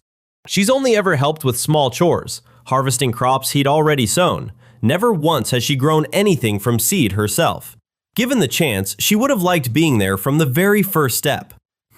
He pauses, then admits that's good to hear. He goes silent for a moment, mulling it over. Today marks the start of a new crop for winter. She perks up instantly. So what exactly are they planting? Potatoes, it turns out. Today's job is getting the ground ready before planting begins. Plow the soil with a hoe, then fertilize for rich earth, she brightens, getting it now. She marvels at how much care goes into growing just one, already imagining the taste. He's surprised her world has potatoes too, she nods, delighted. Back home, she notes, they're grown only as emergency crops, smaller, blander than these. It saddens her that the same plant grows so much better here. War and monsters leave her land too poor for a real harvest. An idea forms, study farming here, then carry that skill back to teach her own people. If she ever returns home, what she's learned here could make good food there too. He'd like to see her hometown someday. She stares at him, taken aback by his words. Yeah, she can already picture the smiles back home. All right, time to get started. She beams, ready to go. He watches her, a quiet smile forming. Step 1, turn over the soil with the hoe. She grips it, ready. Bring it up to shoulder height, he adds. Don't swing it with your full weight. She swings with her full knight's strength, the ground erupts and Jin ducks for cover. A spray of dirt clods catches Jin square in the face. Is she trying to wreck the whole field? Sera stammers an apology. She blames the tool, impossible to keep her grip steady holding something that long. He exhales, unimpressed, watching her a little more warily now. Even teaching her own people to farm, he figures, would end in property damage. Determined, she puts her hat on. Watch closely, this time she will nail it. Then she swings the hoe with real intent and his worries prove wrong. Was that right, Sir Jin? Spot on, and he actually means it. He forgot just how athletic Sera really is. She's fast. By the end, the whole field lies cleanly plowed, row after row. She beams, cheeks flushed with the kind of pride only hard work buys. What comes after plowing? Mixing in fertilizer, spread evenly across the whole plot. 1 bucket of compost, spread across 1/3 of the field, her next task. Having an extra pair of hands, he thinks, makes all this so much easier. While she spreads it, he heads off to get the next batch ready. Back at her side, he checks in. Sera, how's it going? She's sprinkling it pinch by pinch, proud of how even it looks. Compost is not seasoning, he reminds her. Turns out a whole bucket can go down at once. What, really? Then, hefting it, she works up her nerve. Here goes nothing. One heave, and compost erupts like a blast. Jin watches, stunned. It's landed in one single pile, not spread at all. She dumped the whole bucket in one spot. It is fine, scoop it back up. She nailed plowing instantly, so why fumble something this simple? She reads the look on his face and calls him out. 3 more fertilizers to go, and she groans, but vows to push through. The hoe thunks into the dirt, again and again, the work grinding on. Finally, she gasps, wiping her brow. The long day's fertilizing is done.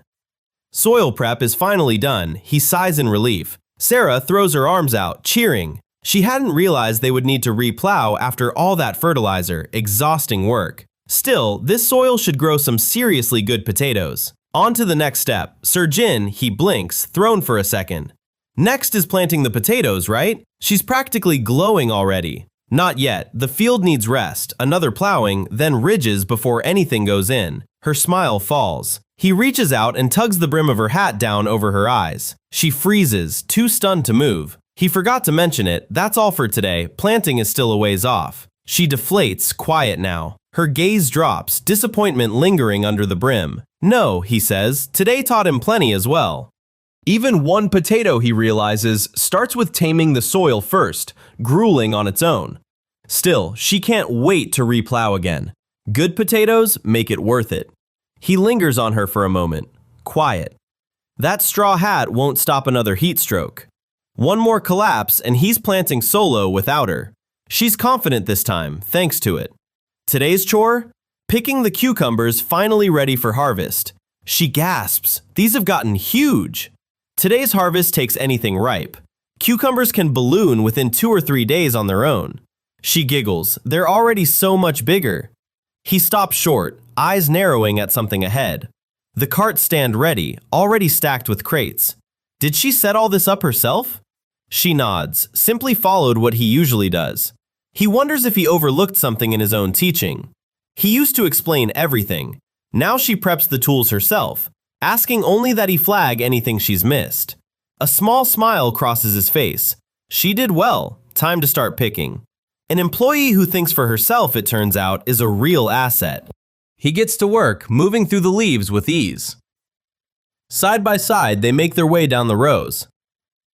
She keeps at the harvest, calm and absorbed under her sun hat. Something in the leaves makes her pause mid-reach. One cucumber has curled into a wild, exaggerated bend. What's got this one so bent out of shape? The curve alone leaves her stunned. Maybe something bad happened to it, though to her it's just endearing. She yelps. Turns out he wasn't joking. A curved cucumber is no laughing matter. Bent ones like this come from too little water or sunlight, and stores won't take them. He's careful as he can be, yet some turn out crooked anyway. Sellable today, just for less. Now then, how many cucumbers fit in each bag? She turns it over in her hands, still curious. Shears click through another stem as the harvest carries on. He straightens up, rubbing his shoulder. They've picked quite a haul today. He checks on her over his shoulder. What's the matter, Sera?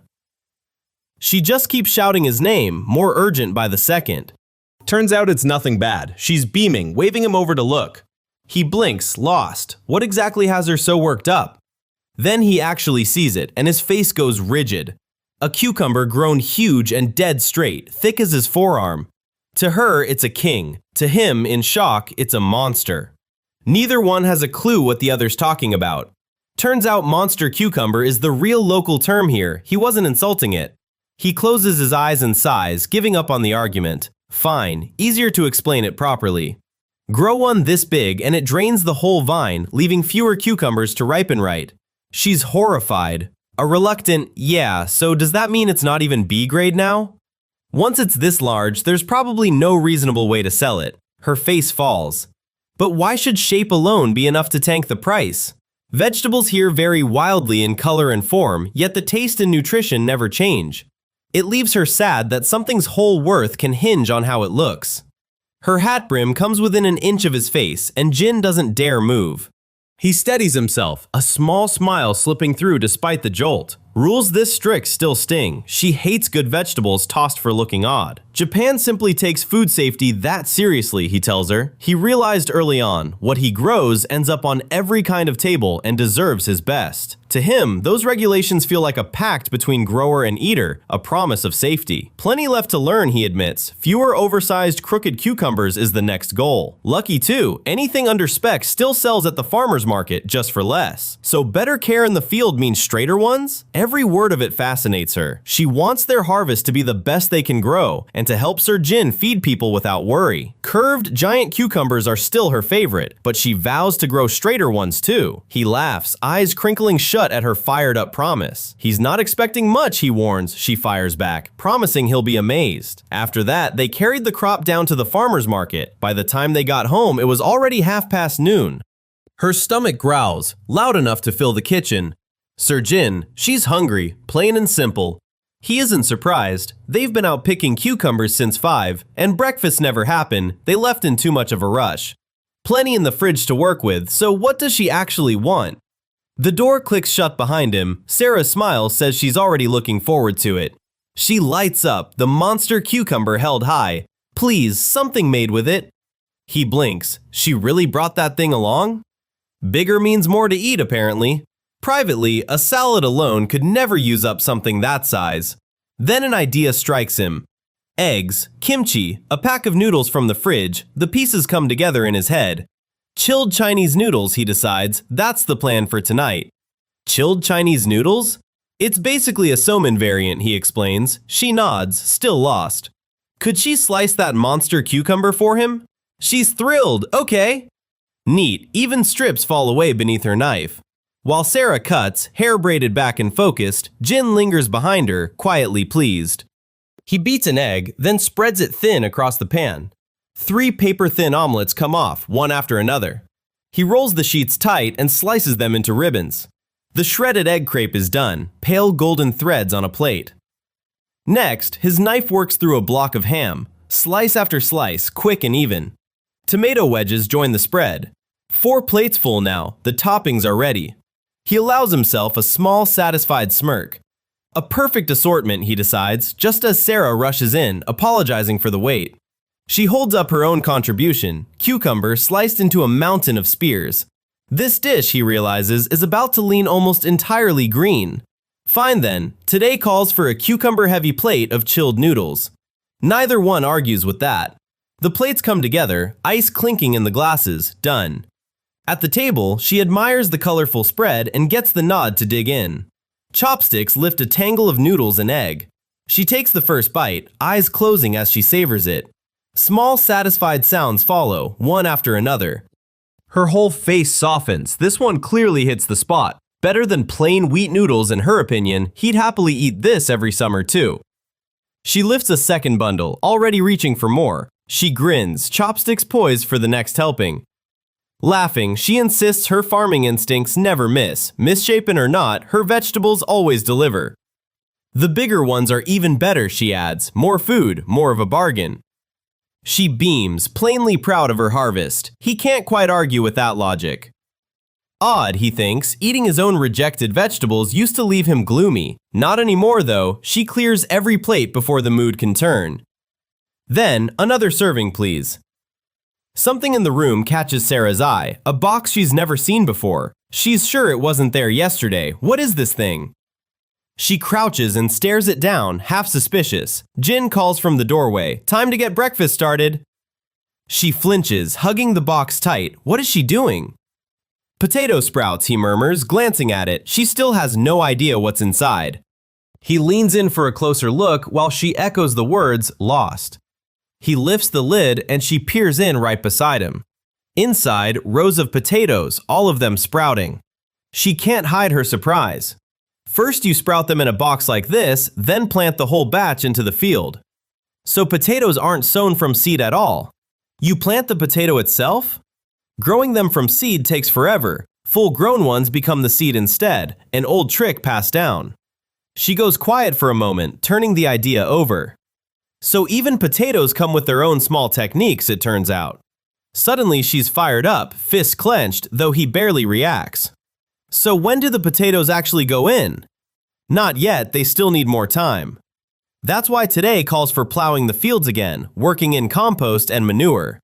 At noon, they'll till the same plot they worked last time. Her whole face lights up, sparkling with sudden excitement. He thinks she seems oddly thrilled about it. She only answers with an eager understood. By noon, they're back at the same stretch of land.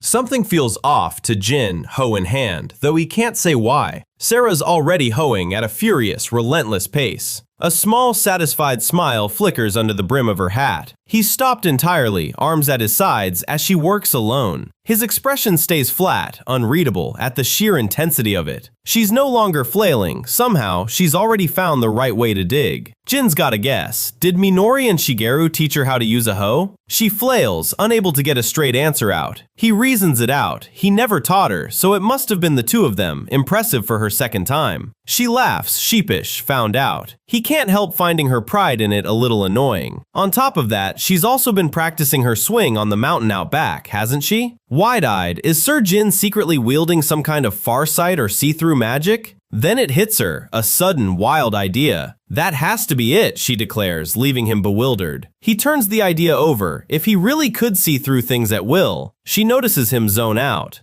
She stares back, none the wiser. Then something horrifying occurs to her. She yanks her collar shut, alarmed. "Did you see?" she demands. He blinks back, utterly lost. Sir Jin, has he been able to see her naked this whole time? He hasn't got a clue what she means. She backs down, flustered, letting the topic drop. "It's just intuition," he says. "She was probably practicing outside and ran into Minori, right?" Back then, she'd hesitated at first, but headed out anyway, and they taught her to handle a hoe. She wanted to pull her weight as fast as possible, and their help paid off. Jin realizes he now owes Madame Minori and Sir Shigeru a favor. No, he doesn't. They're simply strict when it comes to farming, nothing more.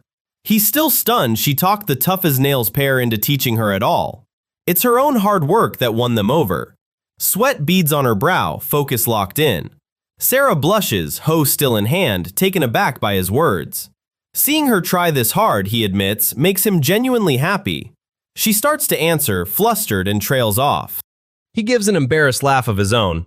Sir Jin, why's he staring into space? He's already dreading being told what an amazing wife he has. Thanks to her, the plowing wraps up faster than ever. September already, and the heat still hasn't let up one bit. He slides the door open and calls out for Sera. He starts to ask what's for dinner tonight. Instead, the whole gang's already inside, all smiles and hellos. He can only stare, dumbstruck. Sera greets him warmly, tea tray in hand, freshly brewed. Kaito and Kaho had slipped in through the side porch, unnoticed the whole time. He grumbles about the front door. She laughs it off as him being uptight. She pulls Alice into a hug, telling her to be grateful for the chance. Then, Meguru's told to bring them out, leaving Jin baffled. She whips out a pair of tickets with a triumphant ta-da! Turns out their passes to some place called Jumbo Pool. Kaho's got a plan. Jin, Sera, let's get everyone together. In her head, she's already picturing Sera in a swimsuit at the pool. Towering water slides curl against the sky above the park.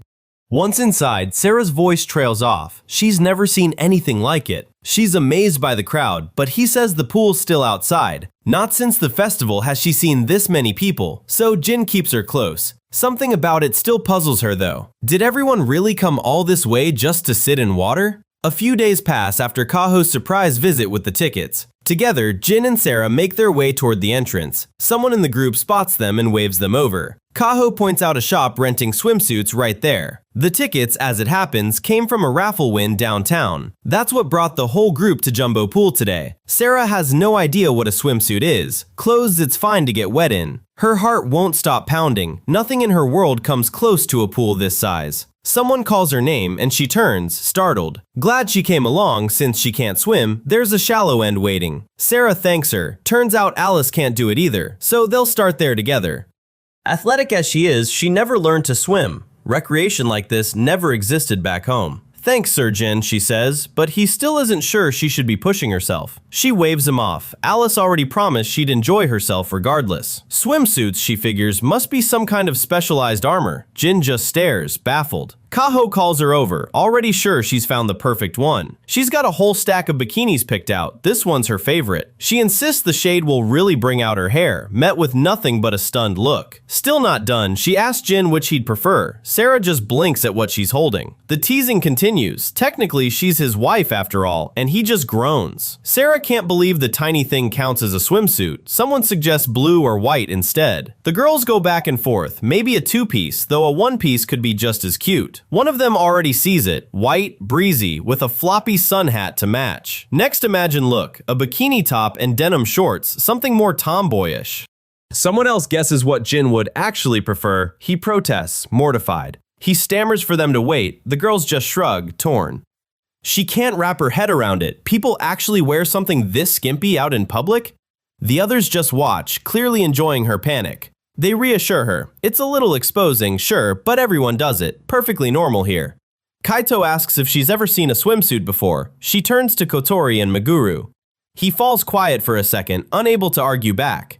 Jin muses aloud. Women are fine being seen in swimsuits, embarrassed in underwear. A mystery, truly. Kaho cuts in. One's meant to be seen, the other's meant to stay hidden. The whole group just stares back, blank. Sera repeats the logic back, impressed, while the younger ones just gush over Kaho's wisdom. So, she concludes, this is simply how things are done in this world. Then something catches her eye. At the rental counter, Sera holds up a swimsuit, asking if Jin will wear one too. Someone jokes that green would suit him. Everyone nearby falls into stunned silence. The idea of Jin in a woman's swimsuit sends the group into fits of laughter. Men have their own, and he refuses to budge. They arrive at a sprawling water park, slides towering overhead. Jin stands poolside, arms crossed, killing time. Someone reasons women just take longer, but even so, Kaho and Sera are pushing it, he figures, recalling their last shopping trip. He barely settles in before a voice cuts through. Jin! It's Kaho, waving brightly, apologizing for the wait. Nearby guys go slack-jawed at the sight of her. Grinning, she strikes a pose and asks what he thinks. He echoes the question, hit with a wave of deja vu. Kaho needles him to step up his game or lose Sera. His flat, you look good, draws only mockery. She turns to find her friend is nowhere in sight, and Jin panics over what he might have done wrong. Someone spots her hiding around the corner. There she is! Jin goes quiet, waiting for her to step out. He calls out the instant he sees her. Sera! Guys near the food stand stall mid-sentence, stealing glances her way. Sera walks up in her rented bikini, cheeks burning red. Her nerves are written all over her face. A quiet thanks for waiting slips out, aimed at Sir Jin. Do I look weird? She asks, unable to meet his eyes. This time the answer is real. She looks good. His reaction to Sera was nothing like the one Kaho just got. Her brow lifts in surprise. Kaho, he snaps, only for her to crow that he's blushing. He barely gets a word out before she points out his red face. Wide-eyed, Sera takes in the whole water park for the first time. This, then, is what a pool actually looks like. A soft wow escapes her, smile spreading ear to ear. Kaho grins wide beside him, pool day now properly begun. Kaho's already calling her down to the pool, but Jin wants her rinsed off first. The water park's packed today, kids and couples splashing everywhere. She freezes, startled by the wall of shower heads overhead. So many of them, she marvels. Turns out everyone rinses off before the pool. She turns to Jin. Why hose off before soaking in water at all? Dirt sticks regardless. Water pressure's no joke. With this many heads pointed at them, it's like an ambush. Not that big a deal, he shrugs. She's already getting nervous. Then Kaho slams the button, bombs away. Ice water crashes down over the two of them at once. Kaho doubles over laughing at the sight. Soaked head to toe, the both of you, she teases. Jin turns to her, low and serious, and says her name. Capture Kaho. The order sends her charging with enough force that he instantly regrets it. No escape now. Sera bears down on her while Jin hits the switch again. Soon both girls are drenched and laughing together, prank war forgotten. He watches them both, a small smile settling in. Back at the mat, the rest of the group looks up, startled. Thanks for waiting, everyone, Kaho calls out as the three of them arrive. All eyes are suddenly locked on Sera's swimsuit. No one's being subtle about staring either. The younger girls stand there gawking while Kaito turns beet red. One breathless compliment follows another. That outfit, that body, everyone's stunned. Jin's heart is hammering. All he can manage is a stammered thanks. Kaito's flat on all fours, unable to stand. Better than expected, someone notes dryly. She turns to him, worried. Are you all right? Tissue plugging his nose, he can't stop staring. What a view, he mutters. Caught under his stare, all she can do is fumble for words.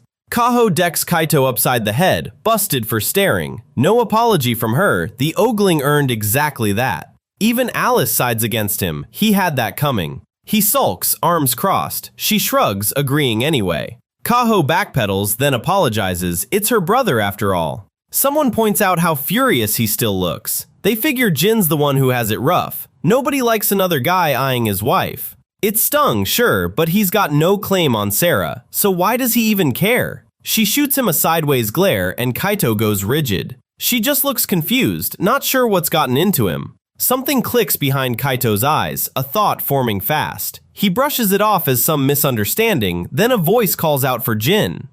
Then Kaho and Alice show off their new swimsuits, twirling for his verdict. Jin smirks, unimpressed, which somehow offends them worse. Meguru marches up. No gentleman acts like that, and Kaho's probably already said so. Ogling minors would get him arrested, that's his defense. The sigh after doesn't help. Meguru flushes red, fists clenched, ready to explode. Then someone drags Kotori into it. What about her? Kaho shoves her forward, grinning, forcing the reveal. Kotori squeaks, blindsided. Wait, her? Jin lingers a beat too long, taking her in. The others notice. His reaction was different this time. Behind him, Sera stiffens. He denies it flatly, but nobody's convinced. That pause said enough. Done with this, Jin just wants everyone in the pool already. Sera says nothing, just sulks, cheeks burning. She's clocked it. Sir Jin lingered on Kotori a few seconds too long. Now even Sera's piling on. Not her too. She won't back down. He's got no business eyeing a child. Jin freezes, nowhere left to hide. Kaho notices Sera's mood. Kotori jokes their marriage might be in trouble, and no one denies it fast enough. The floats are laid out, ready to go. Kaho holds one out, a swimming ring. Sera just blinks. She runs a hand along it, unsure what it even does. Hold on to that, Jin tells her, and she'll float just fine. Quite the reassuring piece of equipment, apparently. Alice just waves her toward the water. At the water's edge, ring in hand, she takes it all in. So this, she realizes, is a pool. She's never seen this much water at once, clear and rippling. Heart pounding, she crouches and dips a hand in. Freezing and amazing. In the water already, the girls wave her over to swim. Sera hesitates, unable to make herself move. She turns to Jin instead. He asks if she's fine. She manages only a yes and nothing else. She fumbles an apology first, unable to get the real question out. Then, straight out, could he lend her his hand? Jin goes still, clearly not expecting that. No problem, he says simply, and her shoulders finally drop. He wades over and reaches up. Here. Their hands finally close together. She lowers her eyes, cheeks burning at the touch. Then, at last, she steps down into the water. Waist deep now, she trails her fingers through the current. So this is what a pool is like, she marvels, as the girls call her closer. Cool against her skin, her whole body feels weightless. Sera, hurry up, they call again, waving her over. She kicks off and glides under, bubbles trailing behind her. She wades in and freezes. The water's pull already feels strange. Then she breaks into laughter, delighted despite herself. She bounces through the shallows, shouting, "Hup, hup!" Jin trailing behind with a float. Suddenly, she's swept off her feet, clutching at Jin. Turns out this current's man-made, not real. Different pools work differently, it turns out. This one's called a lazy river. The current isn't something to fight, apparently. Night instincts disagree anyway. Then she turns too fast and crashes straight into someone behind her. It's only Alice, delighted to have caught her red-handed. Jin has to wonder if she's really still in elementary school. Standing still in a lazy river, apparently, isn't allowed. Something pops up right beside her and she jumps all over again. It's Meguru, laughing at the scare she just caused. Kotori steps in. Sera's still not used to pools, so ease up on her. The other girls close in too, offering a hand, asking if she's okay. Touched, she's grateful to all of them for looking out for her. Nervous at first, sure, but thanks to everyone, she's genuinely having fun now. Floating by, Kaito needles him, quite the smile for a guy watching his wife. Get ready to drown, challenge accepted. The girls wonder if grown men really act this way. A kid cannonballs in shouting to join, and the splash war swallows Jin whole. Sera watches the chaos unfold, yelping each time the mayhem reaches her. Truth is, she'd never been comfortable around water. She'd been dreading this trip a little. But watching everyone play, she can actually picture herself loving pools now. Meguru announces it's time for the main attraction, and Sera tenses right on cue. Rising above the park, a multi-story water slide, and someone's already shouting, "Let's ride it." Sera's face goes blank with dread at the very sight of it. Sir Jin, what exactly is that thing? Just a slide, with water flowing through it. So it's basically a giant version of the regular kind, just scaled way up? Pretty much, comes the answer, and the thought of actually going down it clearly rattles her. To her, the twisting tower might as well be a demon lord's fortress. What, are you scared? No, absolutely not. A little too quickly for anyone to believe. Clearly, she really is terrified. It's just, she starts, and the words trail off. Jin cheers Alice on. Sera looks just as delighted. A quick measurement confirms it. She's finally tall enough to ride. Meguru cracks up. She was too short to join in until this year. Nearby, two other girls dissolve into a full bonk fight. He tells her there's no need to push herself. She only wants to know if kids like Alice are allowed on it. No backing down. The water slide is officially her next opponent. A park worker waves the line through, one rider at a time. At the top of the slide, her nerve suddenly wavers. The entrance looks like a monster's mouth to her. He isn't having it. Meguru's hand shoots up. She's going first, no arguments. She settles at the top as her name gets called over the line. The other girls send her off with cheers. She yells launch and takes off. Jin can't resist the deadpan anime comparison. Sera watches her rocket down, calling out an alarm. She's next up, catching the girl beside her off guard. Someone else cuts in. She's going right after Alice. She's charged into a giant monster's jaws before. A water slide should be nothing. Her turn comes, and all she can manage is a startled okay. She perches at the edge, water already rushing past her feet. She squares her shoulders, bracing to push off. Her foot slips out from under her before she's ready. She's swept down the tube, Jin watching helplessly from the top. Now it's Jin's turn, and he wonders if she's all right. Wind whipping past, his expression turns strangely serious. He's ridden this slide countless times as a kid, and it's still fun. Suddenly he grinds to a halt, baffled about why. Then something jolts him forward again, hard. He skids to a stop and comes face to face with a startled Sera. Frozen at the top of the slide, Sera screams for Jin, tears already falling. Below, Jin goes rigid. She's stuck partway down and has no idea what to do. She apologizes, but he's already climbing in beside her, ready to push her through. Then a rumble echoes somewhere behind him. There she is, hurtling down the tube, hands clamped over her face. "Sera!" he yells. She's about to slam straight into him. They land together in a heap, soaked through, and he checks that she's all right. Neither of them moves, tangled together, breath still catching. Water drips slowly between them, the silence dragging out. Her face flushes red, breath catching in her throat. His hand shoots into the water, bracing them both. Oh, he's realized something's tangled between them. A sudden bump against him and she flinches back. Sorry, still not moving an inch away. Her heart pounds loud enough she's sure he can hear it. It only quickens, refusing to settle down. She still hasn't dared look up at him. "Sera," he says quietly, and she yelps, jumping at the sound of her own name. His fingers slide along the strap, working something free. She jolts at the touch, and for a moment, she forgets to breathe. "This is going to be a bit rough," he warns. "Is she ready?" She nods, bracing herself, eyes squeezed half shut. Jeez! The strap finally comes loose in his hand. That slide, he decides, was worse than the Demon Lord's castle. Then someone yells to hurry. At first, Sera dreaded the pool and every ride in it. She never learned to swim. But now, she's laughing her way down the slide, arms in the air. She launches off the end, weightless for one perfect second. Now Jin rides right beside her, and neither one looks scared anymore. Sera and a friend rocket down twin slides, shrieking with delight. She hits the ground panting, hands flat on wet tile. "So fun, it's almost too much," Sera beams. He just grits his teeth. The girls beg her for one more ride. She's off before he can object. Jin cuts in. "Time for lunch, it's nearly midday." Wow, it really is almost noon. The hours just vanished. Ramen, burgers, takoyaki, hot dogs. Just talking food gets everyone starving. Right on cue, her stomach growls, loud enough to startle him. It keeps going, longer and louder, mortifying her completely. He fights to keep a straight face. He can only hope they don't clean out every restaurant here. Food stalls line the boardwalk, shaved ice, okonomiyaki, all of it busy. Kaho waves the group down, Kaito beside her. Over here, everyone! They thank the pair. She's already saved them seats. Barely noon, and the takoyaki line is already stretching long.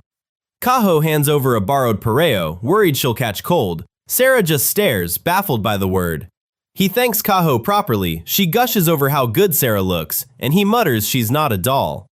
Wrapped in the new pareo, she looks every bit the part. Food first, someone calls out, before the crowd gets worse. Jin claims a table as one of the kids calls her over. He asks Kaho to walk Sera through buying food. She's never done this. Leave it to me. Everything, apparently, every stall in sight is what she wants. He can't believe it. A sound at the table snaps his head around, startled. Katori slides into the seat across from him, smiling shyly. Weren't you the one assigned to watch our spot with the others? She'd rather be with Alice and Meguru. Somehow she ended up here instead. Neither one speaks, just an awkward silence between them. She fidgets, cheeks burning, unable to meet his eyes. She keeps squirming, still lost for something to say. At the table, Jin and Katori sit in silence, both of them fidgeting. Then it hits him. The two of them have never been alone before. This has to be awkward for her, sitting this close. Then their eyes catch for a second, both of them caught looking. Katori jumps, a startled gasp slipping out. Jin fumbles too, groping for anything to say. The first thing he blurts out, "It's really hot today." He instantly regrets it, his face going flat. Somehow that lands, and something in her lights right up. Really? He stunned someone her age tried to be considerate. Now she's the one apologizing. Her name comes out first, like he hasn't figured out the rest. Hot days like this make you want something cool to eat, right? At the noodle stand, Sera can't decide between seafood ramen and beef udon, so she might get both. Back at their table, the awkwardness has faded. Katori is smiling now. Something in her expression has eased, completely at peace. Sera turns up with a tray, all smiles, thanking them for waiting. She still couldn't decide what to get, she admits, setting it all down. Turns out indecision meant ordering nearly everything. Shrimp noodles, ramen, fried rice. She waves them off to get their own food. Jin can only stare. She really eats a lot. She manages an okay, and he waves her along. Let's go, Katori. In his hand, a ticket for the udon. He almost grabbed chilled noodles instead, but they'd eaten those just recently. The crowd's grown thick, and he can't afford to lose track of Katori. Then something makes him turn, uncertain. Katori's boxed in by two strangers now, both older than her. From a distance, Jin can't tell. Are those two her friends? One of them reaches toward her, and his stomach drops. His jaw tightens, eyes locked on the scene. Katori looks every bit as unsettled, unsure what to do next. His stare doesn't move off her, ready to act. He calls out to Katori. She freezes, fists clenched tight. Her nervous stare lingers, lips parted. Eyes brimming, she breathes out one word. Jin. At the stall, a stranger blurts, "Wait, she's seeing someone?" Katori shrinks behind him, eyes wide with alarm. His jaw tightens as he faces the strangers down. He steps between them, cold, hitting on a middle schooler? He's her chaperone, not her boyfriend. She insists it's true. The pair reels, stunned. No way. To them, she doesn't look it at all. More high school, maybe college. Find someone else to bother. His tone leaves no room to argue. The two walk off, giving up the chase. Her apology gets no traction. He only wants to know she's fine. She nods, yet wishes she'd spoken up for herself instead. Stop apologizing, he tells her. Guys like that push hard, so ask for help. He offers to have Kaito watch over her. Solid, dependable build. The suggestion clearly unsettles her. She hesitates, unsure how to answer him. No need. The words come fast, then fade into just his name, Jin. Earlier, she starts, when you talked to me, when you saved me, having him there made her feel safe, she admits, genuinely happy. She bows deep. Thank you so much. He thinks to himself, she really is a good kid. He'll still tip off Kaito and Sera to watch her. Wouldn't that backfire? Just then, elsewhere, she sneezes. Three girls stare at the emptied bowl. No way. Wow. The braided girl just smirks, smug at her own feet. A fresh plate of curry cutlet lands on the table. A fork hovers, poised for the first bite. She lifts a skewer of fried food to her lips. One bite in and her cheeks already bulge with delight. Even the girls watching can't believe how good pool food tastes. In her new pareo, Sera hums, savoring every mouthful. Just where does she even fit it all, one of them wonders. One more bowl of ramen, maybe? The others can't believe it. Jin and Kotori return only for him to freeze. Sera, seriously? Full and recharged, the girls call for round 2. Time to play. Next stop, Kaho asks she's already picked her target. That fortress-like structure with the obstacle course, she decides. The whole group takes off running, Jin trailing a few steps behind. On the ropes, Sera can't stop laughing. He watches her go, a small smile creeping in. Worn out, Jin plops into the shallow end for a breather. Someone behind him wants to sit down too. Kaito settles in next to him. You taking a break too? Endless energy over there. Old men like these two need to pace themselves. Chilling right here has its own charm, Kaito muses. He actually agrees. Out of nowhere, a wave crashes over both of them. Behind a comically huge water gun, someone grins. Ice cold. Kaito cracks up while Jin only glares, unimpressed. Kaho and her friend howl with laughter. Is this a retirement home or what? Behind them, he goes quiet, already plotting revenge.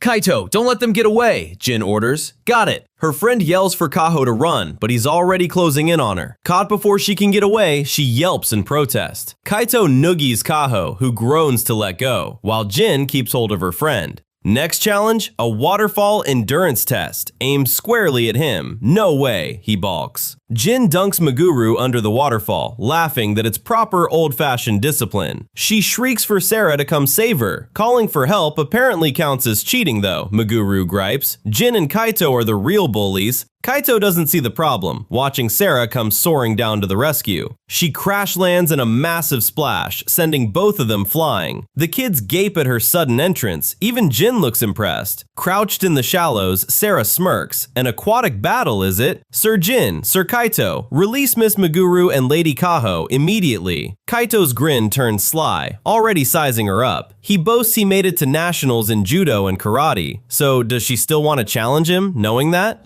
Sera lights up, no holding back. She can already tell he's trained in something. He grins at how confident that sounds. Then she dares him to find out how the water tastes. His confidence falls away mid-throw. He lands flat in the pool, stammering a bewildered, huh? He's still not taking this seriously enough for her liking. His jaw tightens, the sting of losing sinking in. Cheeks burning, he still can't process what just happened. Even holding back, Kaho can't believe Sera actually beat him. Her friend nods along. The kids gush that she's amazing, but Jin stays quiet. Just what is going on here? Lucky for them, the park's fairly empty. Most everyone's off at lunch. Fired up, Kaito charges back in for round 2. Sera just waits, calm and unbothered. Their hands clash with a sharp smack. She locks onto his arm, grip like iron. Kaito can't believe it. This has to be a joke. Naive, she laughs, already turning his own grab against him. A splash cracks off the slide tower, someone shrieking all the way down.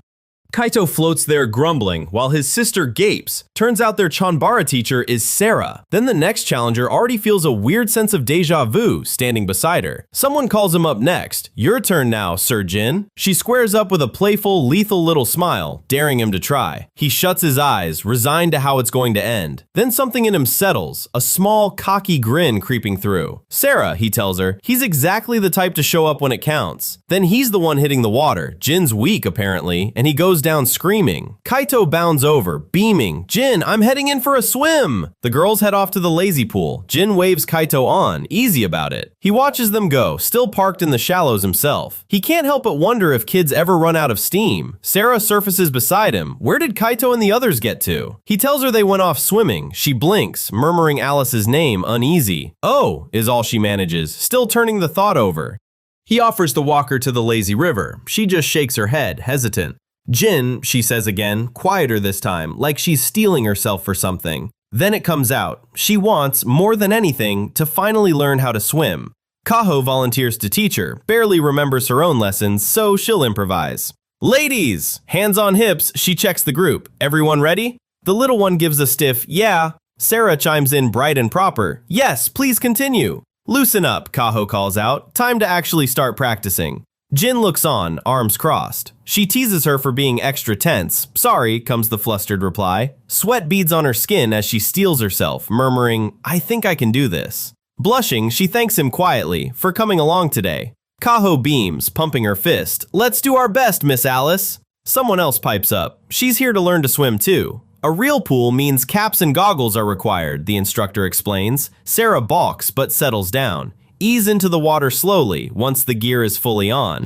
Funny enough, the lazy river gave both of them no trouble at all. Going under is the real fear, not water itself, Alice admits. Sera has the same problem. She has never once tried to swim. The younger girl always sinks after a few yards. Deep breath, dive, then exhale through the nose. Floating and breathing come first today. Goggles on comes the call. Alice jumps, then snaps hers into place. Jin steps in and startles her. They will keep the water out, he explains, so her eyes stay open underwater. She will actually be able to see beneath the surface, Sera realizes. She apologizes for the outburst. Take all the time you need, comes the reply. She snaps her own goggles into place, steadying her nerves. A little tight, but she can already feel it keeping the water out. Jin can only say, whoa. Breathe deep, let it all out once you are under, then repeat. Here we go, nice and slow. Alice takes the plunge with a splash, and the two of them flinch. The instructor calls out after her, eyes fixed on the churning water. Now it is her turn, and she braces herself to go.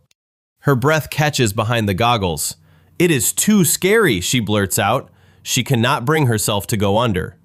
No, she tells herself, this is not the time for cold feet. She hesitates, fist clenched, rooted to the tile. She shakes her head hard, mumbling that she cannot manage it. Then Jin finally speaks, only her name, Sera. He was scared of pools too. His first time, it will be fine. Just relax and give it a try. There is no danger here. One last breath, she draws it in, gathering her courage. She thanks him and vows to give it a shot. Yup, comes his answer, and then she dives. Underwater, her eyes stay open, no sting, no blur. Bubbles drift past as she finally lets her breath go. Underwater, she drifts slow and calm, sunlight rippling above her. She lets a slow breath escape, entranced by the quiet blue. Then it hits her. This all looks so pretty. She never expected the world to look this stunning. Her whole body feels weightless, warm, and strangely pleasant. A muffled shout bursts free, swept away by the water. She dissolves into soft laughter, dizzy and blissfully unaware. The water glitters around her, and she cannot look away. Her hand reaches toward the light, thoughts slipping out of focus. Then everything shifts, and her vision blurs into something else. Still caught in the daze, she marvels at how amazing it feels. Then a hand closes tight around her wrist, pulling her back. Still dazed, she calls him Prince, cheeks burning red. He starts to answer, opening his mouth to speak. No prince at all, he snaps. It is only Jin. With a splash, he hauls her straight out of the water. Idiot, breathe! But her lung capacity might just be superhuman. She keeps murmuring about how pretty everything is, dazed. She keeps babbling about stars and sparkles, oddly delighted by it all. Utterly drained, Jin brushes it off while someone yells for mouth to mouth. Privately, he figures she's tougher than anyone from this world, she'll recover fast. He leans in close, cupping her face, breath inches from hers. Barely back, she murmurs the word prince once more. Then her eyes blink open. She is fully awake now. She headbutts him on reflex. A prince is far too soon. Jin winces from the blow, while the girls all stare, stunned. Only then does she spot Kaho and Alice watching, mortified. Dazed and blinking, she has no idea what just happened. Everyone's relieved she's fine, though apparently reviving her cost them someone else. Her forehead throbs, that's the first thing she notices. Jin sprawled out cold on the tiles, someone shouts his name in panic. Out cold, he dreams of being called princess and told to hold his breath. Outside, panic. Did he drown? She's finally comfortable diving underwater. Real progress today. Next lesson, take a deep breath, then curl into a ball. She agrees. First, a demo of what they call turtle floating. Kaho pulls it off already, no trouble at all. From inside, Jin overhears the girls inviting Alice to join in. 4 girls drift in a row. Jin decides it's straight up surrealist art. The two surface, breathless, wondering if they actually pulled it off. Yes, someone confirms they nailed the float perfectly. Both girls pick it up fast, not a single problem. The two share a quiet, pleased smile. Next drill, arms straight out, no rush. Kaho vows she'll learn to swim. She glides through the water now, smooth and unhurried. One of the girls watches, wide-eyed, utterly amazed. She feels weightless now, she realizes, pleasant, almost like flying. She giggles, pleased with herself, as someone nearby marvels. Air's running low, she realizes. Jin will scold her again. All three break the surface together, gasping for air. Alice managed it too, and Sera's form gets called perfect. Her first time floating, and it felt wonderful, she admits. She and the girl agree. That weightless feeling is amazing. Jin suspects they mean very different things. Sera calls it a boost to combat survival. Kaho's plan for the next part, split everyone into pairs. Alice and Sera already have the basics down, so a new skill comes next. Streamline form? Push off? She's already lost. It just means kicking off the wall, then gliding as far as it takes you. Reassurance meets doubt. You'll be fine. Sounds difficult all the same. Kaho pulls her goggles down. Let's give it a shot. She pushes off and slices into the water. Her foot lands hard against the tile with a thud. She flies past the lane so fast the other girls gasp. Lady Kaho shot out like an arrow, they marvel. No effort at all. Streamlining is the foundation of every stroke. The girls vow to master it. 10 minutes pass. The pool falls quiet between drills. Jin's face has gone flat, worn thin already. Nearby, Sera sinks in a gloomy heap underwater. Bubbles trail up as she wonders why, silently. Take this seriously, Sera. I am, she insists. No matter how many tries, she sinks before she ever kicks off the wall. Why can't I do this? No answer comes, just frustration. Perfect! Alice already has this down, and it shows. She glides through the water, form clean and tight. She surfaces gasping, breaking through with a splash. That was a perfect arrow! I did it! Alice breathes out. Incredible! Sera cheers, though she still can't manage it herself.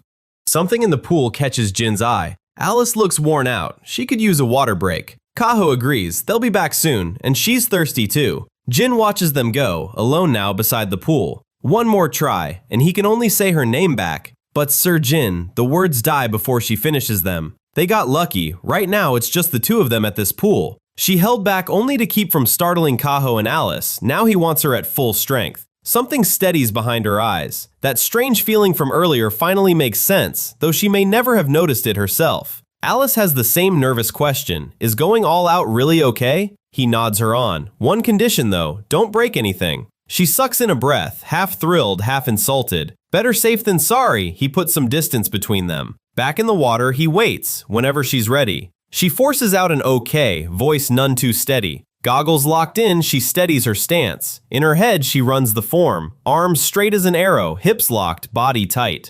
She explodes off the block, slicing the air. Jin freezes, sensing the wave building. The pool erupts behind her dive. A wall of spray crashes straight into him. Ridiculous! That's the only word he's got for that kind of power. She bursts up, grinning. I did it! Jin can only blink, drenched and stunned. So fast he couldn't track her. When did she even get behind him? Then, unnoticed, one strap slips loose. Something's off. She pauses to check. She spins around, beaming. Sir Jin, did you see that? He's still too dazed to answer. Her grin falters. Something's starting to dawn on her. Then it hits him too, and his jaw drops. Neighbors' voices close in, asking if that boom meant an explosion. Sera panics. Don't look at me! She dives under in a splash, out of sight. She surfaces gasping, strap fixed just in time. He turns to Alice next. That was incredible! Then Sera gets her praise too. Look how far you swam! She blushes, quietly pleased he actually noticed. She stares at her own foot in disbelief. She actually swam, and cleanly too.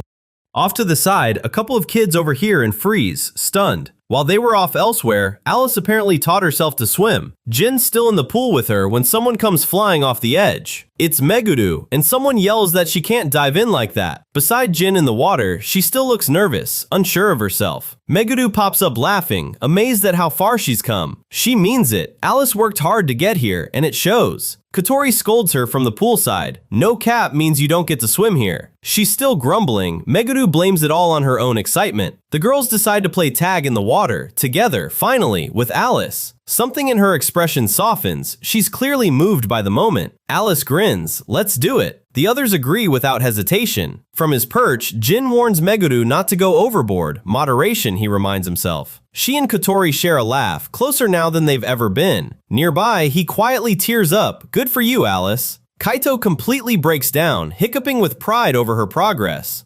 He calls himself their second father. Jin, unimpressed, says otherwise. Kids aren't really his thing, comes the excuse, and it doesn't fly. Growth is nice, sure, but not something worth crying over. Kaito calls him heartless, same as always. Jin simply crosses his arms. Then comes another jab. What about kids of his own, someday? The idea catches Jin off guard completely, with Sera no less. Unfeeling or not, Kaito wagers those kids with that wife of his will still be adorable. In his mind's eye, Sera, laughing, cradling a little girl of their own. The three of them walk the farm road together, hand in hand. Snapped back to reality, Jin realizes he actually pictured the whole scene. Kaito's already planning to spoil those future kids rotten. Fireworks, gifts, everything. Jin tells him to quit fantasizing and stop being creepy. The answer? It costs nothing to dream. Across the pool, two familiar shapes squabble by the benches. She wonders, are Kaito and Jin actually fighting over something? Nearby, one girl tags another with a triumphant shout. Got you, Kotorin!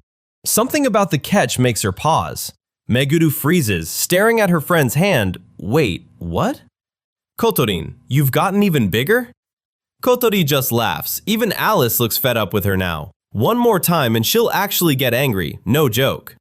Grinning, Kaito starts. I have to say, days like today are exactly what summer break's supposed to feel like. One of the girls beams, lost completely in the moment. Sera's smile fades into something quieter underwater. Beside her, another drifts in the same hush. Grown-ups like them are getting swept up in the mood too. Alice can already swim now. What about Sera? Weren't they practicing together? Jin's easy grin stiffens, sweat breaking out cold. The answer catches in his throat before he can start. Sera, he finally manages, is racing Kaho in the lane over there. The two of them tear through the water side by side. Fully locked in now. You're on, Lady Kaho. Her eyes narrow, entirely fixed on the lane ahead. Other swimmers cluster around, buzzing over the commotion nearby. Kaito and Jin's own group turns, baffled by the sight. Someone's head tips straight back, completely floored by it. No way, Kaito blurts. You have got to be kidding. Neck and neck, they surge together toward the wall.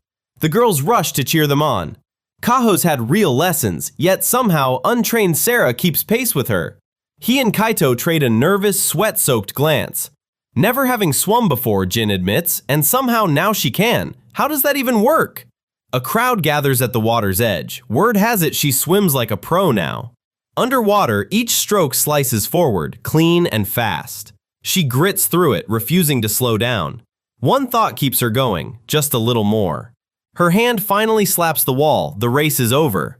The crowd erupts, that finish comes down to inches. Both girls gasp for air, so who actually won? Kaho edges it by a hair, and she spots him poolside, Sir Jin.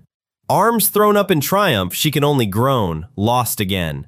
She credits her coaches, but Kaho isn't buying it. Weeks ago, she couldn't swim at all.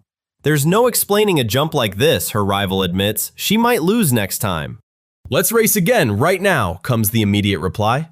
Ha ha ha, no way, not falling for that twice. Still the coach here, she teases. Too soon for the student to beat the master. Not fair, comes the protest. She never claimed to play fair, after all. Off to the side, he watches amused. The begging for one more race won't stop. As the girls wander off, Kaito pulls him aside. His face turns serious. That girl, she's way too skilled in a fight, and now she swims like a prodigy. Nothing about her adds up. He tenses. The question lands too close. Kaito presses harder. Where did you actually meet her? He says nothing, the silence stretching a beat too long. Don't lie to me. In my rice paddy, he answers, flat as ever. Afternoon slides toward evening at the park. He doesn't argue, it's time to head back. Kaho announces a shower break before heading home. One girl beams that today was fun. Then someone notices, where did Alice go? Kaito finds her curled up on a bench, worn out and asleep. Kaho scoops the drowsy girl up. I've got you. Alice only mumbles in reply. Her name is called out and she looks up, startled. One of the girls beams up at her. Did she have fun today? For a moment, she's too stunned to answer. She doesn't wait for a reply. Thanks, Sera, for the whole day at the pool. The whole group chimes in together. Thank you so much. Sera lowers her eyes, a small smile breaking through. But it's not over yet. She blinks, confused. What's that supposed to mean? One more thing before they call it a day, someone teases. But what? A vending machine, standing right outside. Cups collide in a round of cheers. One long gulp of cola, straight down. Two of the girls gasp and laugh, refreshed. He grumbles about the cost. Nothing beats cold cola when you're this exhausted. The whole group settles onto the benches outside, cups in hand. He reminds her the drink is carbonated. She nods quickly, flustered. She'll take it slow, just to be safe. Down the street, a mother and child wave to a neighbor. Ahead, more families stream in through the gates as they head out. She tips back her cup, breathing out with the fizz. Ice rattles softly as she swirls it around. Leaving stirs up an odd sadness she can't quite explain. Jin glances over, catching the same quiet mood. He admits he had a good time too, the first in a long while. There's a pool near his place, but the old him would never have gone with anyone. Sera's presence is what lets him reconnect with people again. This might be their last swim this year, but next year there's always more. Something catches Sera completely by surprise. He glances over, a small smile breaking through. She laughs, vowing they will all come back here next year, he agrees. He teases she sampled everything. She is already planning to eat more next time. At 4 in the morning, his alarm will not quit. A thumb swipes it to snooze without a second thought. He sighs awake, wondering if morning really came this fast. He lies there a while longer, eyes barely open. His whole body still feels sluggish. Then it hits him. He does not want to work today. Switching back after a vacation is brutal. He chose this life, so why can't he get up? He stretches out a long yawn. He could sleep 2 more days easy. His mind drifts back to the summer festival they went to. Then the pool afterwards. She is laughing and splashing water everywhere. Sheesh, he really needs to grow up. Though that summer haze isn't done with him. Then something makes him pause. Wait, if he has hit this hard, what about Sera? She bursts in with milk bottles, greeting him warmly. He asks what today holds. He looks dead on his feet next to her radiant glow. She is thrilled, potatoes today, and she is already bursting with energy. The greenhouse and open field stretch out before them. He kneels in the dirt, setting spuds one by one into the ground. Today's task, 6 inches deep, following the ridges from before. Seed potatoes go in a foot apart, then get covered in soil. He sighs again, dragging through the work. He swings his arm, grumbling that the sluggishness will not quit. A giggle drifts over from behind him. Great, is this his whole day now? Turns out she is baby-talking a potato. How do you like your new bed, Sir Potato? Sleep well, she coos to the potato, and grow some good healthy leaves. She vows to check on it personally every single day. Jin watches on, his face giving nothing away. Once the potatoes are covered, it's on to the carrot field next. Got it, she chirps. They reach the rows of feathery greens. Sera catches her breath. She stares out at the sprawling patch. So many of them. This batch, he says, should finally be ready for harvest. She recalls his warning that carrots barely germinate. Is it truly that hard? It really is. They struggle to absorb water and hate humidity too, meaning constant watering and weeding before they even sprout.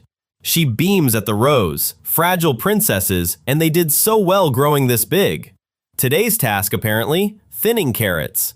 She has no idea what that means. It means pulling out the ones that haven't reached full size, rough, tedious work. Her face drains, pulling them out now, before they've even grown? Not princesses, comes his flat correction.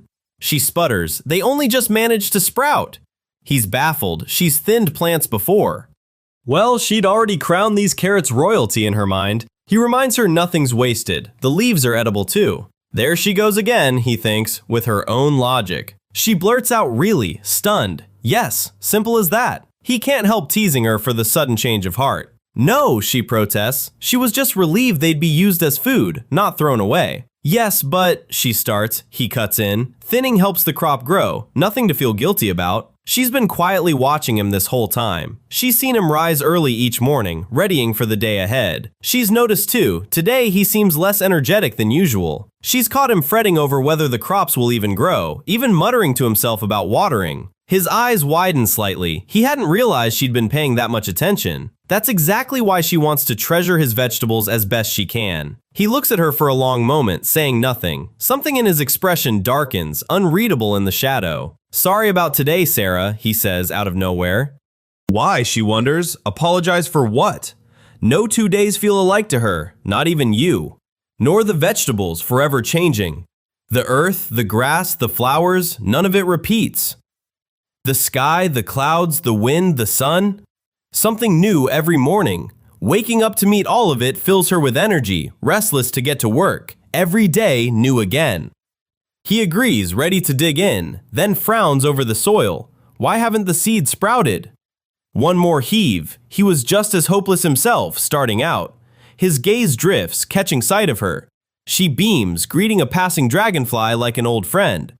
Watching her, he realizes she's the soil, the sun itself.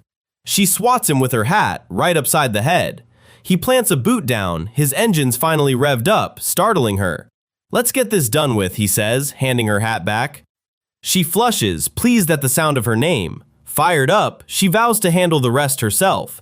Move fast or they'll be out here till evening. She nods, understood. Bundle after bundle comes up, the basket quickly filling. She wipes her brow, catching her breath. The rows stand neat and orderly now, real progress. She hopes each root grows into a fine carrot. Then she turns to him, question ready. Holding up the leaves, she asks what dish he'll make. Jin gives her a flat, unimpressed look. You'll find out back at the house, she's already moving. She calls out to him again, nearly home. In the kitchen now, she repeats the question. He's still deciding. Salad, ohitashi, aimono, soup. Good options, he admits, but more side dish than centerpiece. Then he settles on it, kakiage. Sera lights up at the word kakiage. Jin's already regretting it. Frying's a pain. She has no idea what it even is. Doesn't matter, it sounds delicious. So today's dish is settled, kakiage, made with carrot greens. The ingredients line up: carrot leaves, onion, shrimp, a handful of soybeans. Jin puts her to work. Carrot leaves roughly chopped, onions sliced thin. For a moment, the two of them share an easy, comfortable grin. Jin steps up to the stove. Time to get the oil going. The shrimp's the pre-breaded frozen kind, already good to fry. All that's left is getting the oil hot enough. She panics. Way too much oil, surely? That's just how deep frying works. He waves off her confusion. She'll get it soon enough. Is the chopping finished? She's ready to go. Jin turns to mixing the batter next. Flour and starch go first, dissolved together in water. Next go the vegetables, the shrimp, the soybeans, everything into that batter. Shrimp and soybeans go in last, and the mix comes together. One last stir spreads it evenly. The oil should be hot enough now. A ladle keeps the batter clumped together, easier to fry that way. The mixture hits the hot oil with a sizzle loud enough to make Sera jump. Jin barely reacts, completely unfazed. She's already scrambled up onto the rafters, swearing she wasn't scared, only startled. That sound to her had a genuinely terrifying aura. Fair point, hot oil popping out of the pan unsettles plenty of people. She can watch as long as she keeps her distance. Then the oil catches him anyway, a yelp, and Sera's right at his side. He waves it off as nothing. She's still rattled by how loud the pan's gotten. 340 degrees, Sera's jaw drops at the number. She swears the oil's exactly as hot as what demon oilmancers use to torment soldiers, but nobody's buying it. At exactly this heat, everything sizzles just right. That's the whole secret to kakiage tasting this good. He lifts one out. She blinks. Wait, this is it? He bites in and instantly regrets it. Why would he just eat it like that? Testing the taste is a fry cook's privilege, apparently. Kakiage fresh from the oil, he claims, hits on a whole different level. Flavor so good it leaves her completely speechless. Sera wants a turn at frying now. Wasn't she just terrified of the oil? No problem, she says. She's already got a plan. He's lost. Something in her look shifts. She's made up her mind. Too dangerous, apparently. She's told to stay put and watch. She's already past him, hair tied back, sliding right into position. He jolts, not expecting that at all. What exactly does she think she's doing back there? She tells him to wait and see. Light gathers between her palms, a spell circle taking shape, a magic barrier, and he has no idea what just happened. No more scalding splatter is going to reach him now. This exact barrier once shielded her squad from demons hurling boiling oil in battle. Holding it in place, by her logic, counts as helping him fry. Which means, in her mind, she's earned the right to taste test too. He goes quiet, too worn down to argue the logic. Frying's awkward with her arm in the way. Does the barrier need both hands? Just one, she insists. Fine, why doesn't she just try it herself then? That actually makes sense to her, and she lights up at the idea. She wants him to teach her properly now. He can only sigh and agree. This one's already done apparently, and she can hardly believe it.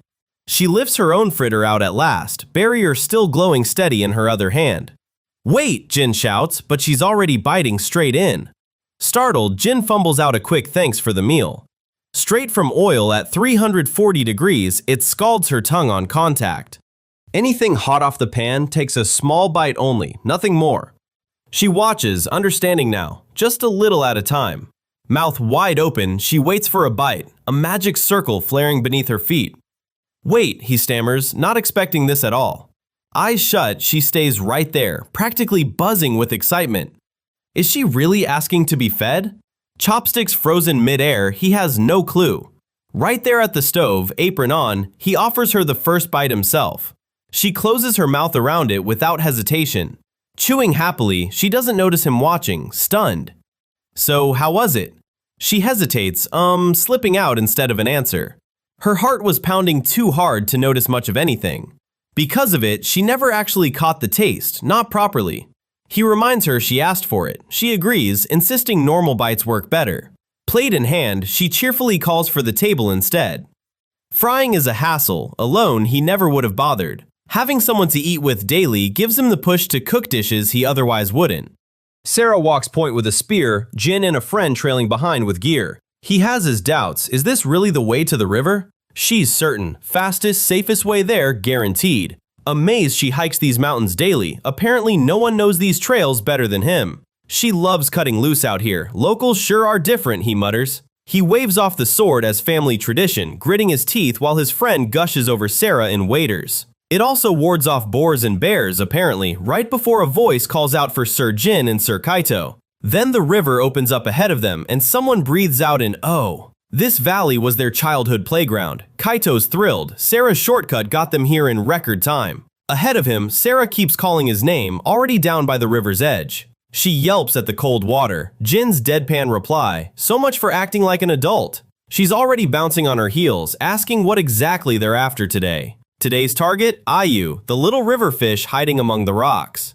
She throws a fist in the air, thrilled at the plan. Kaito's glad he asked them along. Jin can't help noticing how happy she looks. Turns out this whole trip started with him showing up unannounced that morning. While the guys sort gear on the bank, Sera's already wading in, pole in hand. She comes bounding over, calling his name twice. Jin's just savoring the mountain air. She's relaying Kaito's tip on grilled Ayu, clearly here for the food, not the view. At this rate, Jin figures, she'll clear the river out before she's even full. With Kaito supplying the gear, they get straight to setting up instead. She snaps back to the moment and apologizes. The rods are finally ready. Kaito presents them with a flourish. She blinks, clearly not expecting this. She turns the rod over, stunned. This passes for fishing gear in this world? She holds it like a spear. Jin winces at the comparison to a weapon. Kaito brushes it off. He's got his eye on lure fishing today instead. Turns out Ayu can be caught that way as well, skipping the decoy entirely. Kaito laughs it off. Trying something new is easier with friends around, which explains the invite. Lost, Sera cuts in. What exactly are they talking about? That's the method, the standard trick locals use to land Ayu around here. Their diet's simple, moss clinging to stones along the riverbed. Each fish guards its own patch of ground like private property. Sera's delighted. They're ruthless, ramming any rival clean out of their turf. Hook a live Ayu as bait, then set it loose in the current. Drop a decoy into a rival's territory and another Ayu attacks it on sight. The hook snags it mid-bite and reeling it in seals the catch. Today though, they're skipping live bait for lures, fakes built to look convincing. Kaito waves the other two over to make their pick. She turns hers over, stunned. It looks nothing like a fake. It only has to fool the fish, and this one does, close enough to pass for real. Kaito and Sera are eager to try it. Jin's the only one who doubts it'll work. Waders on, the three of them start by casting downstream. Sera's lost completely. Jin tells her to relax, he'll walk her through it. The best Ayu gather where the current runs strongest. That's where they aim first. Casting, she's never heard the term before. It just means sending the line out. Back in her world, people fished. She just never did it herself. She tried once, broke their tools with raw strength and got run off. Turns out even she has limits. No need to overdo it, just have a go. Half of fishing is just soaking in the moment while the line drifts in the water. Something in that lands with her. She goes quiet, taking it in. Slowly, it clicks. He's right. Take it slow, he says. He'll stay by her side if she needs anything. She thanks him, ready to try. Jin watches her, clumsy at first, but quick to pick things up. It's been years since he last fished, not since childhood, tagging along on family trips. He settles on a spot by the black rock. There are fish out there. Doesn't that alone make you want to catch one? Though realistically, he's not about to snag one right away. So much for that theory. The rod jerks hard. Sera notices at once. What's wrong, she asks, seeing the look on his face. He stares at the line, stunned. He's already hooked one. Both of them just gape. Nobody expected it that fast. Kaito bolts for a net. Sera's still stuck on how quick it happened. 5 minutes in, and it happens. A real Ayu tangled in the net. All three go still, stunned by the sight. Amazing, Kaito gasps. Sera calls it incredible. First catch, and it's already his. So what's the trick, he presses. Jin has no answer, blinking blankly. How, he insists. Drift it, shake it, tell us already. Jin admits, he didn't do a thing. It latched on the moment he cast. He parrots it back flat, so it caught itself, huh? Then it doesn't even count, they decide, just beginner's luck for him. Kaito hooks something, rod jerking hard, he yells for backup. Relax, I heard you, Jin mutters, sprinting toward the frantic calls for a net. It scoops the fish out of the water, a second Ayu. Kaito whoops in triumph, Jin only sighs. Got it. He can't resist a jab about the whim, his friend's still riding high off that first catch. Another Ayu splashes into the basket. Wow. How many's he got now, pretty? Sure, but this one's no true oiboshi. 3, Jin smirks. Invading rival turf is basically his specialty, drawing a grimace from Kaito. Out of nowhere, his friend asks how Sera's doing. The question throws him. Downstream, she grips her rod, radiating pure menace. She'll scare off every fish at this rate. Even Jin admits she looks terrifying right now. He watches her, unconvinced. Nothing's biting at all today. Jin calls out. She turns, startled. She glances up, surprised. He tells her plainly, too tense right now. She can't help it. She only wants to catch a fish of her own. Sir Jin and Kaito already caught theirs, she complains. She hasn't gotten a single bite. She needs to focus, she insists. Her own skill must be lacking. She locks in with night-grade intensity, ripples spread across the whole river. The current suddenly shifts, Kaito yelps, turns out she really is driving the fish off. He can only stare, wide-eyed and uneasy. A hand sneaks toward her cheek, fingers tapping the air. He gives her cheek a poke, right as she turns to ask why. A long, awkward silence stretches between them. Then she cracks, a stifled laugh breaking through her fluster. The trick worked easier than expected, Sera's still catching up to it. His verdict? Her sheer intensity alone is enough to scare off every fish. He guesses she's had bad experiences out here before, better to let go now. She admits it. Fishermen back in Leforia scolded her harshly once. Out here, it's not skill that matters, it's giving up control completely. Got it. Is there any other advice he can offer? The energetic ones defend their turf harder, easier prey for a lure. Look for oiboshi, big Ayu marked with yellow, the strong, healthy ones. The best odds are in fast currents thick with moss. Her expression sharpens, something clicks all at once. She's already spotted several Ayu matching that exact description. She decides on the spot, she'll fish exactly where she saw them. She can make out every single Ayu in the water. Wait, she can actually see individual oiboshi out there? Her eyesight's otherworldly, no wonder missing them frustrates her so much. One condition, she keeps that mana and intensity of hers under control. She asks him to stay close. Alone, she'll tense right back up. She's sorry. She knows he'd rather be out fishing himself. It's fine. He'll stay right there until she lands her first catch. Just a simple yeah, and somehow that's enough for her. She thanks him quietly, cheeks flush pink. Elsewhere on the bank, Kaito decides to give it a shot too. He studies the water, quietly working out his own approach. He's floored watching Sera fish, so this is why Jin's finally changed. Side by side, the two of them settle back into the quiet of fishing. Jin catches something out of the corner of his eye and stiffens. Beside him, Sera's stare turns razor sharp and cold. He flicks her forehead, same scary face as always. Sorry, she mutters, still rubbing the sting away. She keeps her eyes down, quiet for a moment longer. Something on the line feels strange, though she can't place it. Then the rod bends hard. Something's taken the bait. Sera jerks back, stunned by the sudden weight. A bite, she calls to Jin. Hold steady till the hook sets. He offers to net it while she keeps reeling, flustered but eager. He wades in fast, net raised and ready. It closes around the fish, clean and sure. Sera, look, he calls out, grinning ear to ear. Your first catch, he cheers, holding it high. She stares, eyes wide, barely able to believe it. She leaps up, shouting, Sir Jin, I did it! You did well, he says. I finally caught one, she beams. Try touching it, he offers. Huh, is that okay? She giggles, cradling the fish like a trophy. Then Kaito wanders over. Sera, you caught one? Jin watches quietly, a small smile of his own. Kaito's jaw drops. Whoa. He whistles. What a beautiful oiboshi mark. It's huge too, a real catch, he insists. She can hardly believe it. She glows, glad it's a good one, all thanks to Sir Jin. A faint, pleased smile stays on his face. Thank you, Sir Jin, she says again, and he can't quite look away. Oh, she can't wait. Salt grilled fish tonight. In the end, it's all about food. Jin and Kaito go quiet, stunned by their haul. Neither's ever hauled in a catch like this. Today really delivered. Over half of it, it turns out, came from Sera's rod alone. Once she landed her first, she couldn't stop, one after another.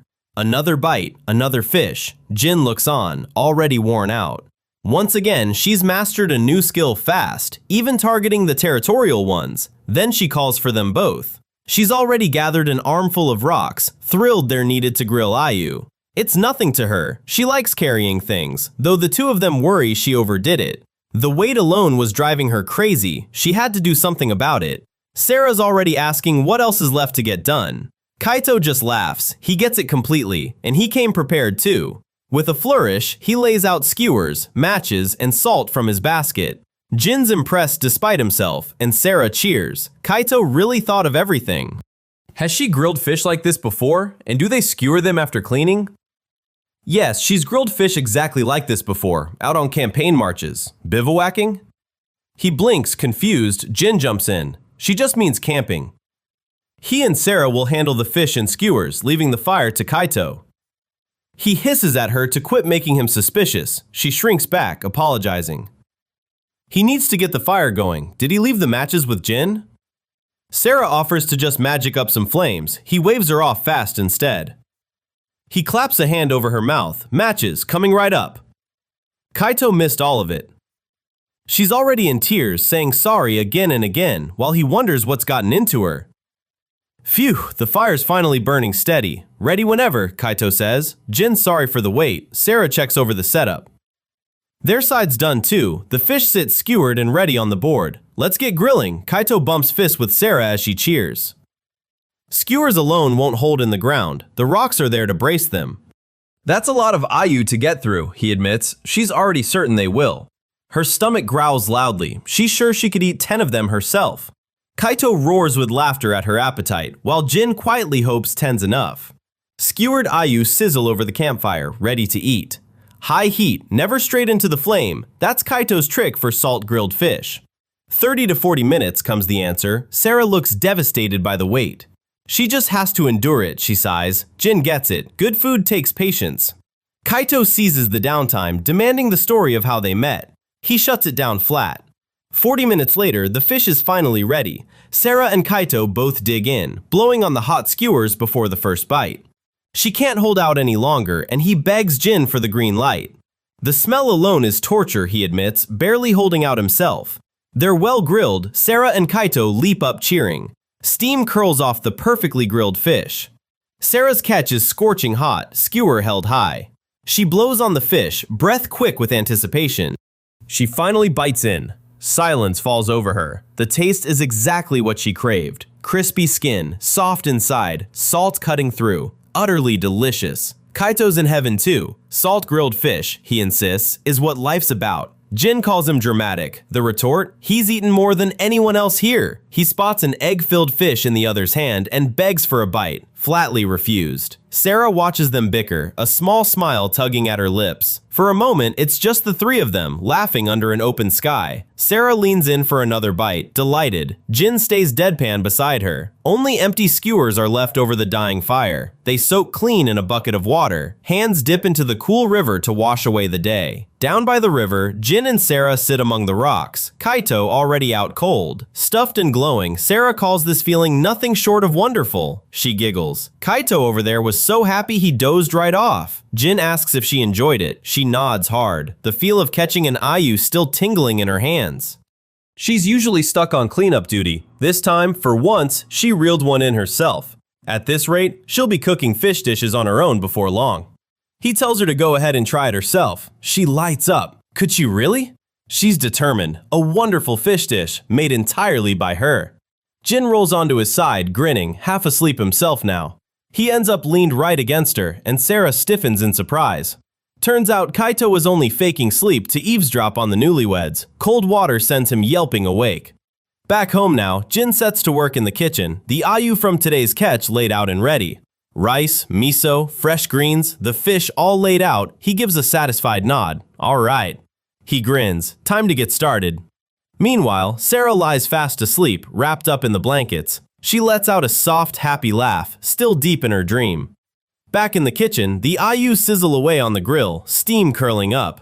Jin stirs a simmering pot with practiced chopsticks. The ayu settle into the rice, the dish slowly coming together. Back under the covers, Sera sleeps on, undisturbed. He plates up the grilled fish, dinner nearly ready. A second pot bubbles with vegetables and the rest of the catch. Fish bones and scraps pile up in the waste baskets. Still dreaming, she giggles again, cheeks flushed pink. Her eyes blink open, sleep suddenly broken. Then she bolts upright, gasping, "Wait, what?" Sera jolts awake, stomach growling. Sir Jin's already cooking. Knife thumping fast, he figures he's nearly finished. A loud bang, Sera bursts in, arms wide, shouting his name. She scolds him for not waking her. It's barely 5 in the morning. He's making something he actually wants to eat for once. He kept quiet about it only because the dish takes forever. Curious, she leans toward the pot. What exactly is this? Ayu rice apparently, and the smell alone has her hooked.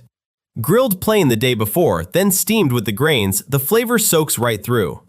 She's practically glowing, delicious enough to bring her to tears apparently. She offers to help, there's nothing left to do but wait. He's also finished miso soup and braised spinach on the side. She hesitates, working up to ask him something. Could she try making tamagoyaki, the rolled egg dish, too? He's delighted. Go for it. Not a bad idea at all. Just do better this time, he teases. Apron tied on, she's ready to give this everything she's got. His face says he isn't quite convinced. No time to waste, though maybe getting dressed should come first. His eyes catch on the apron strings and he freezes. He looks away fast, ears burning. She finds the eggs at last. He mutters that her guard around him has been slipping lately. No need to rush on his account, he wanted to cook regardless. He feels bad, as though he dragged her out of bed early. She doesn't see the problem at all. This, apparently, is one of her favorite moments of the day. Never cook alone again, she warns, and feel free to wake her anytime. Solo cooking apparently counts as cheating now. She psychs herself up, ready to give the cooking her all. It's sizzling nicely in the pan, and so far it's going well. Watching her work this hard, Jin can't help but smile. Dish after dish covers the table. She keeps working the stove, finishing up the last of it. It's a lavish breakfast by any measure, he's inclined to agree. Right, time to check on the pot. The lid comes off, 3 whole fish steaming over the rice. She leans in, wide-eyed at the smell rising off it. Not yet, it still needs stirring, though it already looks incredible to her. He folds the fish in, mixing it through evenly. Every dish is finally plated and ready. They both give thanks before digging in. She catches the scent of soy sauce rising off the rice. Chopsticks lift a bite of it, fish and all. She takes it in and her whole face lights up. She savors it slowly, eyes closed in pure satisfaction. Both talk at once, his praise for the omelet, hers for the rice. She blinks, surprised he said that out loud. He looks just as stunned, realizing what slipped out. She only wanted him to enjoy it and insists he try the rice first. Her words trail off, but the smile stays. Food someone else makes always tastes better, she laughs, and he has to agree. She starts to add more, though he's already finding this embarrassing. Getting a meal this amazing first thing, that's the real win. Today, she beams, is going to be a good day. Watching her like that, he can't stop smiling either. Cooking something this good, he thinks, might just be happiness itself. 5 plates in already, and he can only wonder how much more she'll eat. He sits by the window, gazing out at the blinding summer sky. This heat wave just will not quit, apparently. He collapses flat on the floor, drenched in sweat since sunup, and too wiped out to even eat. From somewhere close, Sera's voice welcomes him home. 3 familiar voices pile up at the door, begging them to come hang out. He eyes them warily. Apparently they brought him something nice. He slams the door shut without a word. Through the door, he is not their babysitter, and would they please use the front one for once? He is not bullying anyone, apparently, though one girl already wails for Sera to save them. Actually, they came to deliver something today, not just to hang out. Deliver what exactly? Jin and Sera trade the same puzzled look. A watermelon lands on the table with a heavy thud. Both of them freeze, stunned by the sheer size of it. Meguru holds it up proudly. Sera has never seen one before and mistakes it for some giant round cucumber. Thick skin outside, sweet red fruit within, he explains. She marvels at the odd striped pattern. Arms crossed, he cuts straight to it. What exactly is going on here? Kotori beams. Her mother wanted to thank them both, and the news catches Meguru by surprise. It is for chaperoning them and for all those trips they have taken together. Give it to Kaito instead. He is the one actually driving the girls around, not Jin. Right, Alice. He was thrilled, Meguru grins. They already gave him a watermelon of his own. In the retelling, Kaito burst into tears over the gift, calling them impossibly sweet kids. The guy has always been a soft touch. He starts to argue it is hardly appropriate, but the girls talk straight over him and will not hear otherwise. All 3 chime in together, grateful to him and Sera for always making time for them. The words catch him quiet, softening his usual gruff front for a moment. She bumps his fist, grinning. Keep bringing us along from now on, too.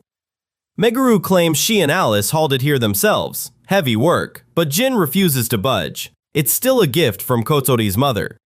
One of the girls announces she's cutting it now. Help yourselves. Jin gives in, grudgingly. Then Kaho interrupts. Before they eat, Sera has to do the traditional thing first. Jin has no idea what that means, and already dreads it. The girls grin, clearly plotting something. Their answer? A sui kawari, the traditional blindfolded watermelon smash. Sera has never heard the word. Jin just wants to skip straight to eating. Kotori lays out the real rules, blindfolded, guided by shouts, hunting the melon with a stick. No, but she lights up anyway, the perfect training tool for a knight. Kaho suggests they use the sword she's already carrying instead. Turns out it's not a model at all, it's real, and the kids go rigid. The girls just stare, stunned into silence. They shrug it off as roleplay. A knight's pride demands a real blade. Not roleplay, she insists. He's already given up trying to convince her. Kaho produces an actual wooden sword, her brother's souvenir from a school trip. Jin isn't even surprised. She recruits Kotori and Alice to blindfold Sera first. Eyes covered, she grins. It's just like her old knight training. Jin sighs. These kids turn everything into a game. Still, the blindfold's on tight. Someone calls out and he glances up. His mind drifts, a memory of the girls thanking Sera for always being around. Something about it makes him go still. Teasing Kaito for going soft is off the table now, he realizes. Blindfold secure, sword in hand, Sera's ready to go. Ready whenever, she calls out. Kaho gives the signal to begin. Spinning her first is next. Blindfolded or not, she calls it child's play.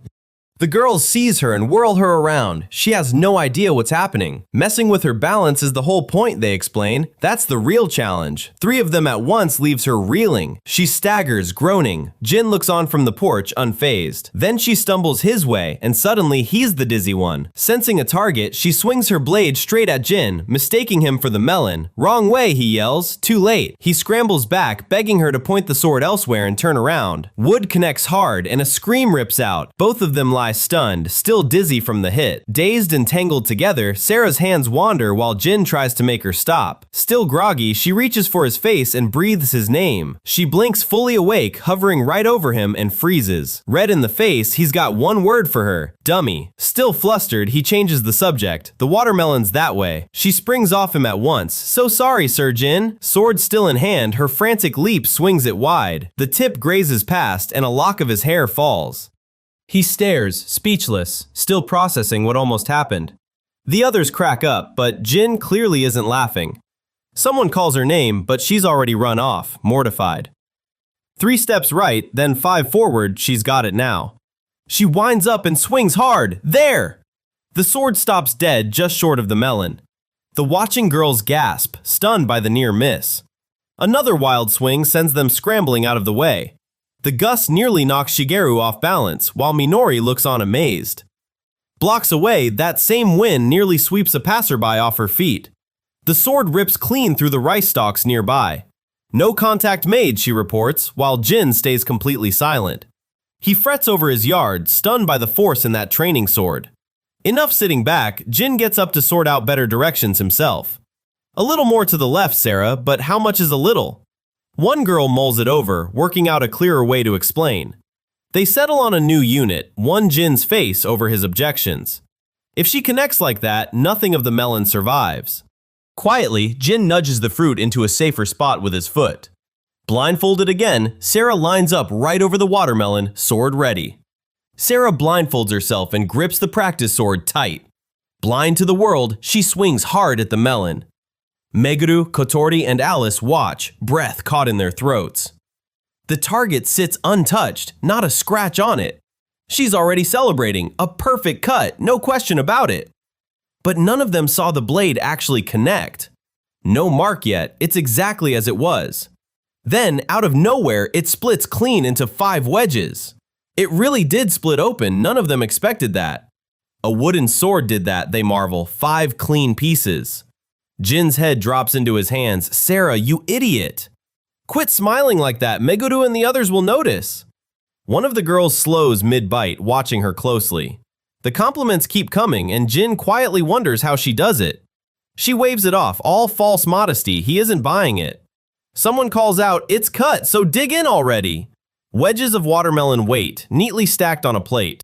The girls admire the red flesh. Sera has never seen one. She steadies herself, unsure, and finally leans in to try it. She bites down. Her eyes fall shut. This, she decides, is something else. Everyone digs in together, agreeing nothing beats watermelon in summer. A neighbor chimes in, calling it the best one yet. The kids turn seeds into ammo, firing them at each other. Jin sighs. Of all people, Meguru started it. Creative, sure, but clearly not a habit worth copying. They aim for Jin next. Cut it out, he warns. The girls dissolve into laughter, completely pleased with themselves. One pouts, one huffs, the bickering doesn't really stop. By the end, they're all still there together, laughing it off. Jin listens, quiet, a small smile tugging at his mouth. Plate nearly empty now. That was fun, someone grins. Mouth full, he barely looks up at the sound of his name. Next year, the year after, can they keep doing this every year? The question catches him off guard for a beat. One of the girls leans in, beaming. Another bursts out laughing, cheeks flushed from the heat. A third only smiles, quieter, watching him with something soft. He looks down, already weighing his answer. They'll probably all leave the countryside once college and jobs take over. Jin's reply is instant. No. One of them finds university life, like Big Sis Kaho's, tempting, but no, they insist, they're staying. Well, either way, she doesn't seem to mind. He'll still be here even after they've all grown up. It'd be nice to keep doing this. He means whatever they visit, too, and the girls' faces light right up. Thrilled, she pushes further. How about the river, now? His answer lands blunt. Not now, there's work to do. The kids pile on. Cheapskate, they cry, throwing his adults are busy excuse right back. Finish the watermelon, then it's home, Jin says flatly. They groan. Come on. She'd hoped he'd stick around after this. The other only pats her shoulder. His expression softens again, watching them settle down. Sera says he's strict with kids, but kind in his own way. Inwardly, Jin's in no position to mock Kaito. A couple of heads turn, puzzled by the sound. Eyes closed, she sighs, so moved apparently. Turns out the skin and seeds of that watermelon aren't very good. Seeing Sera like this is entertaining enough to make them reconsider leaving. No one had warned her the rind was off limits. Plate scraped bare, she exhales, finally stuffed. She rolls onto her side, time for a nap. Go home, he tells them. Jin, Jin, she murmurs sleepily, while one of the kids groans. Cheapskate again. One of the girls frowns. Sera isn't moving at all. Wait, what? She stares hard, unsure whether to worry. Outside, Sera eyes the parked bikes. Do these belong to Meguru and the others? She reaches for the bicycle bell, careful and curious. A girl finds her crouched by the bikes. Is everything all right, Sera? It's just Kaito and the local girls. Stunned she owns no bike, she was only curious what it's called. One of the girls turns on Jin. Bikes are the easiest way around out here, and Sera's been walking everywhere? Truth is, it never crossed his mind. She's fast enough to outrun any bike anyway.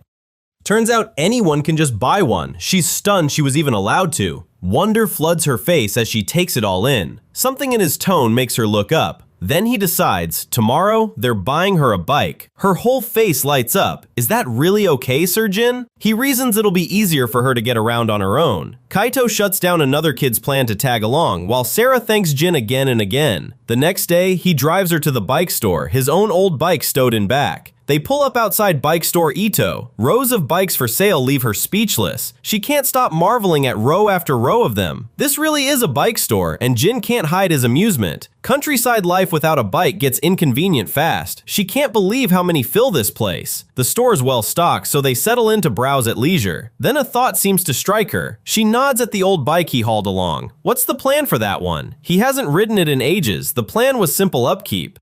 Turns out the bike is an old gift. Surprised, she wonders if the whole trip was pointless. No, he'd rather buy her a brand new one, take all the time they need to find the best fit. Touched, she vows to cherish her first steed. Jin's flat correction, bikes aren't steeds. So many different types, she realizes. At this rate, the sun will set before she's done. Then, out of nowhere, something makes him yelp in surprise. The price tags on every bike stop her cold. Sir Jin, she stammers, he wants to know what's wrong. 30,000 yen for a bicycle? Surely that can't be right.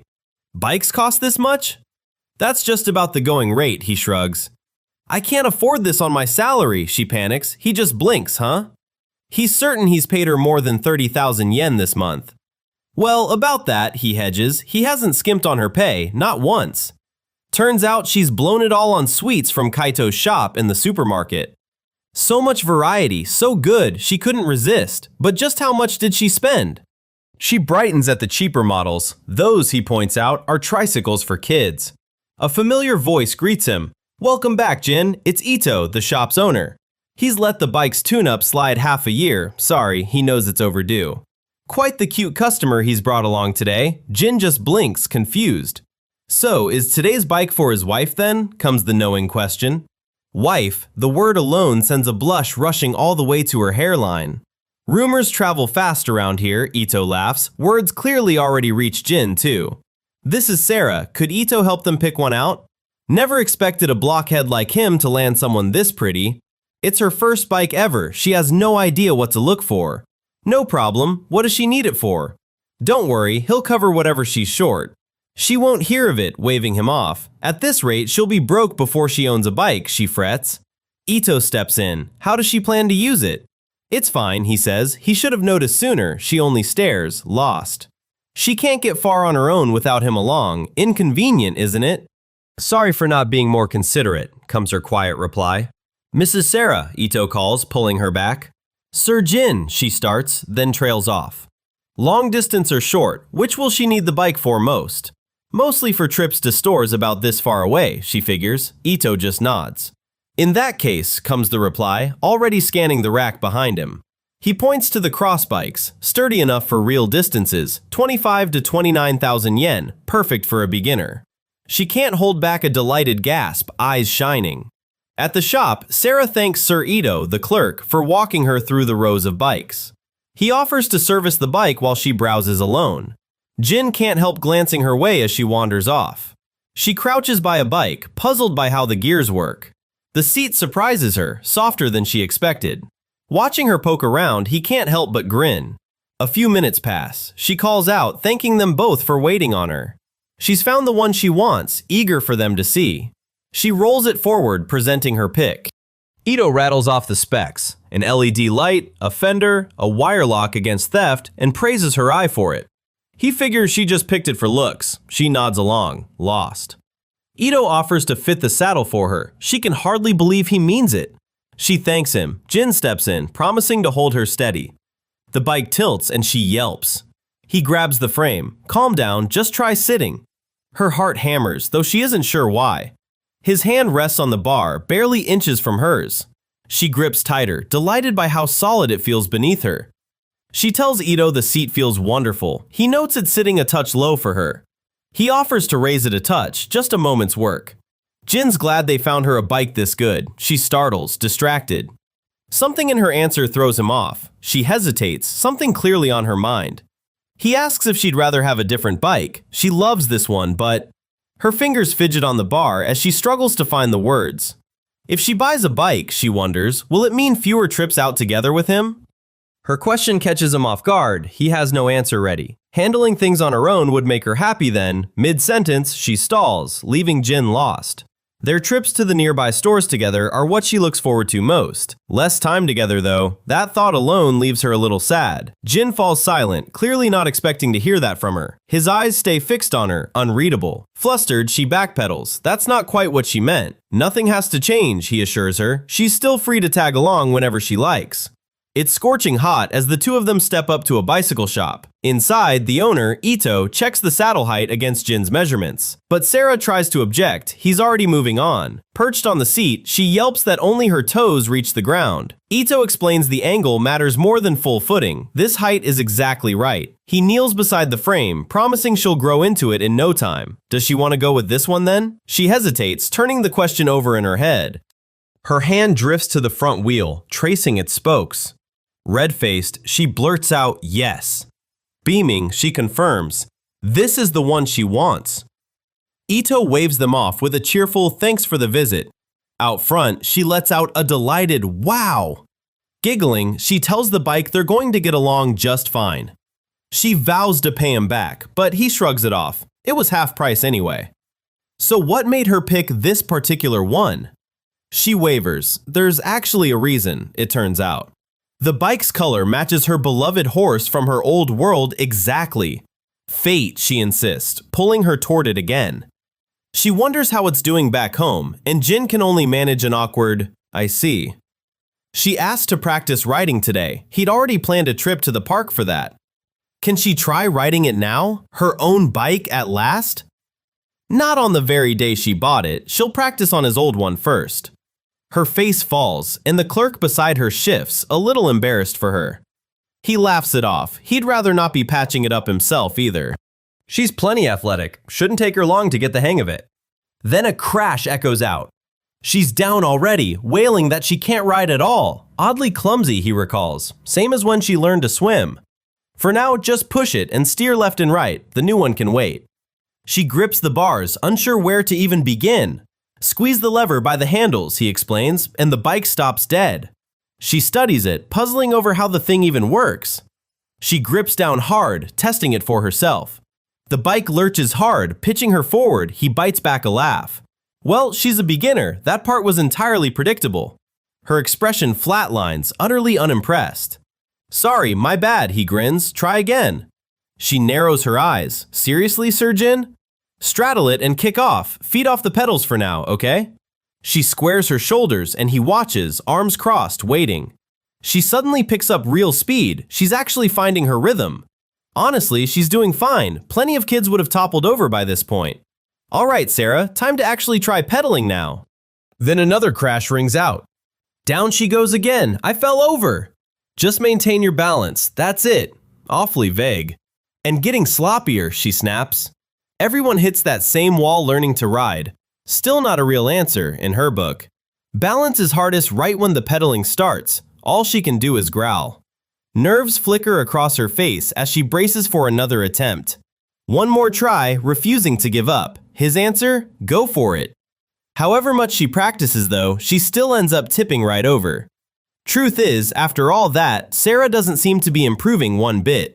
She's starting to think she just doesn't have the knack for this. Jin doesn't buy it. A bike doesn't take any real talent. He doesn't look worried in the slightest. Fine then, she isn't giving up that easily. He'll steady the bike from behind. All she has to do is pedal. She blinks, not quite following. She yelps as the bike tips beneath her. He's about to push harder. She panics, sure he means her backside. He just means the seat, obviously. Her apology comes out sheepish. He takes hold once more. Time to give it another go. She takes a breath. This time, she's really going for it. The bike wobbles the instant her foot pushes down. He promises to keep her steady, but it's already swaying. Just pedal, that's all there is to it. Then, somehow, it just clicks. She's actually riding, wind rushing through her hair. She gasps, stunned by her own momentum. This is amazing, Sir Jin. She can hardly believe it herself. She never knew riding a bike could feel this good. The feel of the wind on her face is incredible. She bursts out laughing, unable to help herself. She can't seem to stop grinning. She twists back to shout her thanks to Jin, still riding blind. Her voice trails off. Something's missing beside her. Jin isn't even holding the bike anymore. He's yards behind her. Watching her go, he beams. You're doing great. It finally hits her. She's been pedaling on her own the whole time. That's exactly when she loses her balance and crashes. He's back early. The wall clock reads almost 3 in the afternoon. Stepping inside, he wonders why it's so quiet. Maybe Sera's bathing. Wiping sweat with his towel, he mutters, another scorcher today. She's sprawled on the floor, stretching, some odd rumbling noise coming from her. He steps inside to find her flat on the ground, the sound still going. Startled awake, she yelps his name. He simply asks what's wrong. Flustered, she apologizes for leaving him behind, then squeaks out a welcome home. Her stomach growls again, right in front of him. Mortified, she can't help it. Plenty of snacks waiting at Kaito's after all. She hesitates, something clearly weighing on her mind. One bite in, she's all bliss. So much for insisting she was fine. Turns out she's been buying too many snacks and wants to hold back. He realizes it's the bike money still nagging at her, but going hungry can't feel good either. She calls it a trial of her own choosing, no pity needed. He turns to leave and she blurts, "Don't." She's such a handful, he thinks, though homemade might not match the store stuff. Why not make snacks at home instead? Want to give it a shot? She blinks, and he thinks she's ridiculously easy to read. How do you make snacks at home, Sir Jin? He can't say until he checks what's around. He opens the fridge to a drawer stacked with potatoes. They both freeze at the sight. Staring at the pile, he realizes, enough here to work with. She lights up instantly. Standing at the sink, he mulls it over while she waits. What kind of snack? He holds up her favorite Podimaru-kun bag. Something like this, basically. Wait, they can make that at home? She's stunned. No promises it'll taste the same, he warns, but they'll try. She goes starry-eyed, hands clasped together in wonder. Let's start right now, Sir Jin. Wash the potatoes first, then… Got it. Humming Podimaru-kun under her breath, she bumps happily into his shoulder. Wait, he realizes, he hasn't showered since the fields. He just hopes he doesn't smell. All he can think about is sneaking off for a shower. She staggers in with an armful of potatoes. How many are they even using? At the sink, they start prepping. Wash the surface first, then cut out every bud. Can he just peel them off? No, the knife's heel does the job instead. She demonstrates the cut herself. He had no idea a knife could work that way. Thinks she can handle it? Without hesitation, she volunteers to take over. Curious, she wonders aloud what actually happens if the buds get left in. He rattles off the risks: vomiting, fever, stomach pain, even trouble breathing in bad cases. Her mind flashes straight to hell butterfly poison. Are potatoes really that dangerous? She gasps. He pats her head, driving the point home. Just get the buds out properly. Gripping the potato tight, she panics. One slip and she could poison the potemaru. He realizes the teasing went too far. She is already vowing to fulfill this heavy duty. Her cautious streak kicks in, doubting every cut long after he calls it enough. In the end, every bud comes out clean. Relief washes over her. No poison potemaru today. He quietly resolves to ease up on the teasing. Next up, thin slices on the mandolin. So what comes after that, Sir Jin? Next step, set it over a bowl filled with water. He shows her the motion, sliding the potato firm against the blade. Thin slices drop straight into the water. She lets out a small gasp.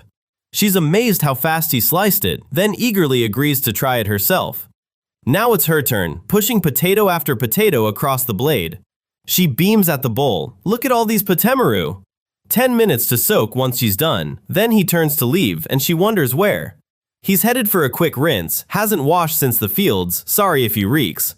Something in his words puzzles her. Smelled like sweat? She turns the phrase over, mystified. He steps out refreshed from the shower. She still doesn't see what the fuss was about. He returns from his rinse, apologetic. She spent the whole time proudly guarding the patemaru. They were only soaking in water, no need to stand watch over them like that. Flustered, all she can think is how clean he smells now. Something strange stirs in her arm. She has no idea why. Then Jin says her name, snapping her back to the moment. He leans in close, nodding toward a strainer just out of reach. His voice drops right at her ear. Just grab it, and she goes rigid. She shoves him back with a startled, wordless yell. She stammers, heart hammering, while he blinks. Something wrong? It hits her. She never washed up after working the fields. She decides she'll shower too, and Jin's reply comes a beat late. He waves off any rush. She promises to be quick anyway. Sera's mind drifts to her night days. Sweating beside comrades never bothered her. She groans, utterly overwhelmed by her own embarrassment. Another yell echoes through the wall. He starts to worry for her sanity. 5 minutes later, fully recovered, she's apologizing to Sir Jin for the wait. She's determined not to miss the Patemaru-kuns. He can only ask how she was that fast. But for some reason, she doesn't want this to involve him at all. Her thought snaps off. Wait, is that oil in the pan? She's stunned they're deep fried. Jin promises this batch won't spatter like their kakiage attempt. The potatoes are drained and ready. She gives a stiff, nervous nod. Standing beside him at the stove, her pulse won't settle down. This time, not a single drop of oil jumps. Chopsticks keep the pieces from clumping. This batch fries far calmer than their kakiage try. She watches, delighted. They're starting to really look like Potemaru-kuns. She thinks they're already done, but only a few pieces actually look ready. The rest still need kitchen paper to soak up the oil. Then comes the salt, sprinkled straight over the pile. Side by side, they both lean in for the reveal. The basket comes together, golden and finally done. Real Potemaru-kuns, she declares to Sir Jin, though he doubts they'll taste quite the same. She fidgets, working up the nerve to finally try one. He waves her on. She bites in and the crunch is glorious. That first taste hits harder than she expected.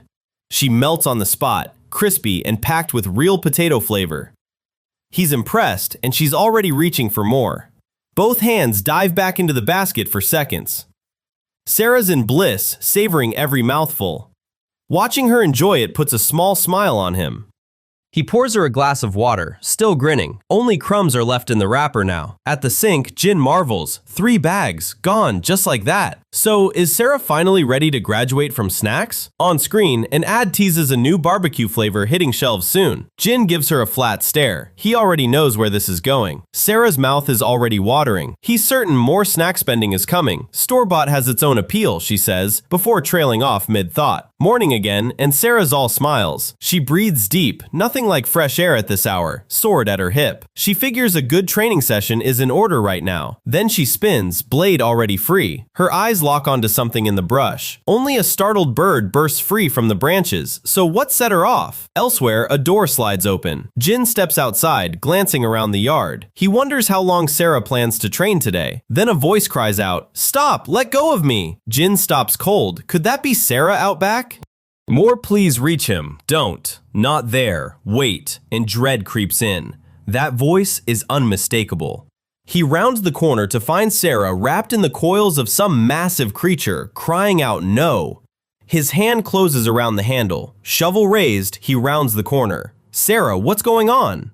All she can choke out is one broken word, sir. Yanking at her collar, she begs him, "Sir Jin, save me." The culprit turns out to be an oversized beetle. Her terror is absolute, and it's aimed at a bug. Jin squints at it, baffled. A female rhinoceros beetle? Sera hovers overhead, still stuck on the name. She's afraid pulling it off would hurt it. Delicate work isn't her strength. He kneels down to lift it off her himself. Hold still, he says. One clean grip and it's off her. Impressive as ever, Sir Jin. A rhinoceros beetle this late in the season is rare. It takes him back. Something in his voice catches her attention. Old days, he called them. For a moment their eyes meet and neither looks away, cheeks burning. Something wrong?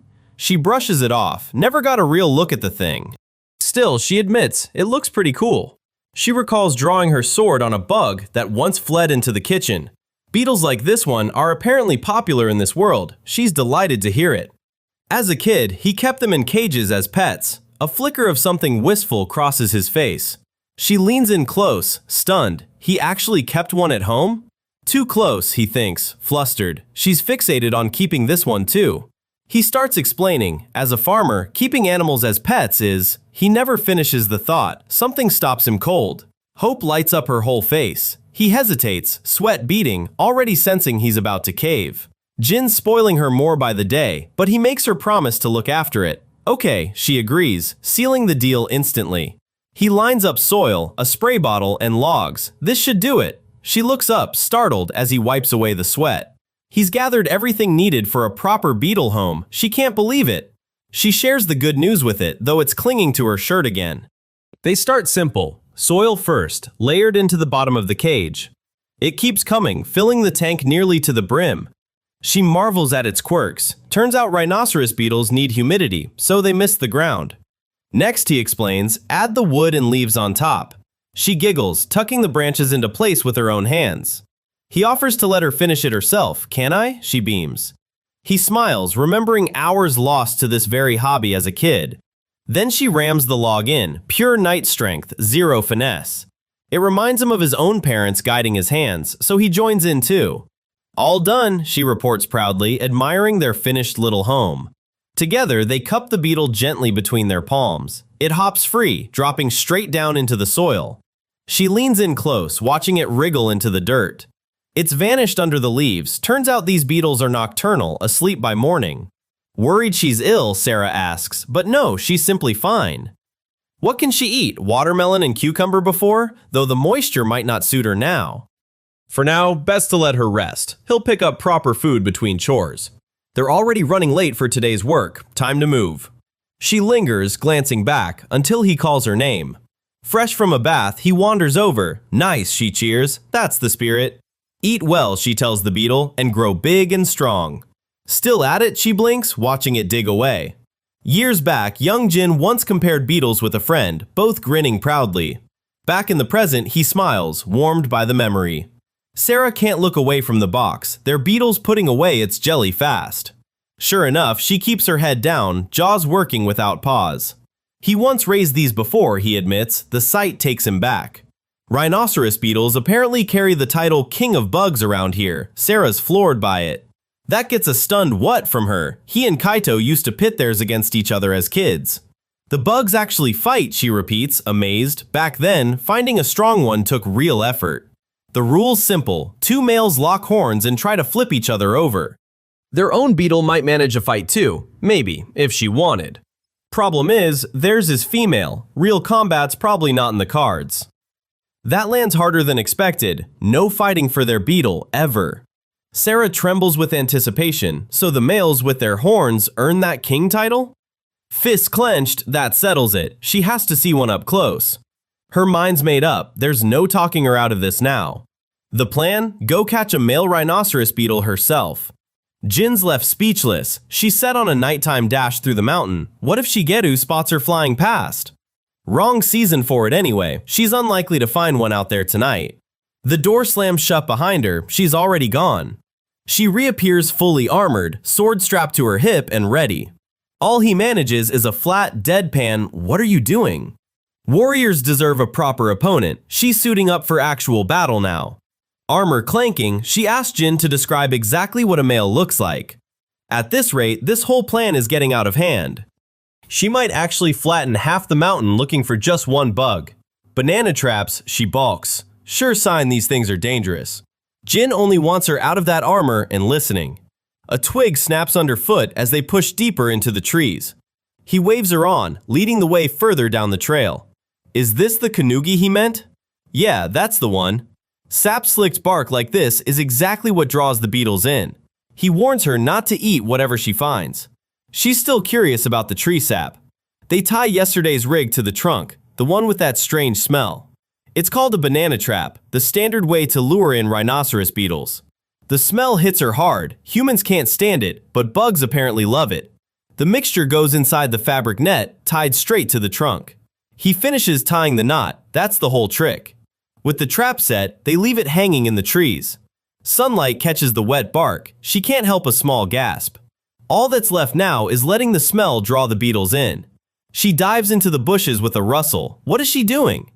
Is she planning an ambush? He asks. She waves him over. The beetles coming. She can't believe they won't stand watch. He'd rather set a few more traps first. Of course not. They're heading back to the farm, returning early tomorrow to check everything. She manages only a sheepish little laugh. One night alone doesn't scare her. She's fought monsters for days straight before, back in her world. He won't budge. They're going home. Relax, he tells her. She still wants to keep watch, too wound up to sleep anyway. Beetles wear themselves out by morning. That's when they're easiest to catch. He used to hunt them with Kaito constantly as a kid. She's impressed he remembers so much. They'll set a few more traps and head home. He still remembers which trees beetles favor. She puts it together fast. This is about finding their female one a mate. Her whole face lights up at the thought. She's already named the beetle Bunko. He can only blink at how fast that happened. The next day, 4 in the morning, she pumps her fist, ready to catch beetles. He answers with a flat yes. She'd sworn she wouldn't sleep, then passed out instantly. Now she's surprised it's still dark outside. He hesitates, working up to something. Why bring a rhinoceros beetle along to catch rhinoceros beetles? He finally asks. She wants Bunko to help pick her own mate. Apparently they're matchmaking bugs now. She can't wait. Hopefully today they find her someone. For a moment, he simply watches her, something softening in his face. Same forest, same morning routine. She's sure she'll be fine. Dawn fog says otherwise, cutting visibility to nearly nothing. Flashlight raised, Jin presses deeper into the trees. She can barely stand still, firing off questions about which trees they trapped. Almost there, just breathe.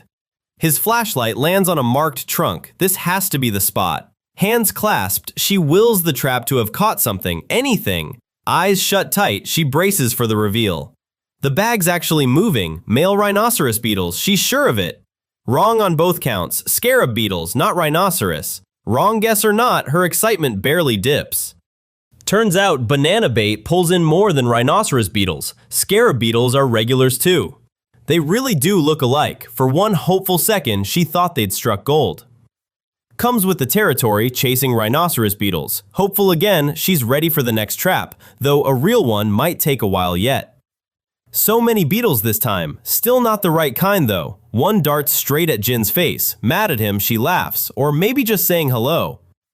Another trap, same result, nothing. This one curls into a tight ball at a touch. Its name literally means dumpling bug, and she's delighted. A huge butterfly settles beside them, the Great Purple Emperor by name. What a beauty. She points at a giant centipede. Is this it? Not even close. Not a single rhinoceros beetle to show for the night, and the sun's already climbing. Truth is, their season already ended. Finding one now was always a long shot, and it shows on her face. Then, just like that, her whole face lights up again. Long odds or not, want to come back out tomorrow? Can they really? She's hardly daring to hope. She can't stop smiling at the one beetle they did manage to catch. Persistence is the whole game. Count 'em in. She can't stop thanking him. She grins down at the container. Tomorrow, they'll find Bunko someone. He watches her, unable to hide a small smile. Time to head back for today, and she's quick to agree. The container clacks against a branch as they start heading back. Then it slips loose entirely, crashing down in a scatter of dirt. Her face drains of color. His gut drops the same instant. Bunko is already loose, scrambling free across the dirt. The beetle spreads its wings, gearing up to fly. It takes off, and she bolts after it without a second thought. It flew away, and right then she grabs hold of him. Huh, is all he manages, still stuck 2 steps behind. Pardon me, Sir Jin. No further explanation follows. Wait, he blurts. Please don't tell him this means a jump. Then they're airborne, and all he manages is a strangled gah. This marks the second time he's been carried off through a forest by a female knight. Her eyesight won't lose Bunko, she promises. His real problem is how he even got here. There, she's already spotted it. They crash to the ground together, an undignified yelp escaping him. Her eyes narrow, locked on something deeper in the trees. Bunko, she's closing in fast, calling out for it. Up in the branches, it isn't perched alone this time. Beside it sits another bug she doesn't recognize. It's a male rhinoceros beetle, and Jin's mind stalls on one word. What? So the bug beside Bunko really is what he's thinking, and yeah, she confirms it. So this is the king of them all. She reaches toward it, words trailing off. How cool! Her whole face lights up with delight. We finally meet. She goes for it like an old friend. Wow, slipping out. Well done, Bunko. You were leading us here the whole time, apparently. Let's bring these two home with us. And the thought trails off right there. Bunko and the wild male linger together on the bark, feelers brushing. Sera's excitement fades into something more hesitant. Instead of reaching for them herself, she asks him to do it. Something's off, and he notices, what's the matter? Her voice turns quiet as she gets out his name, and no more. She decides it's best to let Bunko return to the wild just as she is. Jin stares back, thrown by the sudden reversal. Something's changed. She seemed truly attached to that beetle.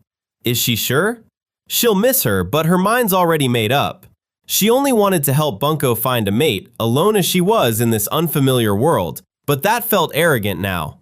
She was always capable of finding her own place, even somewhere that felt this lonely. A sharp crackling sound stops them both cold. Jin glances around, unsure what just happened. Beside him, Sera looks just as startled. It strikes him as strangely familiar, just like him. She offers to carry him home again, and he wants to know why she's smirking. Sera slumps face down on the table, groaning about endless homework. Nearby, the local girls hit the books hard while she lies collapsed among them. One of them groans. There's simply too much homework. She flips through a magazine, calling the other two disorganized. She begs for help, but the other shrugs. Middle school material is beyond her, too. Someone gently turns Alice down, insisting she can manage alone. He catches every word. She turns to Jin instead. He balks. Why would he do that? She can't focus at home with her parents and brothers underfoot. He just wants to know why they're all here. They argue his near-empty house helps them concentrate. Quit taking digs at my place, he snaps. Sera arrives with a tray of drinks, cheerfully asking what all the fuss is about. She praises all three, then lets slip that homework was never this brutal where she's from. The girls perk up, intrigued. One girl wants to know where Jin went to school. Another would rather study wherever Sera did. Put on the spot, Sera cannot even recall the place's name. Idiot, he mutters. One girl calls Sera kind for offering to help. She insists she studied hard, despite not looking the type. The whole group crowds around a brand new workbook, already stumped. Sera flips it open to a middle school math page and goes completely quiet. Jin notices she is trembling and blinks, thrown off. She clearly has no idea what she is even looking at. Her composure cracks right there on the page. Barely holding together, she starts to choke out his name. Sir Jin, she gets out, and he just freezes. Sera, what is wrong? He asks. Her heart skips. She waves it off as nothing. He clearly is not buying the deflection, though he lets it go. I will teach them, she announces. He just grabs the workbook out of her hands. The kids light up. Is Jin really going to teach them? One eyes the linear functions warily. Hints only. He is not about to do the work for them. 2 points are all you need. Plenty of a hint for a middle schooler. One girl figures out they need the line's intersection. She works backward and it clicks. A system of equations is the key. Another girl puts her head down and writes furiously, determined to finish. I did it! Arms shoot up in triumph. Show me, comes the flat reply. He looks it over, surprised. She can actually do this. There is one more thing she is stuck on too, it turns out. What do you need help with, Katori? Classic literature, apparently. None of it translates as far as she is concerned. At times like this, he starts thinking. Sera watches him work, eyes fixed and quiet. The other girl finishes first. All done. Now who wants to play tag? She springs up laughing and takes off across the yard. Done with your homework? Then go home, Jin shouts after her. Geez, does nobody remember whose house this is? Sir Jin, Sera just beams at him. Out of nowhere, his tutoring of Meguru and Kotori just earned some serious praise. He only blinks, thrown. One look apparently was all it took. She's sure of it now. Pure brilliance. It's Sera, grinning. Certain Sir Jin must be some kind of famous scholar. He has no clue what she's talking about. She's stuck on it, some complex formula, cracked just to teach the girls. Still not following. To her, that makes Meguru and Kotori geniuses. Kids that age, studying something so complex. Simple stuff, actually. The kind of problems anyone that age tackles. It only gets harder from here. They'll need real effort to keep up. No way, she balks. He wouldn't lie about something like this. She trails off, unconvinced. Her mind drifts back to her own night academy, where she never grasped what the questions were really asking. So, what did she actually study there? She was once rather proud of her math skills. She clears her throat instead of answering. Mostly multiplication and division, and she's never looked prouder. That's exactly what Alice is learning right now. That answer completely stops her in her tracks. Is Alice secretly a genius too? Every child her age can learn that much, he corrects. He hadn't expected the gap to run this deep, and she's forced to admit it. This world has left her own civilization behind. He never thought Sera needed schooling, but a slip this obvious could raise questions. Still, forcing lessons on her doesn't sit right with him either. Then she says his name, and something in her voice makes him look up. Clutching a textbook, voice small, she asks if he'd teach her, just a little. He wasn't expecting that at all. He blinks. She actually wants to study? Yes, please, if he's willing. She doesn't want more of the same. She wants this world's actual knowledge. Every kid here tackles material this tough, daily. Her academy only made her arrogant, not sharp. As his wife, she clenches a fist. Being this far behind is humiliating. No, she wants exactly what Meguru and Kotori are learning. Division then? He doesn't mind. But she wants subjects she's never touched before. That part he doubts is even possible. Besides, she smirks, he shouldn't underestimate her. She might not look it, but she topped her class at the academy. Teaching her will be no trouble at all. 30 minutes in, and Sera's collapsed face down on her books. Not one word of it sank in. She's completely lost. Jumping straight into middle school lessons was clearly asking too much. He settles in right beside her, walking her through it step by step. Whatever she's given, she throws herself at it completely. That's just Sera. A sigh slips out of him. Maybe a library trip would help. Sera freezes at the sound. In her head, it spirals fast. She asked for this, failed anyway, and now he must be sick of her. Sir Jin, she blurts out, snapping him out of his thoughts. Words tumble out in a rush. She is sorry. She will do better next time. Then it breaks loose. Please, just don't abandon her. Jin can only stare, blindsided. Forgive my incompetence, she begs. He has no idea what she means. He starts to answer, catches himself, and just repeats the question louder. Then Meguru comes barreling in. Divorce? Is that what's happening here? Sera just blinks, lost, while she keeps pressing. Are they really splitting up? It is nothing, he insists, but nobody is buying it, and nobody is leaving. One of them just growls, too frustrated for actual words. Now it's a full house, 3 girls in the room, and one stomach won't stay quiet. Alice pats herself, sheepish about the noise. She's starving, plain and simple. That settles everything. Miss Alice, Jin says warily. She's already filed this under Mita family drama.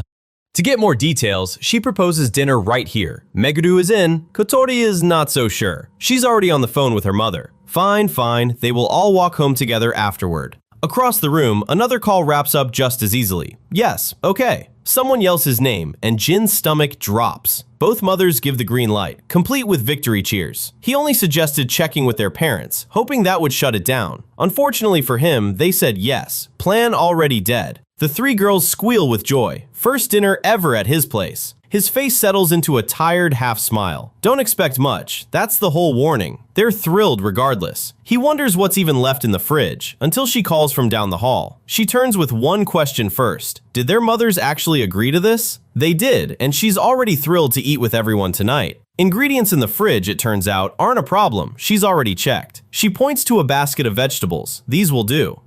Curry then, decided on the spot, and her whole face lights up. This many mouths to feed? It's the only sane choice. She's already prepping. She wants to make up for the earlier scare, the divorce mix-up it turns out. They already cleared up the misunderstanding, or so he thinks. She's still not convinced. Out front, the girls keep sneaking worried looks their way. A sudden crackle from the pan startles her. He glances back to check. They creep back down the hall and slide the door open a crack. Meguru's too worried to stay away. Sneaking around like this, though, isn't right. Fine then, not peeping, just a bit of quiet watching apparently. Caught in the act, Meguru freezes. He's standing right there. Being watched like that gets on his nerves. Stay in the living room until it's done. The two of them stand there, thoroughly chastened. Then the door shuts, right in Meguru's face. Getting shut out only feeds the curiosity. Now how are they supposed to keep watching? Their imaginations run wild. What if he's some tyrant husband, barking orders over onions? Any bright ideas, Kotorin? Kotori's got nothing. Meguru play acts as Sera, apologizing on cue. The other barks orders as a pretend Jin. Chopping vegetables flips some switch in her. Full swordswoman mode, blade flashing. A reminder the girls are watching reels her back in. Outside the kitchen, the girls go pale. Are they actually fighting? Let's peek, one decides. The other can't believe her ears. Just a tiny look. If nothing's wrong, she'll wait patiently. He'd already told them not to. Alone with her thoughts, Sera can't shake the worry gnawing at her. Jin steps up beside her, and for a moment neither speaks. Then, brightly, the potatoes are peeled and ready to go. Grateful, Jin keeps stirring. Carrots are already on their way too. Peeking through the door, the girls catch talk of salt, pepper, and salad. He explains the cutting trick for better taste. She finds the chunky pieces cute. He's lost on why. The pot simmers quietly, everything melding together. She marvels at the roux, insists the smell alone is amazing. Jin just shrugs. Yep. For a moment, the two stand together, saying nothing. Outside the door, the girls watch, eyes wide. Sera pokes her head out. Thanks for waiting, dinner's ready. She opens the door right into them, waiting right here the whole time? The girls well up out of nowhere, leaving both of them baffled. Turns out it's relief. The girls are stunned by how well the two get along. The table fills up fast, plates of curry, rice, sides, let's eat. One's already at her limit, the rest gush. Looks amazing, smells even better. Everyone gives thanks together, and Jin can't help thinking his house now feels like a training camp dorm. Between bites, a giant cucumber chunk, carrots surprisingly sweet, everything just delicious. He's glad she likes it. To her, curry only tastes right cut this exact way. He brushes it off as a stretch, but the girls disagree. Eating together makes it taste better. She lights up, remembering camp meals with her night friends after battle. Jin suspects her idea of camp is very different from his. Still glowing, she goes on. Sharing a meal at someone's home just feels different. Jin goes quiet, watching her a beat longer. It stirs an old memory, his mother serving ramen to him, Kaito, and little Kaho. Even back then, Kaho fought her way to the middle seat. Present again, Jin has to admit, she's not wrong. Then another voice cuts in. It's a relief seeing the two of them get along so well. Kaito grins. Today, cooking together, you two finally looked like husband and wife. She blinks. Wait, we didn't before? Newlyweds are always lovey and dovey, her mom says. So why weren't they? Jin waves it off. Don't take her seriously. But Sera turns red, stumbling over her words. Why would they flirt in front of kids? One girl isn't convinced by that. So they're lovey and dovey when no one's watching then. Jin looks away, his cheeks suddenly warm. Three of the girls squeal in delight. To them, that blush says everything. They push the two of them together. Both go stiff, mumbling under their breath. Sera's mind spins off into a daydream. Her and Jin actually flirting? Hey, snap out of it. Reacting like that only makes things worse. The girls push further. What counts as lovey-dovey? Do you hold hands? The questions keep coming, dates, anniversaries, until Sera's eyes are spinning. She lets out a strangled cry and keels over, completely overloaded. Jin sends the girls home for now, ignoring their protests as they debate why Sera collapsed. Jin climbs into the truck, Sera waiting outside to join him for a drive. They pull up outside a library. Sera stares up at it, wide-eyed. Shelves nearby are packed with local history and reference guides. Sera's stunned by the scale of it, floor after floor of books. So this really is a library. Incredible, Sir Jin. Not even the royal capital had anything this large. Practically bouncing in place, can she go look around? Jin presses a finger to his lips, and she shrinks back, sheepish. Jin explains, a library is for reading and studying quietly. She had no idea. She bows apologetically. It's fine, just a touch quieter next time. She agrees, still a little flustered, and they head off deeper into the stacks. Jin's expression turns serious, his thoughts somewhere else entirely. Hoping she'll learn something of this world, he brings Sera to the library, though her heart's already pounding. Rows of shelves stretch on and on. She can only stare. She's never seen so many books gathered in one place. Can she even touch them? Sure, anything that catches her eye is hers to borrow. Fingers trailing the spines, she can hardly believe it's all real. Her hand stops on a shelf about Japan's Sengoku period. Glasses on, she settles in, completely absorbed. Whatever's on the page makes her gasp out loud. Watching her, Jin decides bringing her here was clearly the right call. She admires how pretty the books look. Whether she can actually read them is another question. Honestly, she has no clue. She doesn't even know what she picked up. She snatches one off the shelf, way too advanced apparently for a first try. So what kind of book would she actually want to try? Something that teaches her about this world would be nice, maybe a famous story or two. The history section seemed like the obvious place to start. Except these shelves are packed with specialist texts, useless without background knowledge already. The simplest section in the library seems like a better bet. He slaps down his pick, an illustrated manga history of Japan. Sera eyes him flatly, clearly unconvinced. Sitting in the kids' corner, she points out this is obviously children's material. He doesn't deny it. She reminds him she's an adult. He already knows that. Everyone here starts with books like these as kids. Still the best way to learn. Just give it a shot, she agrees, a little embarrassed. Flipping it open, she lights up. So many pictures inside. The story's plot twist hits her hard. Betrayal, right there on the page. She's completely hooked, flipping through non-stop. With her absorbed for a while, Jin decides to wander off and browse himself. His browsing leads him right back to the rice farming shelf. Jin browses the library, scanning shelves for something familiar. This old manual takes him back to when he was just starting out. The library hums with life today, and he grabs a farming primer for Sera too. Patrons chatter about someone reading aloud in the kids' corner nearby. A pretty blonde woman apparently. Now he's curious. A child tugs her hair. One more page, Sera. The kids protest the delay. She still isn't finished. Voices bounce between the shelves, one calling, one answering back. There she is, Sera, swarmed by kids, reading them the tale of Kentaro. She giggles to herself. Everyone really does love a good story. Other patrons are charmed too, quietly gushing over the scene. Before she spots him, he backs off to browse a while longer. Too late, she catches sight of him and calls out, "Sir Jin!" He flinches and turns to face her. So what's she up to? She turns it right back. Did he find a book too? Turns out she'd been reading with the kids, who now wonder just who Jin is to her. Farm work waits this afternoon, he reminds her. Time to wrap up. Right, she remembers. She still needs to pick out books to borrow. As she dashes off, he wonders what becomes of the kids now. Something yanks at his sleeve before he can follow her. One of the kids hauls him straight into the reading circle. They press the picture book into his hands, delighted. He stares down at it, dread creeping in.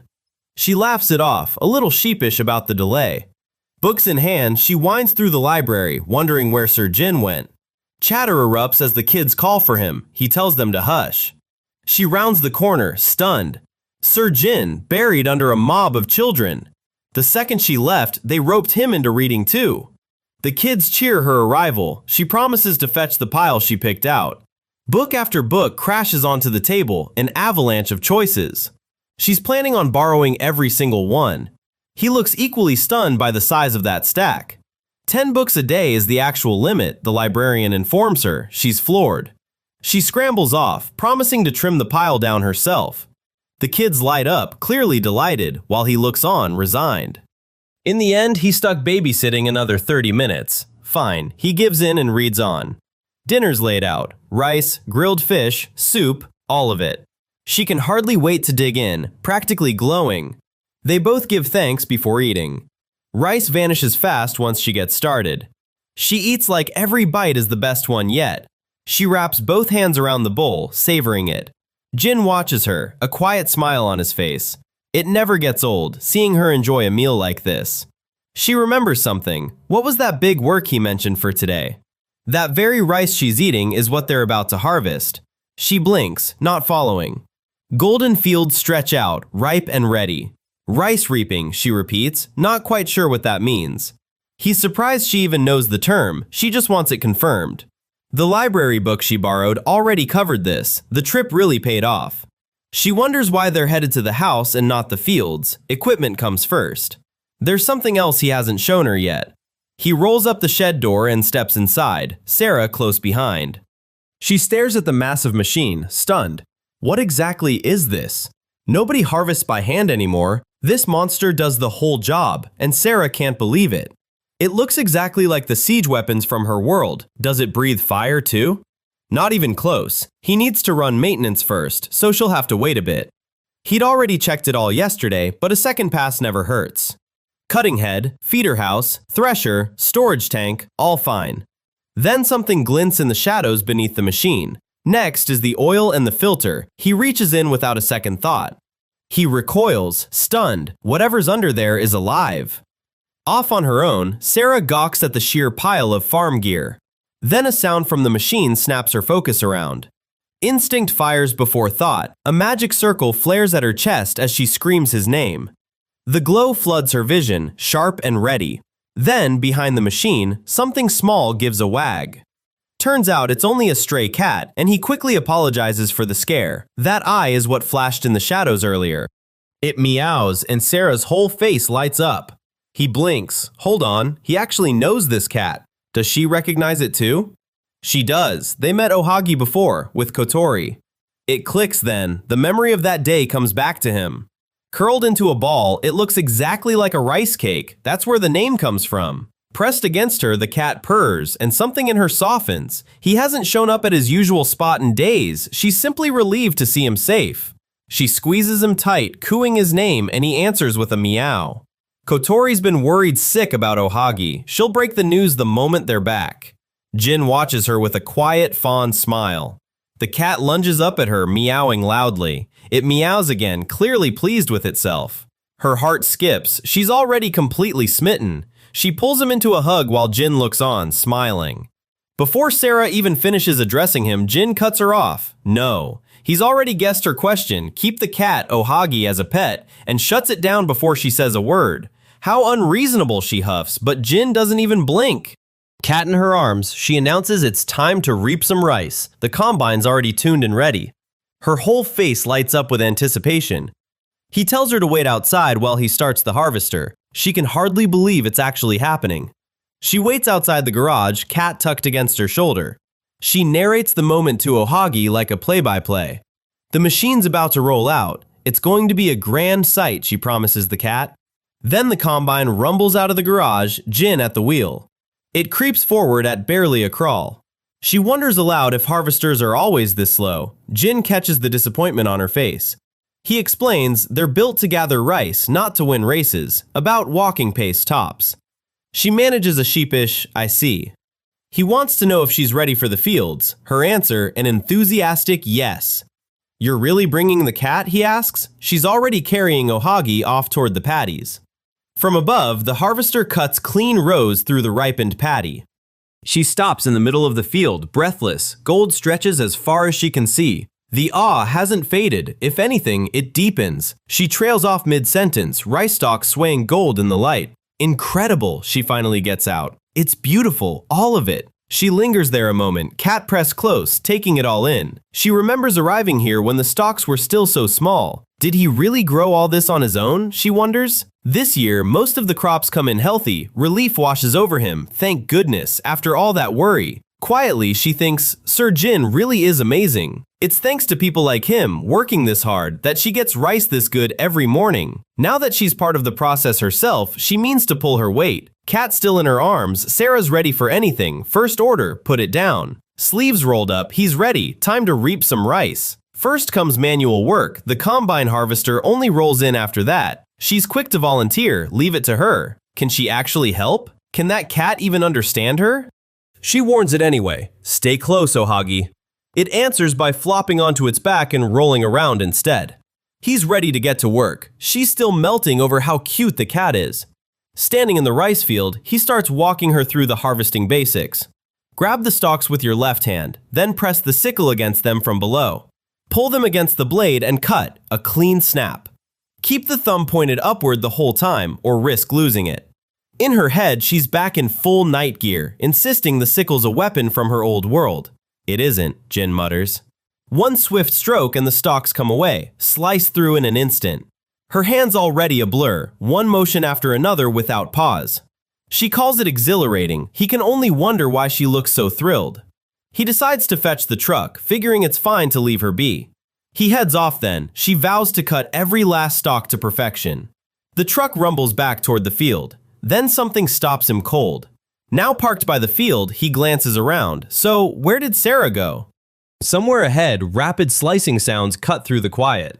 She's grinning, laughing under her breath as the sickle keeps moving. Turning back, he finds she's already cleared half the field in seconds. He can't believe how much ground she's covered in minutes. She'd have been priceless in the old days. That's enough, he decides, though she insists she can keep going. She looks crestfallen, sickle still in hand, and he notices right away. There's still a lot to do today, Jin thinks, but he doesn't want to cut her time short. He'll admit it too. He's actually looking forward to running the combine harvester. She's thrilled to finally see the machine in action, cat tucked in her arms as Jin starts the engine. The blades bite into the rice, clean and fast. She can't believe it, not one stalk was left behind. Even through the cab, he can hear her delight. She's having fun too. He can't help it either. A startled sound slips out of him as well. Then, out of nowhere, she sinks to the ground, knees pulled tight to her chest. What's wrong? Nothing, she claims, just the jolt at how small she feels beside a machine like this. The whole field's picked clean, not a stalk left standing. It would have taken him twice as long alone, but she still feels like she barely helped today. She hoists 130 pounds of rice sacks without missing a step, and it stuns him. To her, it was basically nothing, and surely he's just being nice, but he means it. That was not nothing. In his head, the list keeps growing. Return the harvester and truck, then get everything they picked into storage. He wants her heading home to wait for him. She'd rather stick around and pitch in instead. It's mostly work only he can handle alone. She should go ahead and head in for the day. It stings more than she shows, even as she nods and lets it go. He steps aside and murmurs into his phone. Sera watches him, curious about the call. He pulls in at a yard to return the truck and harvester. He throws a lever, the last step before it's over. He finally exhales, some of the tension easing out of him. He's wiped out. He can't remember the last time he pushed himself this hard. The days slipped away. It's already late. Only now does it hit him. He never told Sera what to do about dinner. He slows, some noise up ahead catching his attention. Whatever's cooking smells incredible. He quickens his pace up the stairs toward home. He steps inside and calls out that he's home. He drops down to pull off his shoes, and a startled gasp answers from inside. The door swings wide. Sera, ladle in hand, lights up. "Welcome home, Sir Jin." He blinks, thrown for a second by the greeting. "Sorry for running late," he says. "Did she manage dinner?"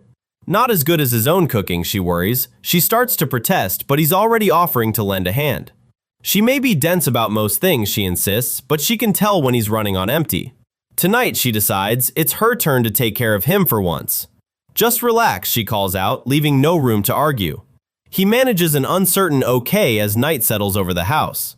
"Sera," he starts, a question already forming.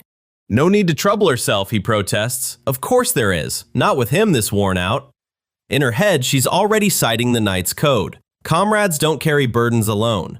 Privately, he figures she's overdoing it again. Something in her voice changes when she says his name again. She lives here now too, and she'd like it if he leaned on her when things get hard. He goes quiet, something in her words landing harder than she meant. She clears her throat and changes the subject. With that said, she has something else planned. Steam curls over a bathtub filling to the brim. Towels and a change of clothes land on the counter with a thump. She's drawn him a bath, his to enjoy whenever he likes. He turns back and says her name, quietly struck by the effort she's put in.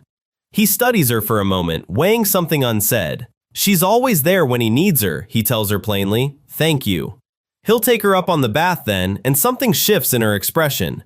Her whole face goes red, stunned still by the small kindness in it. She clutches her head, sputtering nonsense. For 1 second, his thanks alone had made her genuinely happy. He came home worn out, she reminds herself. There's still more she can do for him. Across the house, he's already soaking in the bath, water lapping quietly. He steps out, fresh, hair still damp, calling out that it felt great. "Thank you, Sera." Back home, Jin finds the low table already set with food and drink. Grilled fish, sausages, tofu, and a fresh salad crowd the surface. Fresh from the bath, did Sera really make all this? Then, a meow. It's Ohagi, planted right by the doorway, meowing straight at him. He blinks at the cat, glaring hungrily at the fish. "What are you doing here?" "Wait, is that Ohagi?" The cat turns up its nose and stalks off, offended, then curls up on a cushion like it owns the place. Well behaved for once, guess it can stay the night. Sera walks in wearing an apron and yelps at the sight of him. No rush, he tells her, she's already hurrying to bring it over. From the kitchen, hang on, she's only just finished cooking. Coming home to a meal already made feels really nice.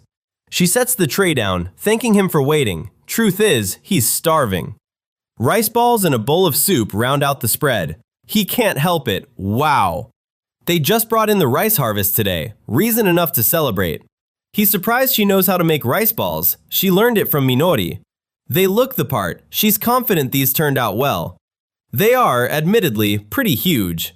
He gives thanks before eating. Sera watches him, anxious. He takes his first bite. He goes still, savoring the taste far longer than expected. It's really good, he admits, and she lights up, relieved. Minori's trick, gently envelop the rice instead of squeezing, took real practice to master. Knowing Sera, he'd expected brute force. Instead, they turned out surprisingly gentle. After sweating through farm work all day, the salt hits just right. Every side dish pairs perfectly with the rice balls. He moves on to a sausage, clearly enjoying the meal. Then he digs back into the rice ball, thoroughly content. Jin eats breakfast in easy, unhurried silence. This, he decides, might be the best meal yet. Shaping the rice matters, sure, but there's another key ingredient. Back then, Sera once asked Minori what she was making. It's something she picked up after years of making rice balls. The secret is what's in your heart while you shape it. Chant it while you work. Become delicious. Become delicious. The lesson continues. Picture the happy face of whoever's going to eat it. And there he is, the very person eating it right now. Their eyes meet, and neither quite manages to look away. Sera beams, unable to hide how pleased she is. Wait, he's already down to the last rice ball? He bites into the next one without a second thought. He freezes mid-chew, completely thrown. What is this? Turns out she'd tucked a piece of fruit inside, like daifuku, a whole strawberry tucked right into the rice. She waits eagerly for his verdict. He forces a smile. Did she try it first? No, it sounded delicious enough on its own. So she takes a bite herself to find out. Her face goes blank at the first taste. They just do not go together, and he can only agree. Normal ingredients only. From now on, she's already eyeing chocolate next.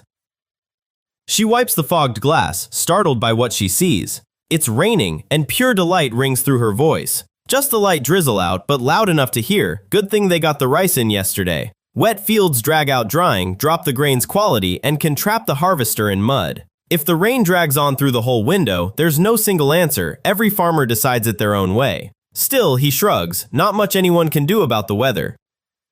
Back in her world, royal mages would cast a long ritual spell strong enough to bend it to their will. Nope, this world's got nothing like that. Whatever her world lacks elsewhere, its magic is clearly something else. Then she brings up weather tools supposedly dug from ancient ruins. Do those even exist? Ohagi meows right on cue, stealing Jin's attention. The cat's finally awake, trotting across the table between them.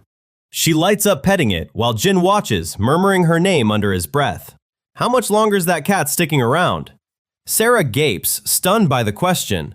She panics. She'd assumed he'd given permission to keep Ohagi. Really, he'd just been too busy to chase it off. In her head, the cat was already family, theirs, without a second thought. But without his blessing, maybe it just wasn't meant to be. Her face falls, catching him off guard. Hey, Sera, he doesn't know what to say next. A doorbell chimes right through the moment, cutting them both off. It's been ages since anyone came calling. A guest, maybe? They'll settle the cat thing later. A doorbell means it isn't Meguru and the girls. Sera freezes as the door slides open behind her. A stranger stands there dripping, water pooling at their feet. It's Shigeru, drenched from the rain. Sera brightens at the sight of him. They fuss over his soaked clothes, but he waves it off. He needs help with something more urgent. Their neighbor Ijima's harvester is stuck in the mud. The road's too narrow to tow it out safely. Would the two of them be willing to help pull it out? Jin's face snaps to alert. Got it. They'll gear up and head over right away. And Shigeru thanks them, relieved. They'll be waiting at Ijima's fields, she nods, already moving. Did he really try harvesting straight through this rain? Probably. Rice only comes around once a year. That gamble wasn't a call anyone makes lightly. He knows exactly how it feels. Sera makes up her mind. She's going to go lend a hand. She gives a firm, resolved nod. Word from Shigeru. He's asked the two of them for help. His brow lifts slightly, mulling over what she just said. Grinning, she's already decided. They're going to help Sir Ijima together. A girl nearby tilts her head. Jin hesitates, but Sera's set on heading over. Fabric rustles, catching her eye. She stares, baffled. Has he had this the whole time? Turns out it's a raincoat, worn over her clothes to keep both hands free. She's convinced she could lift the harvester herself until Jin sets her straight. The cat meows as he realizes he'll need to coach her on manners along the way. He murmurs the cat's name, meeting its wide, curious stare. She crouches to pet the cat, telling it to wait for them at home. Raincoats on, the two of them call out a quick goodbye before stepping into the rain. Jin falls quiet, bracing himself for what's ahead. Out in the flooded field, the combine harvester battles through the mud. She waves down Shigeru, thanking him for waiting. He greets them both by name, Jin, Sera. Nearby, a few farmers murmur, exchanging surprised glances. They realize who she is, his wife, the one they've all heard about. Face red, Jin stammers out a greeting to everyone. The farmer bows low. Ijima, sorry for troubling them all like this.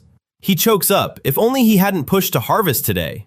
Recognizing her as Jin's houseguest, Ijima falters, but she waves it off. His tough call deserves respect, not blame. It's exactly in hard times that people should stand together. They're all in this. Shigeru laughs at how Sera lifts everyone's spirits. Already, she has them rallying to save the harvester. Attention shifts to Jin, who lets out a tired sigh. The men rib him. Take good care of her, don't make her cry. He simply nods. Hands grip the tow line together, time to finally pull it free. One of the neighbors eagerly volunteers to help. Another warns him the mud makes footing treacherous. Under the downpour, Jin's jaw tightens, unease written plainly across his face. 6 men total, including him, must haul the harvester free. It weighs near 1,800 pounds, no easy task. The storm only worsens now. Somebody could get hurt if they're not careful. Sera can't understand why he looks so scared. There's nothing here to fear. Softer now, she leans on formality. Sir Jin, there's truly no need to worry. She vows to shield everyone while they wrestle the harvester loose. He stares back at her, stunned into silence. He tells her she's incredibly dependable, Sera. She lets out a startled, wordless sound.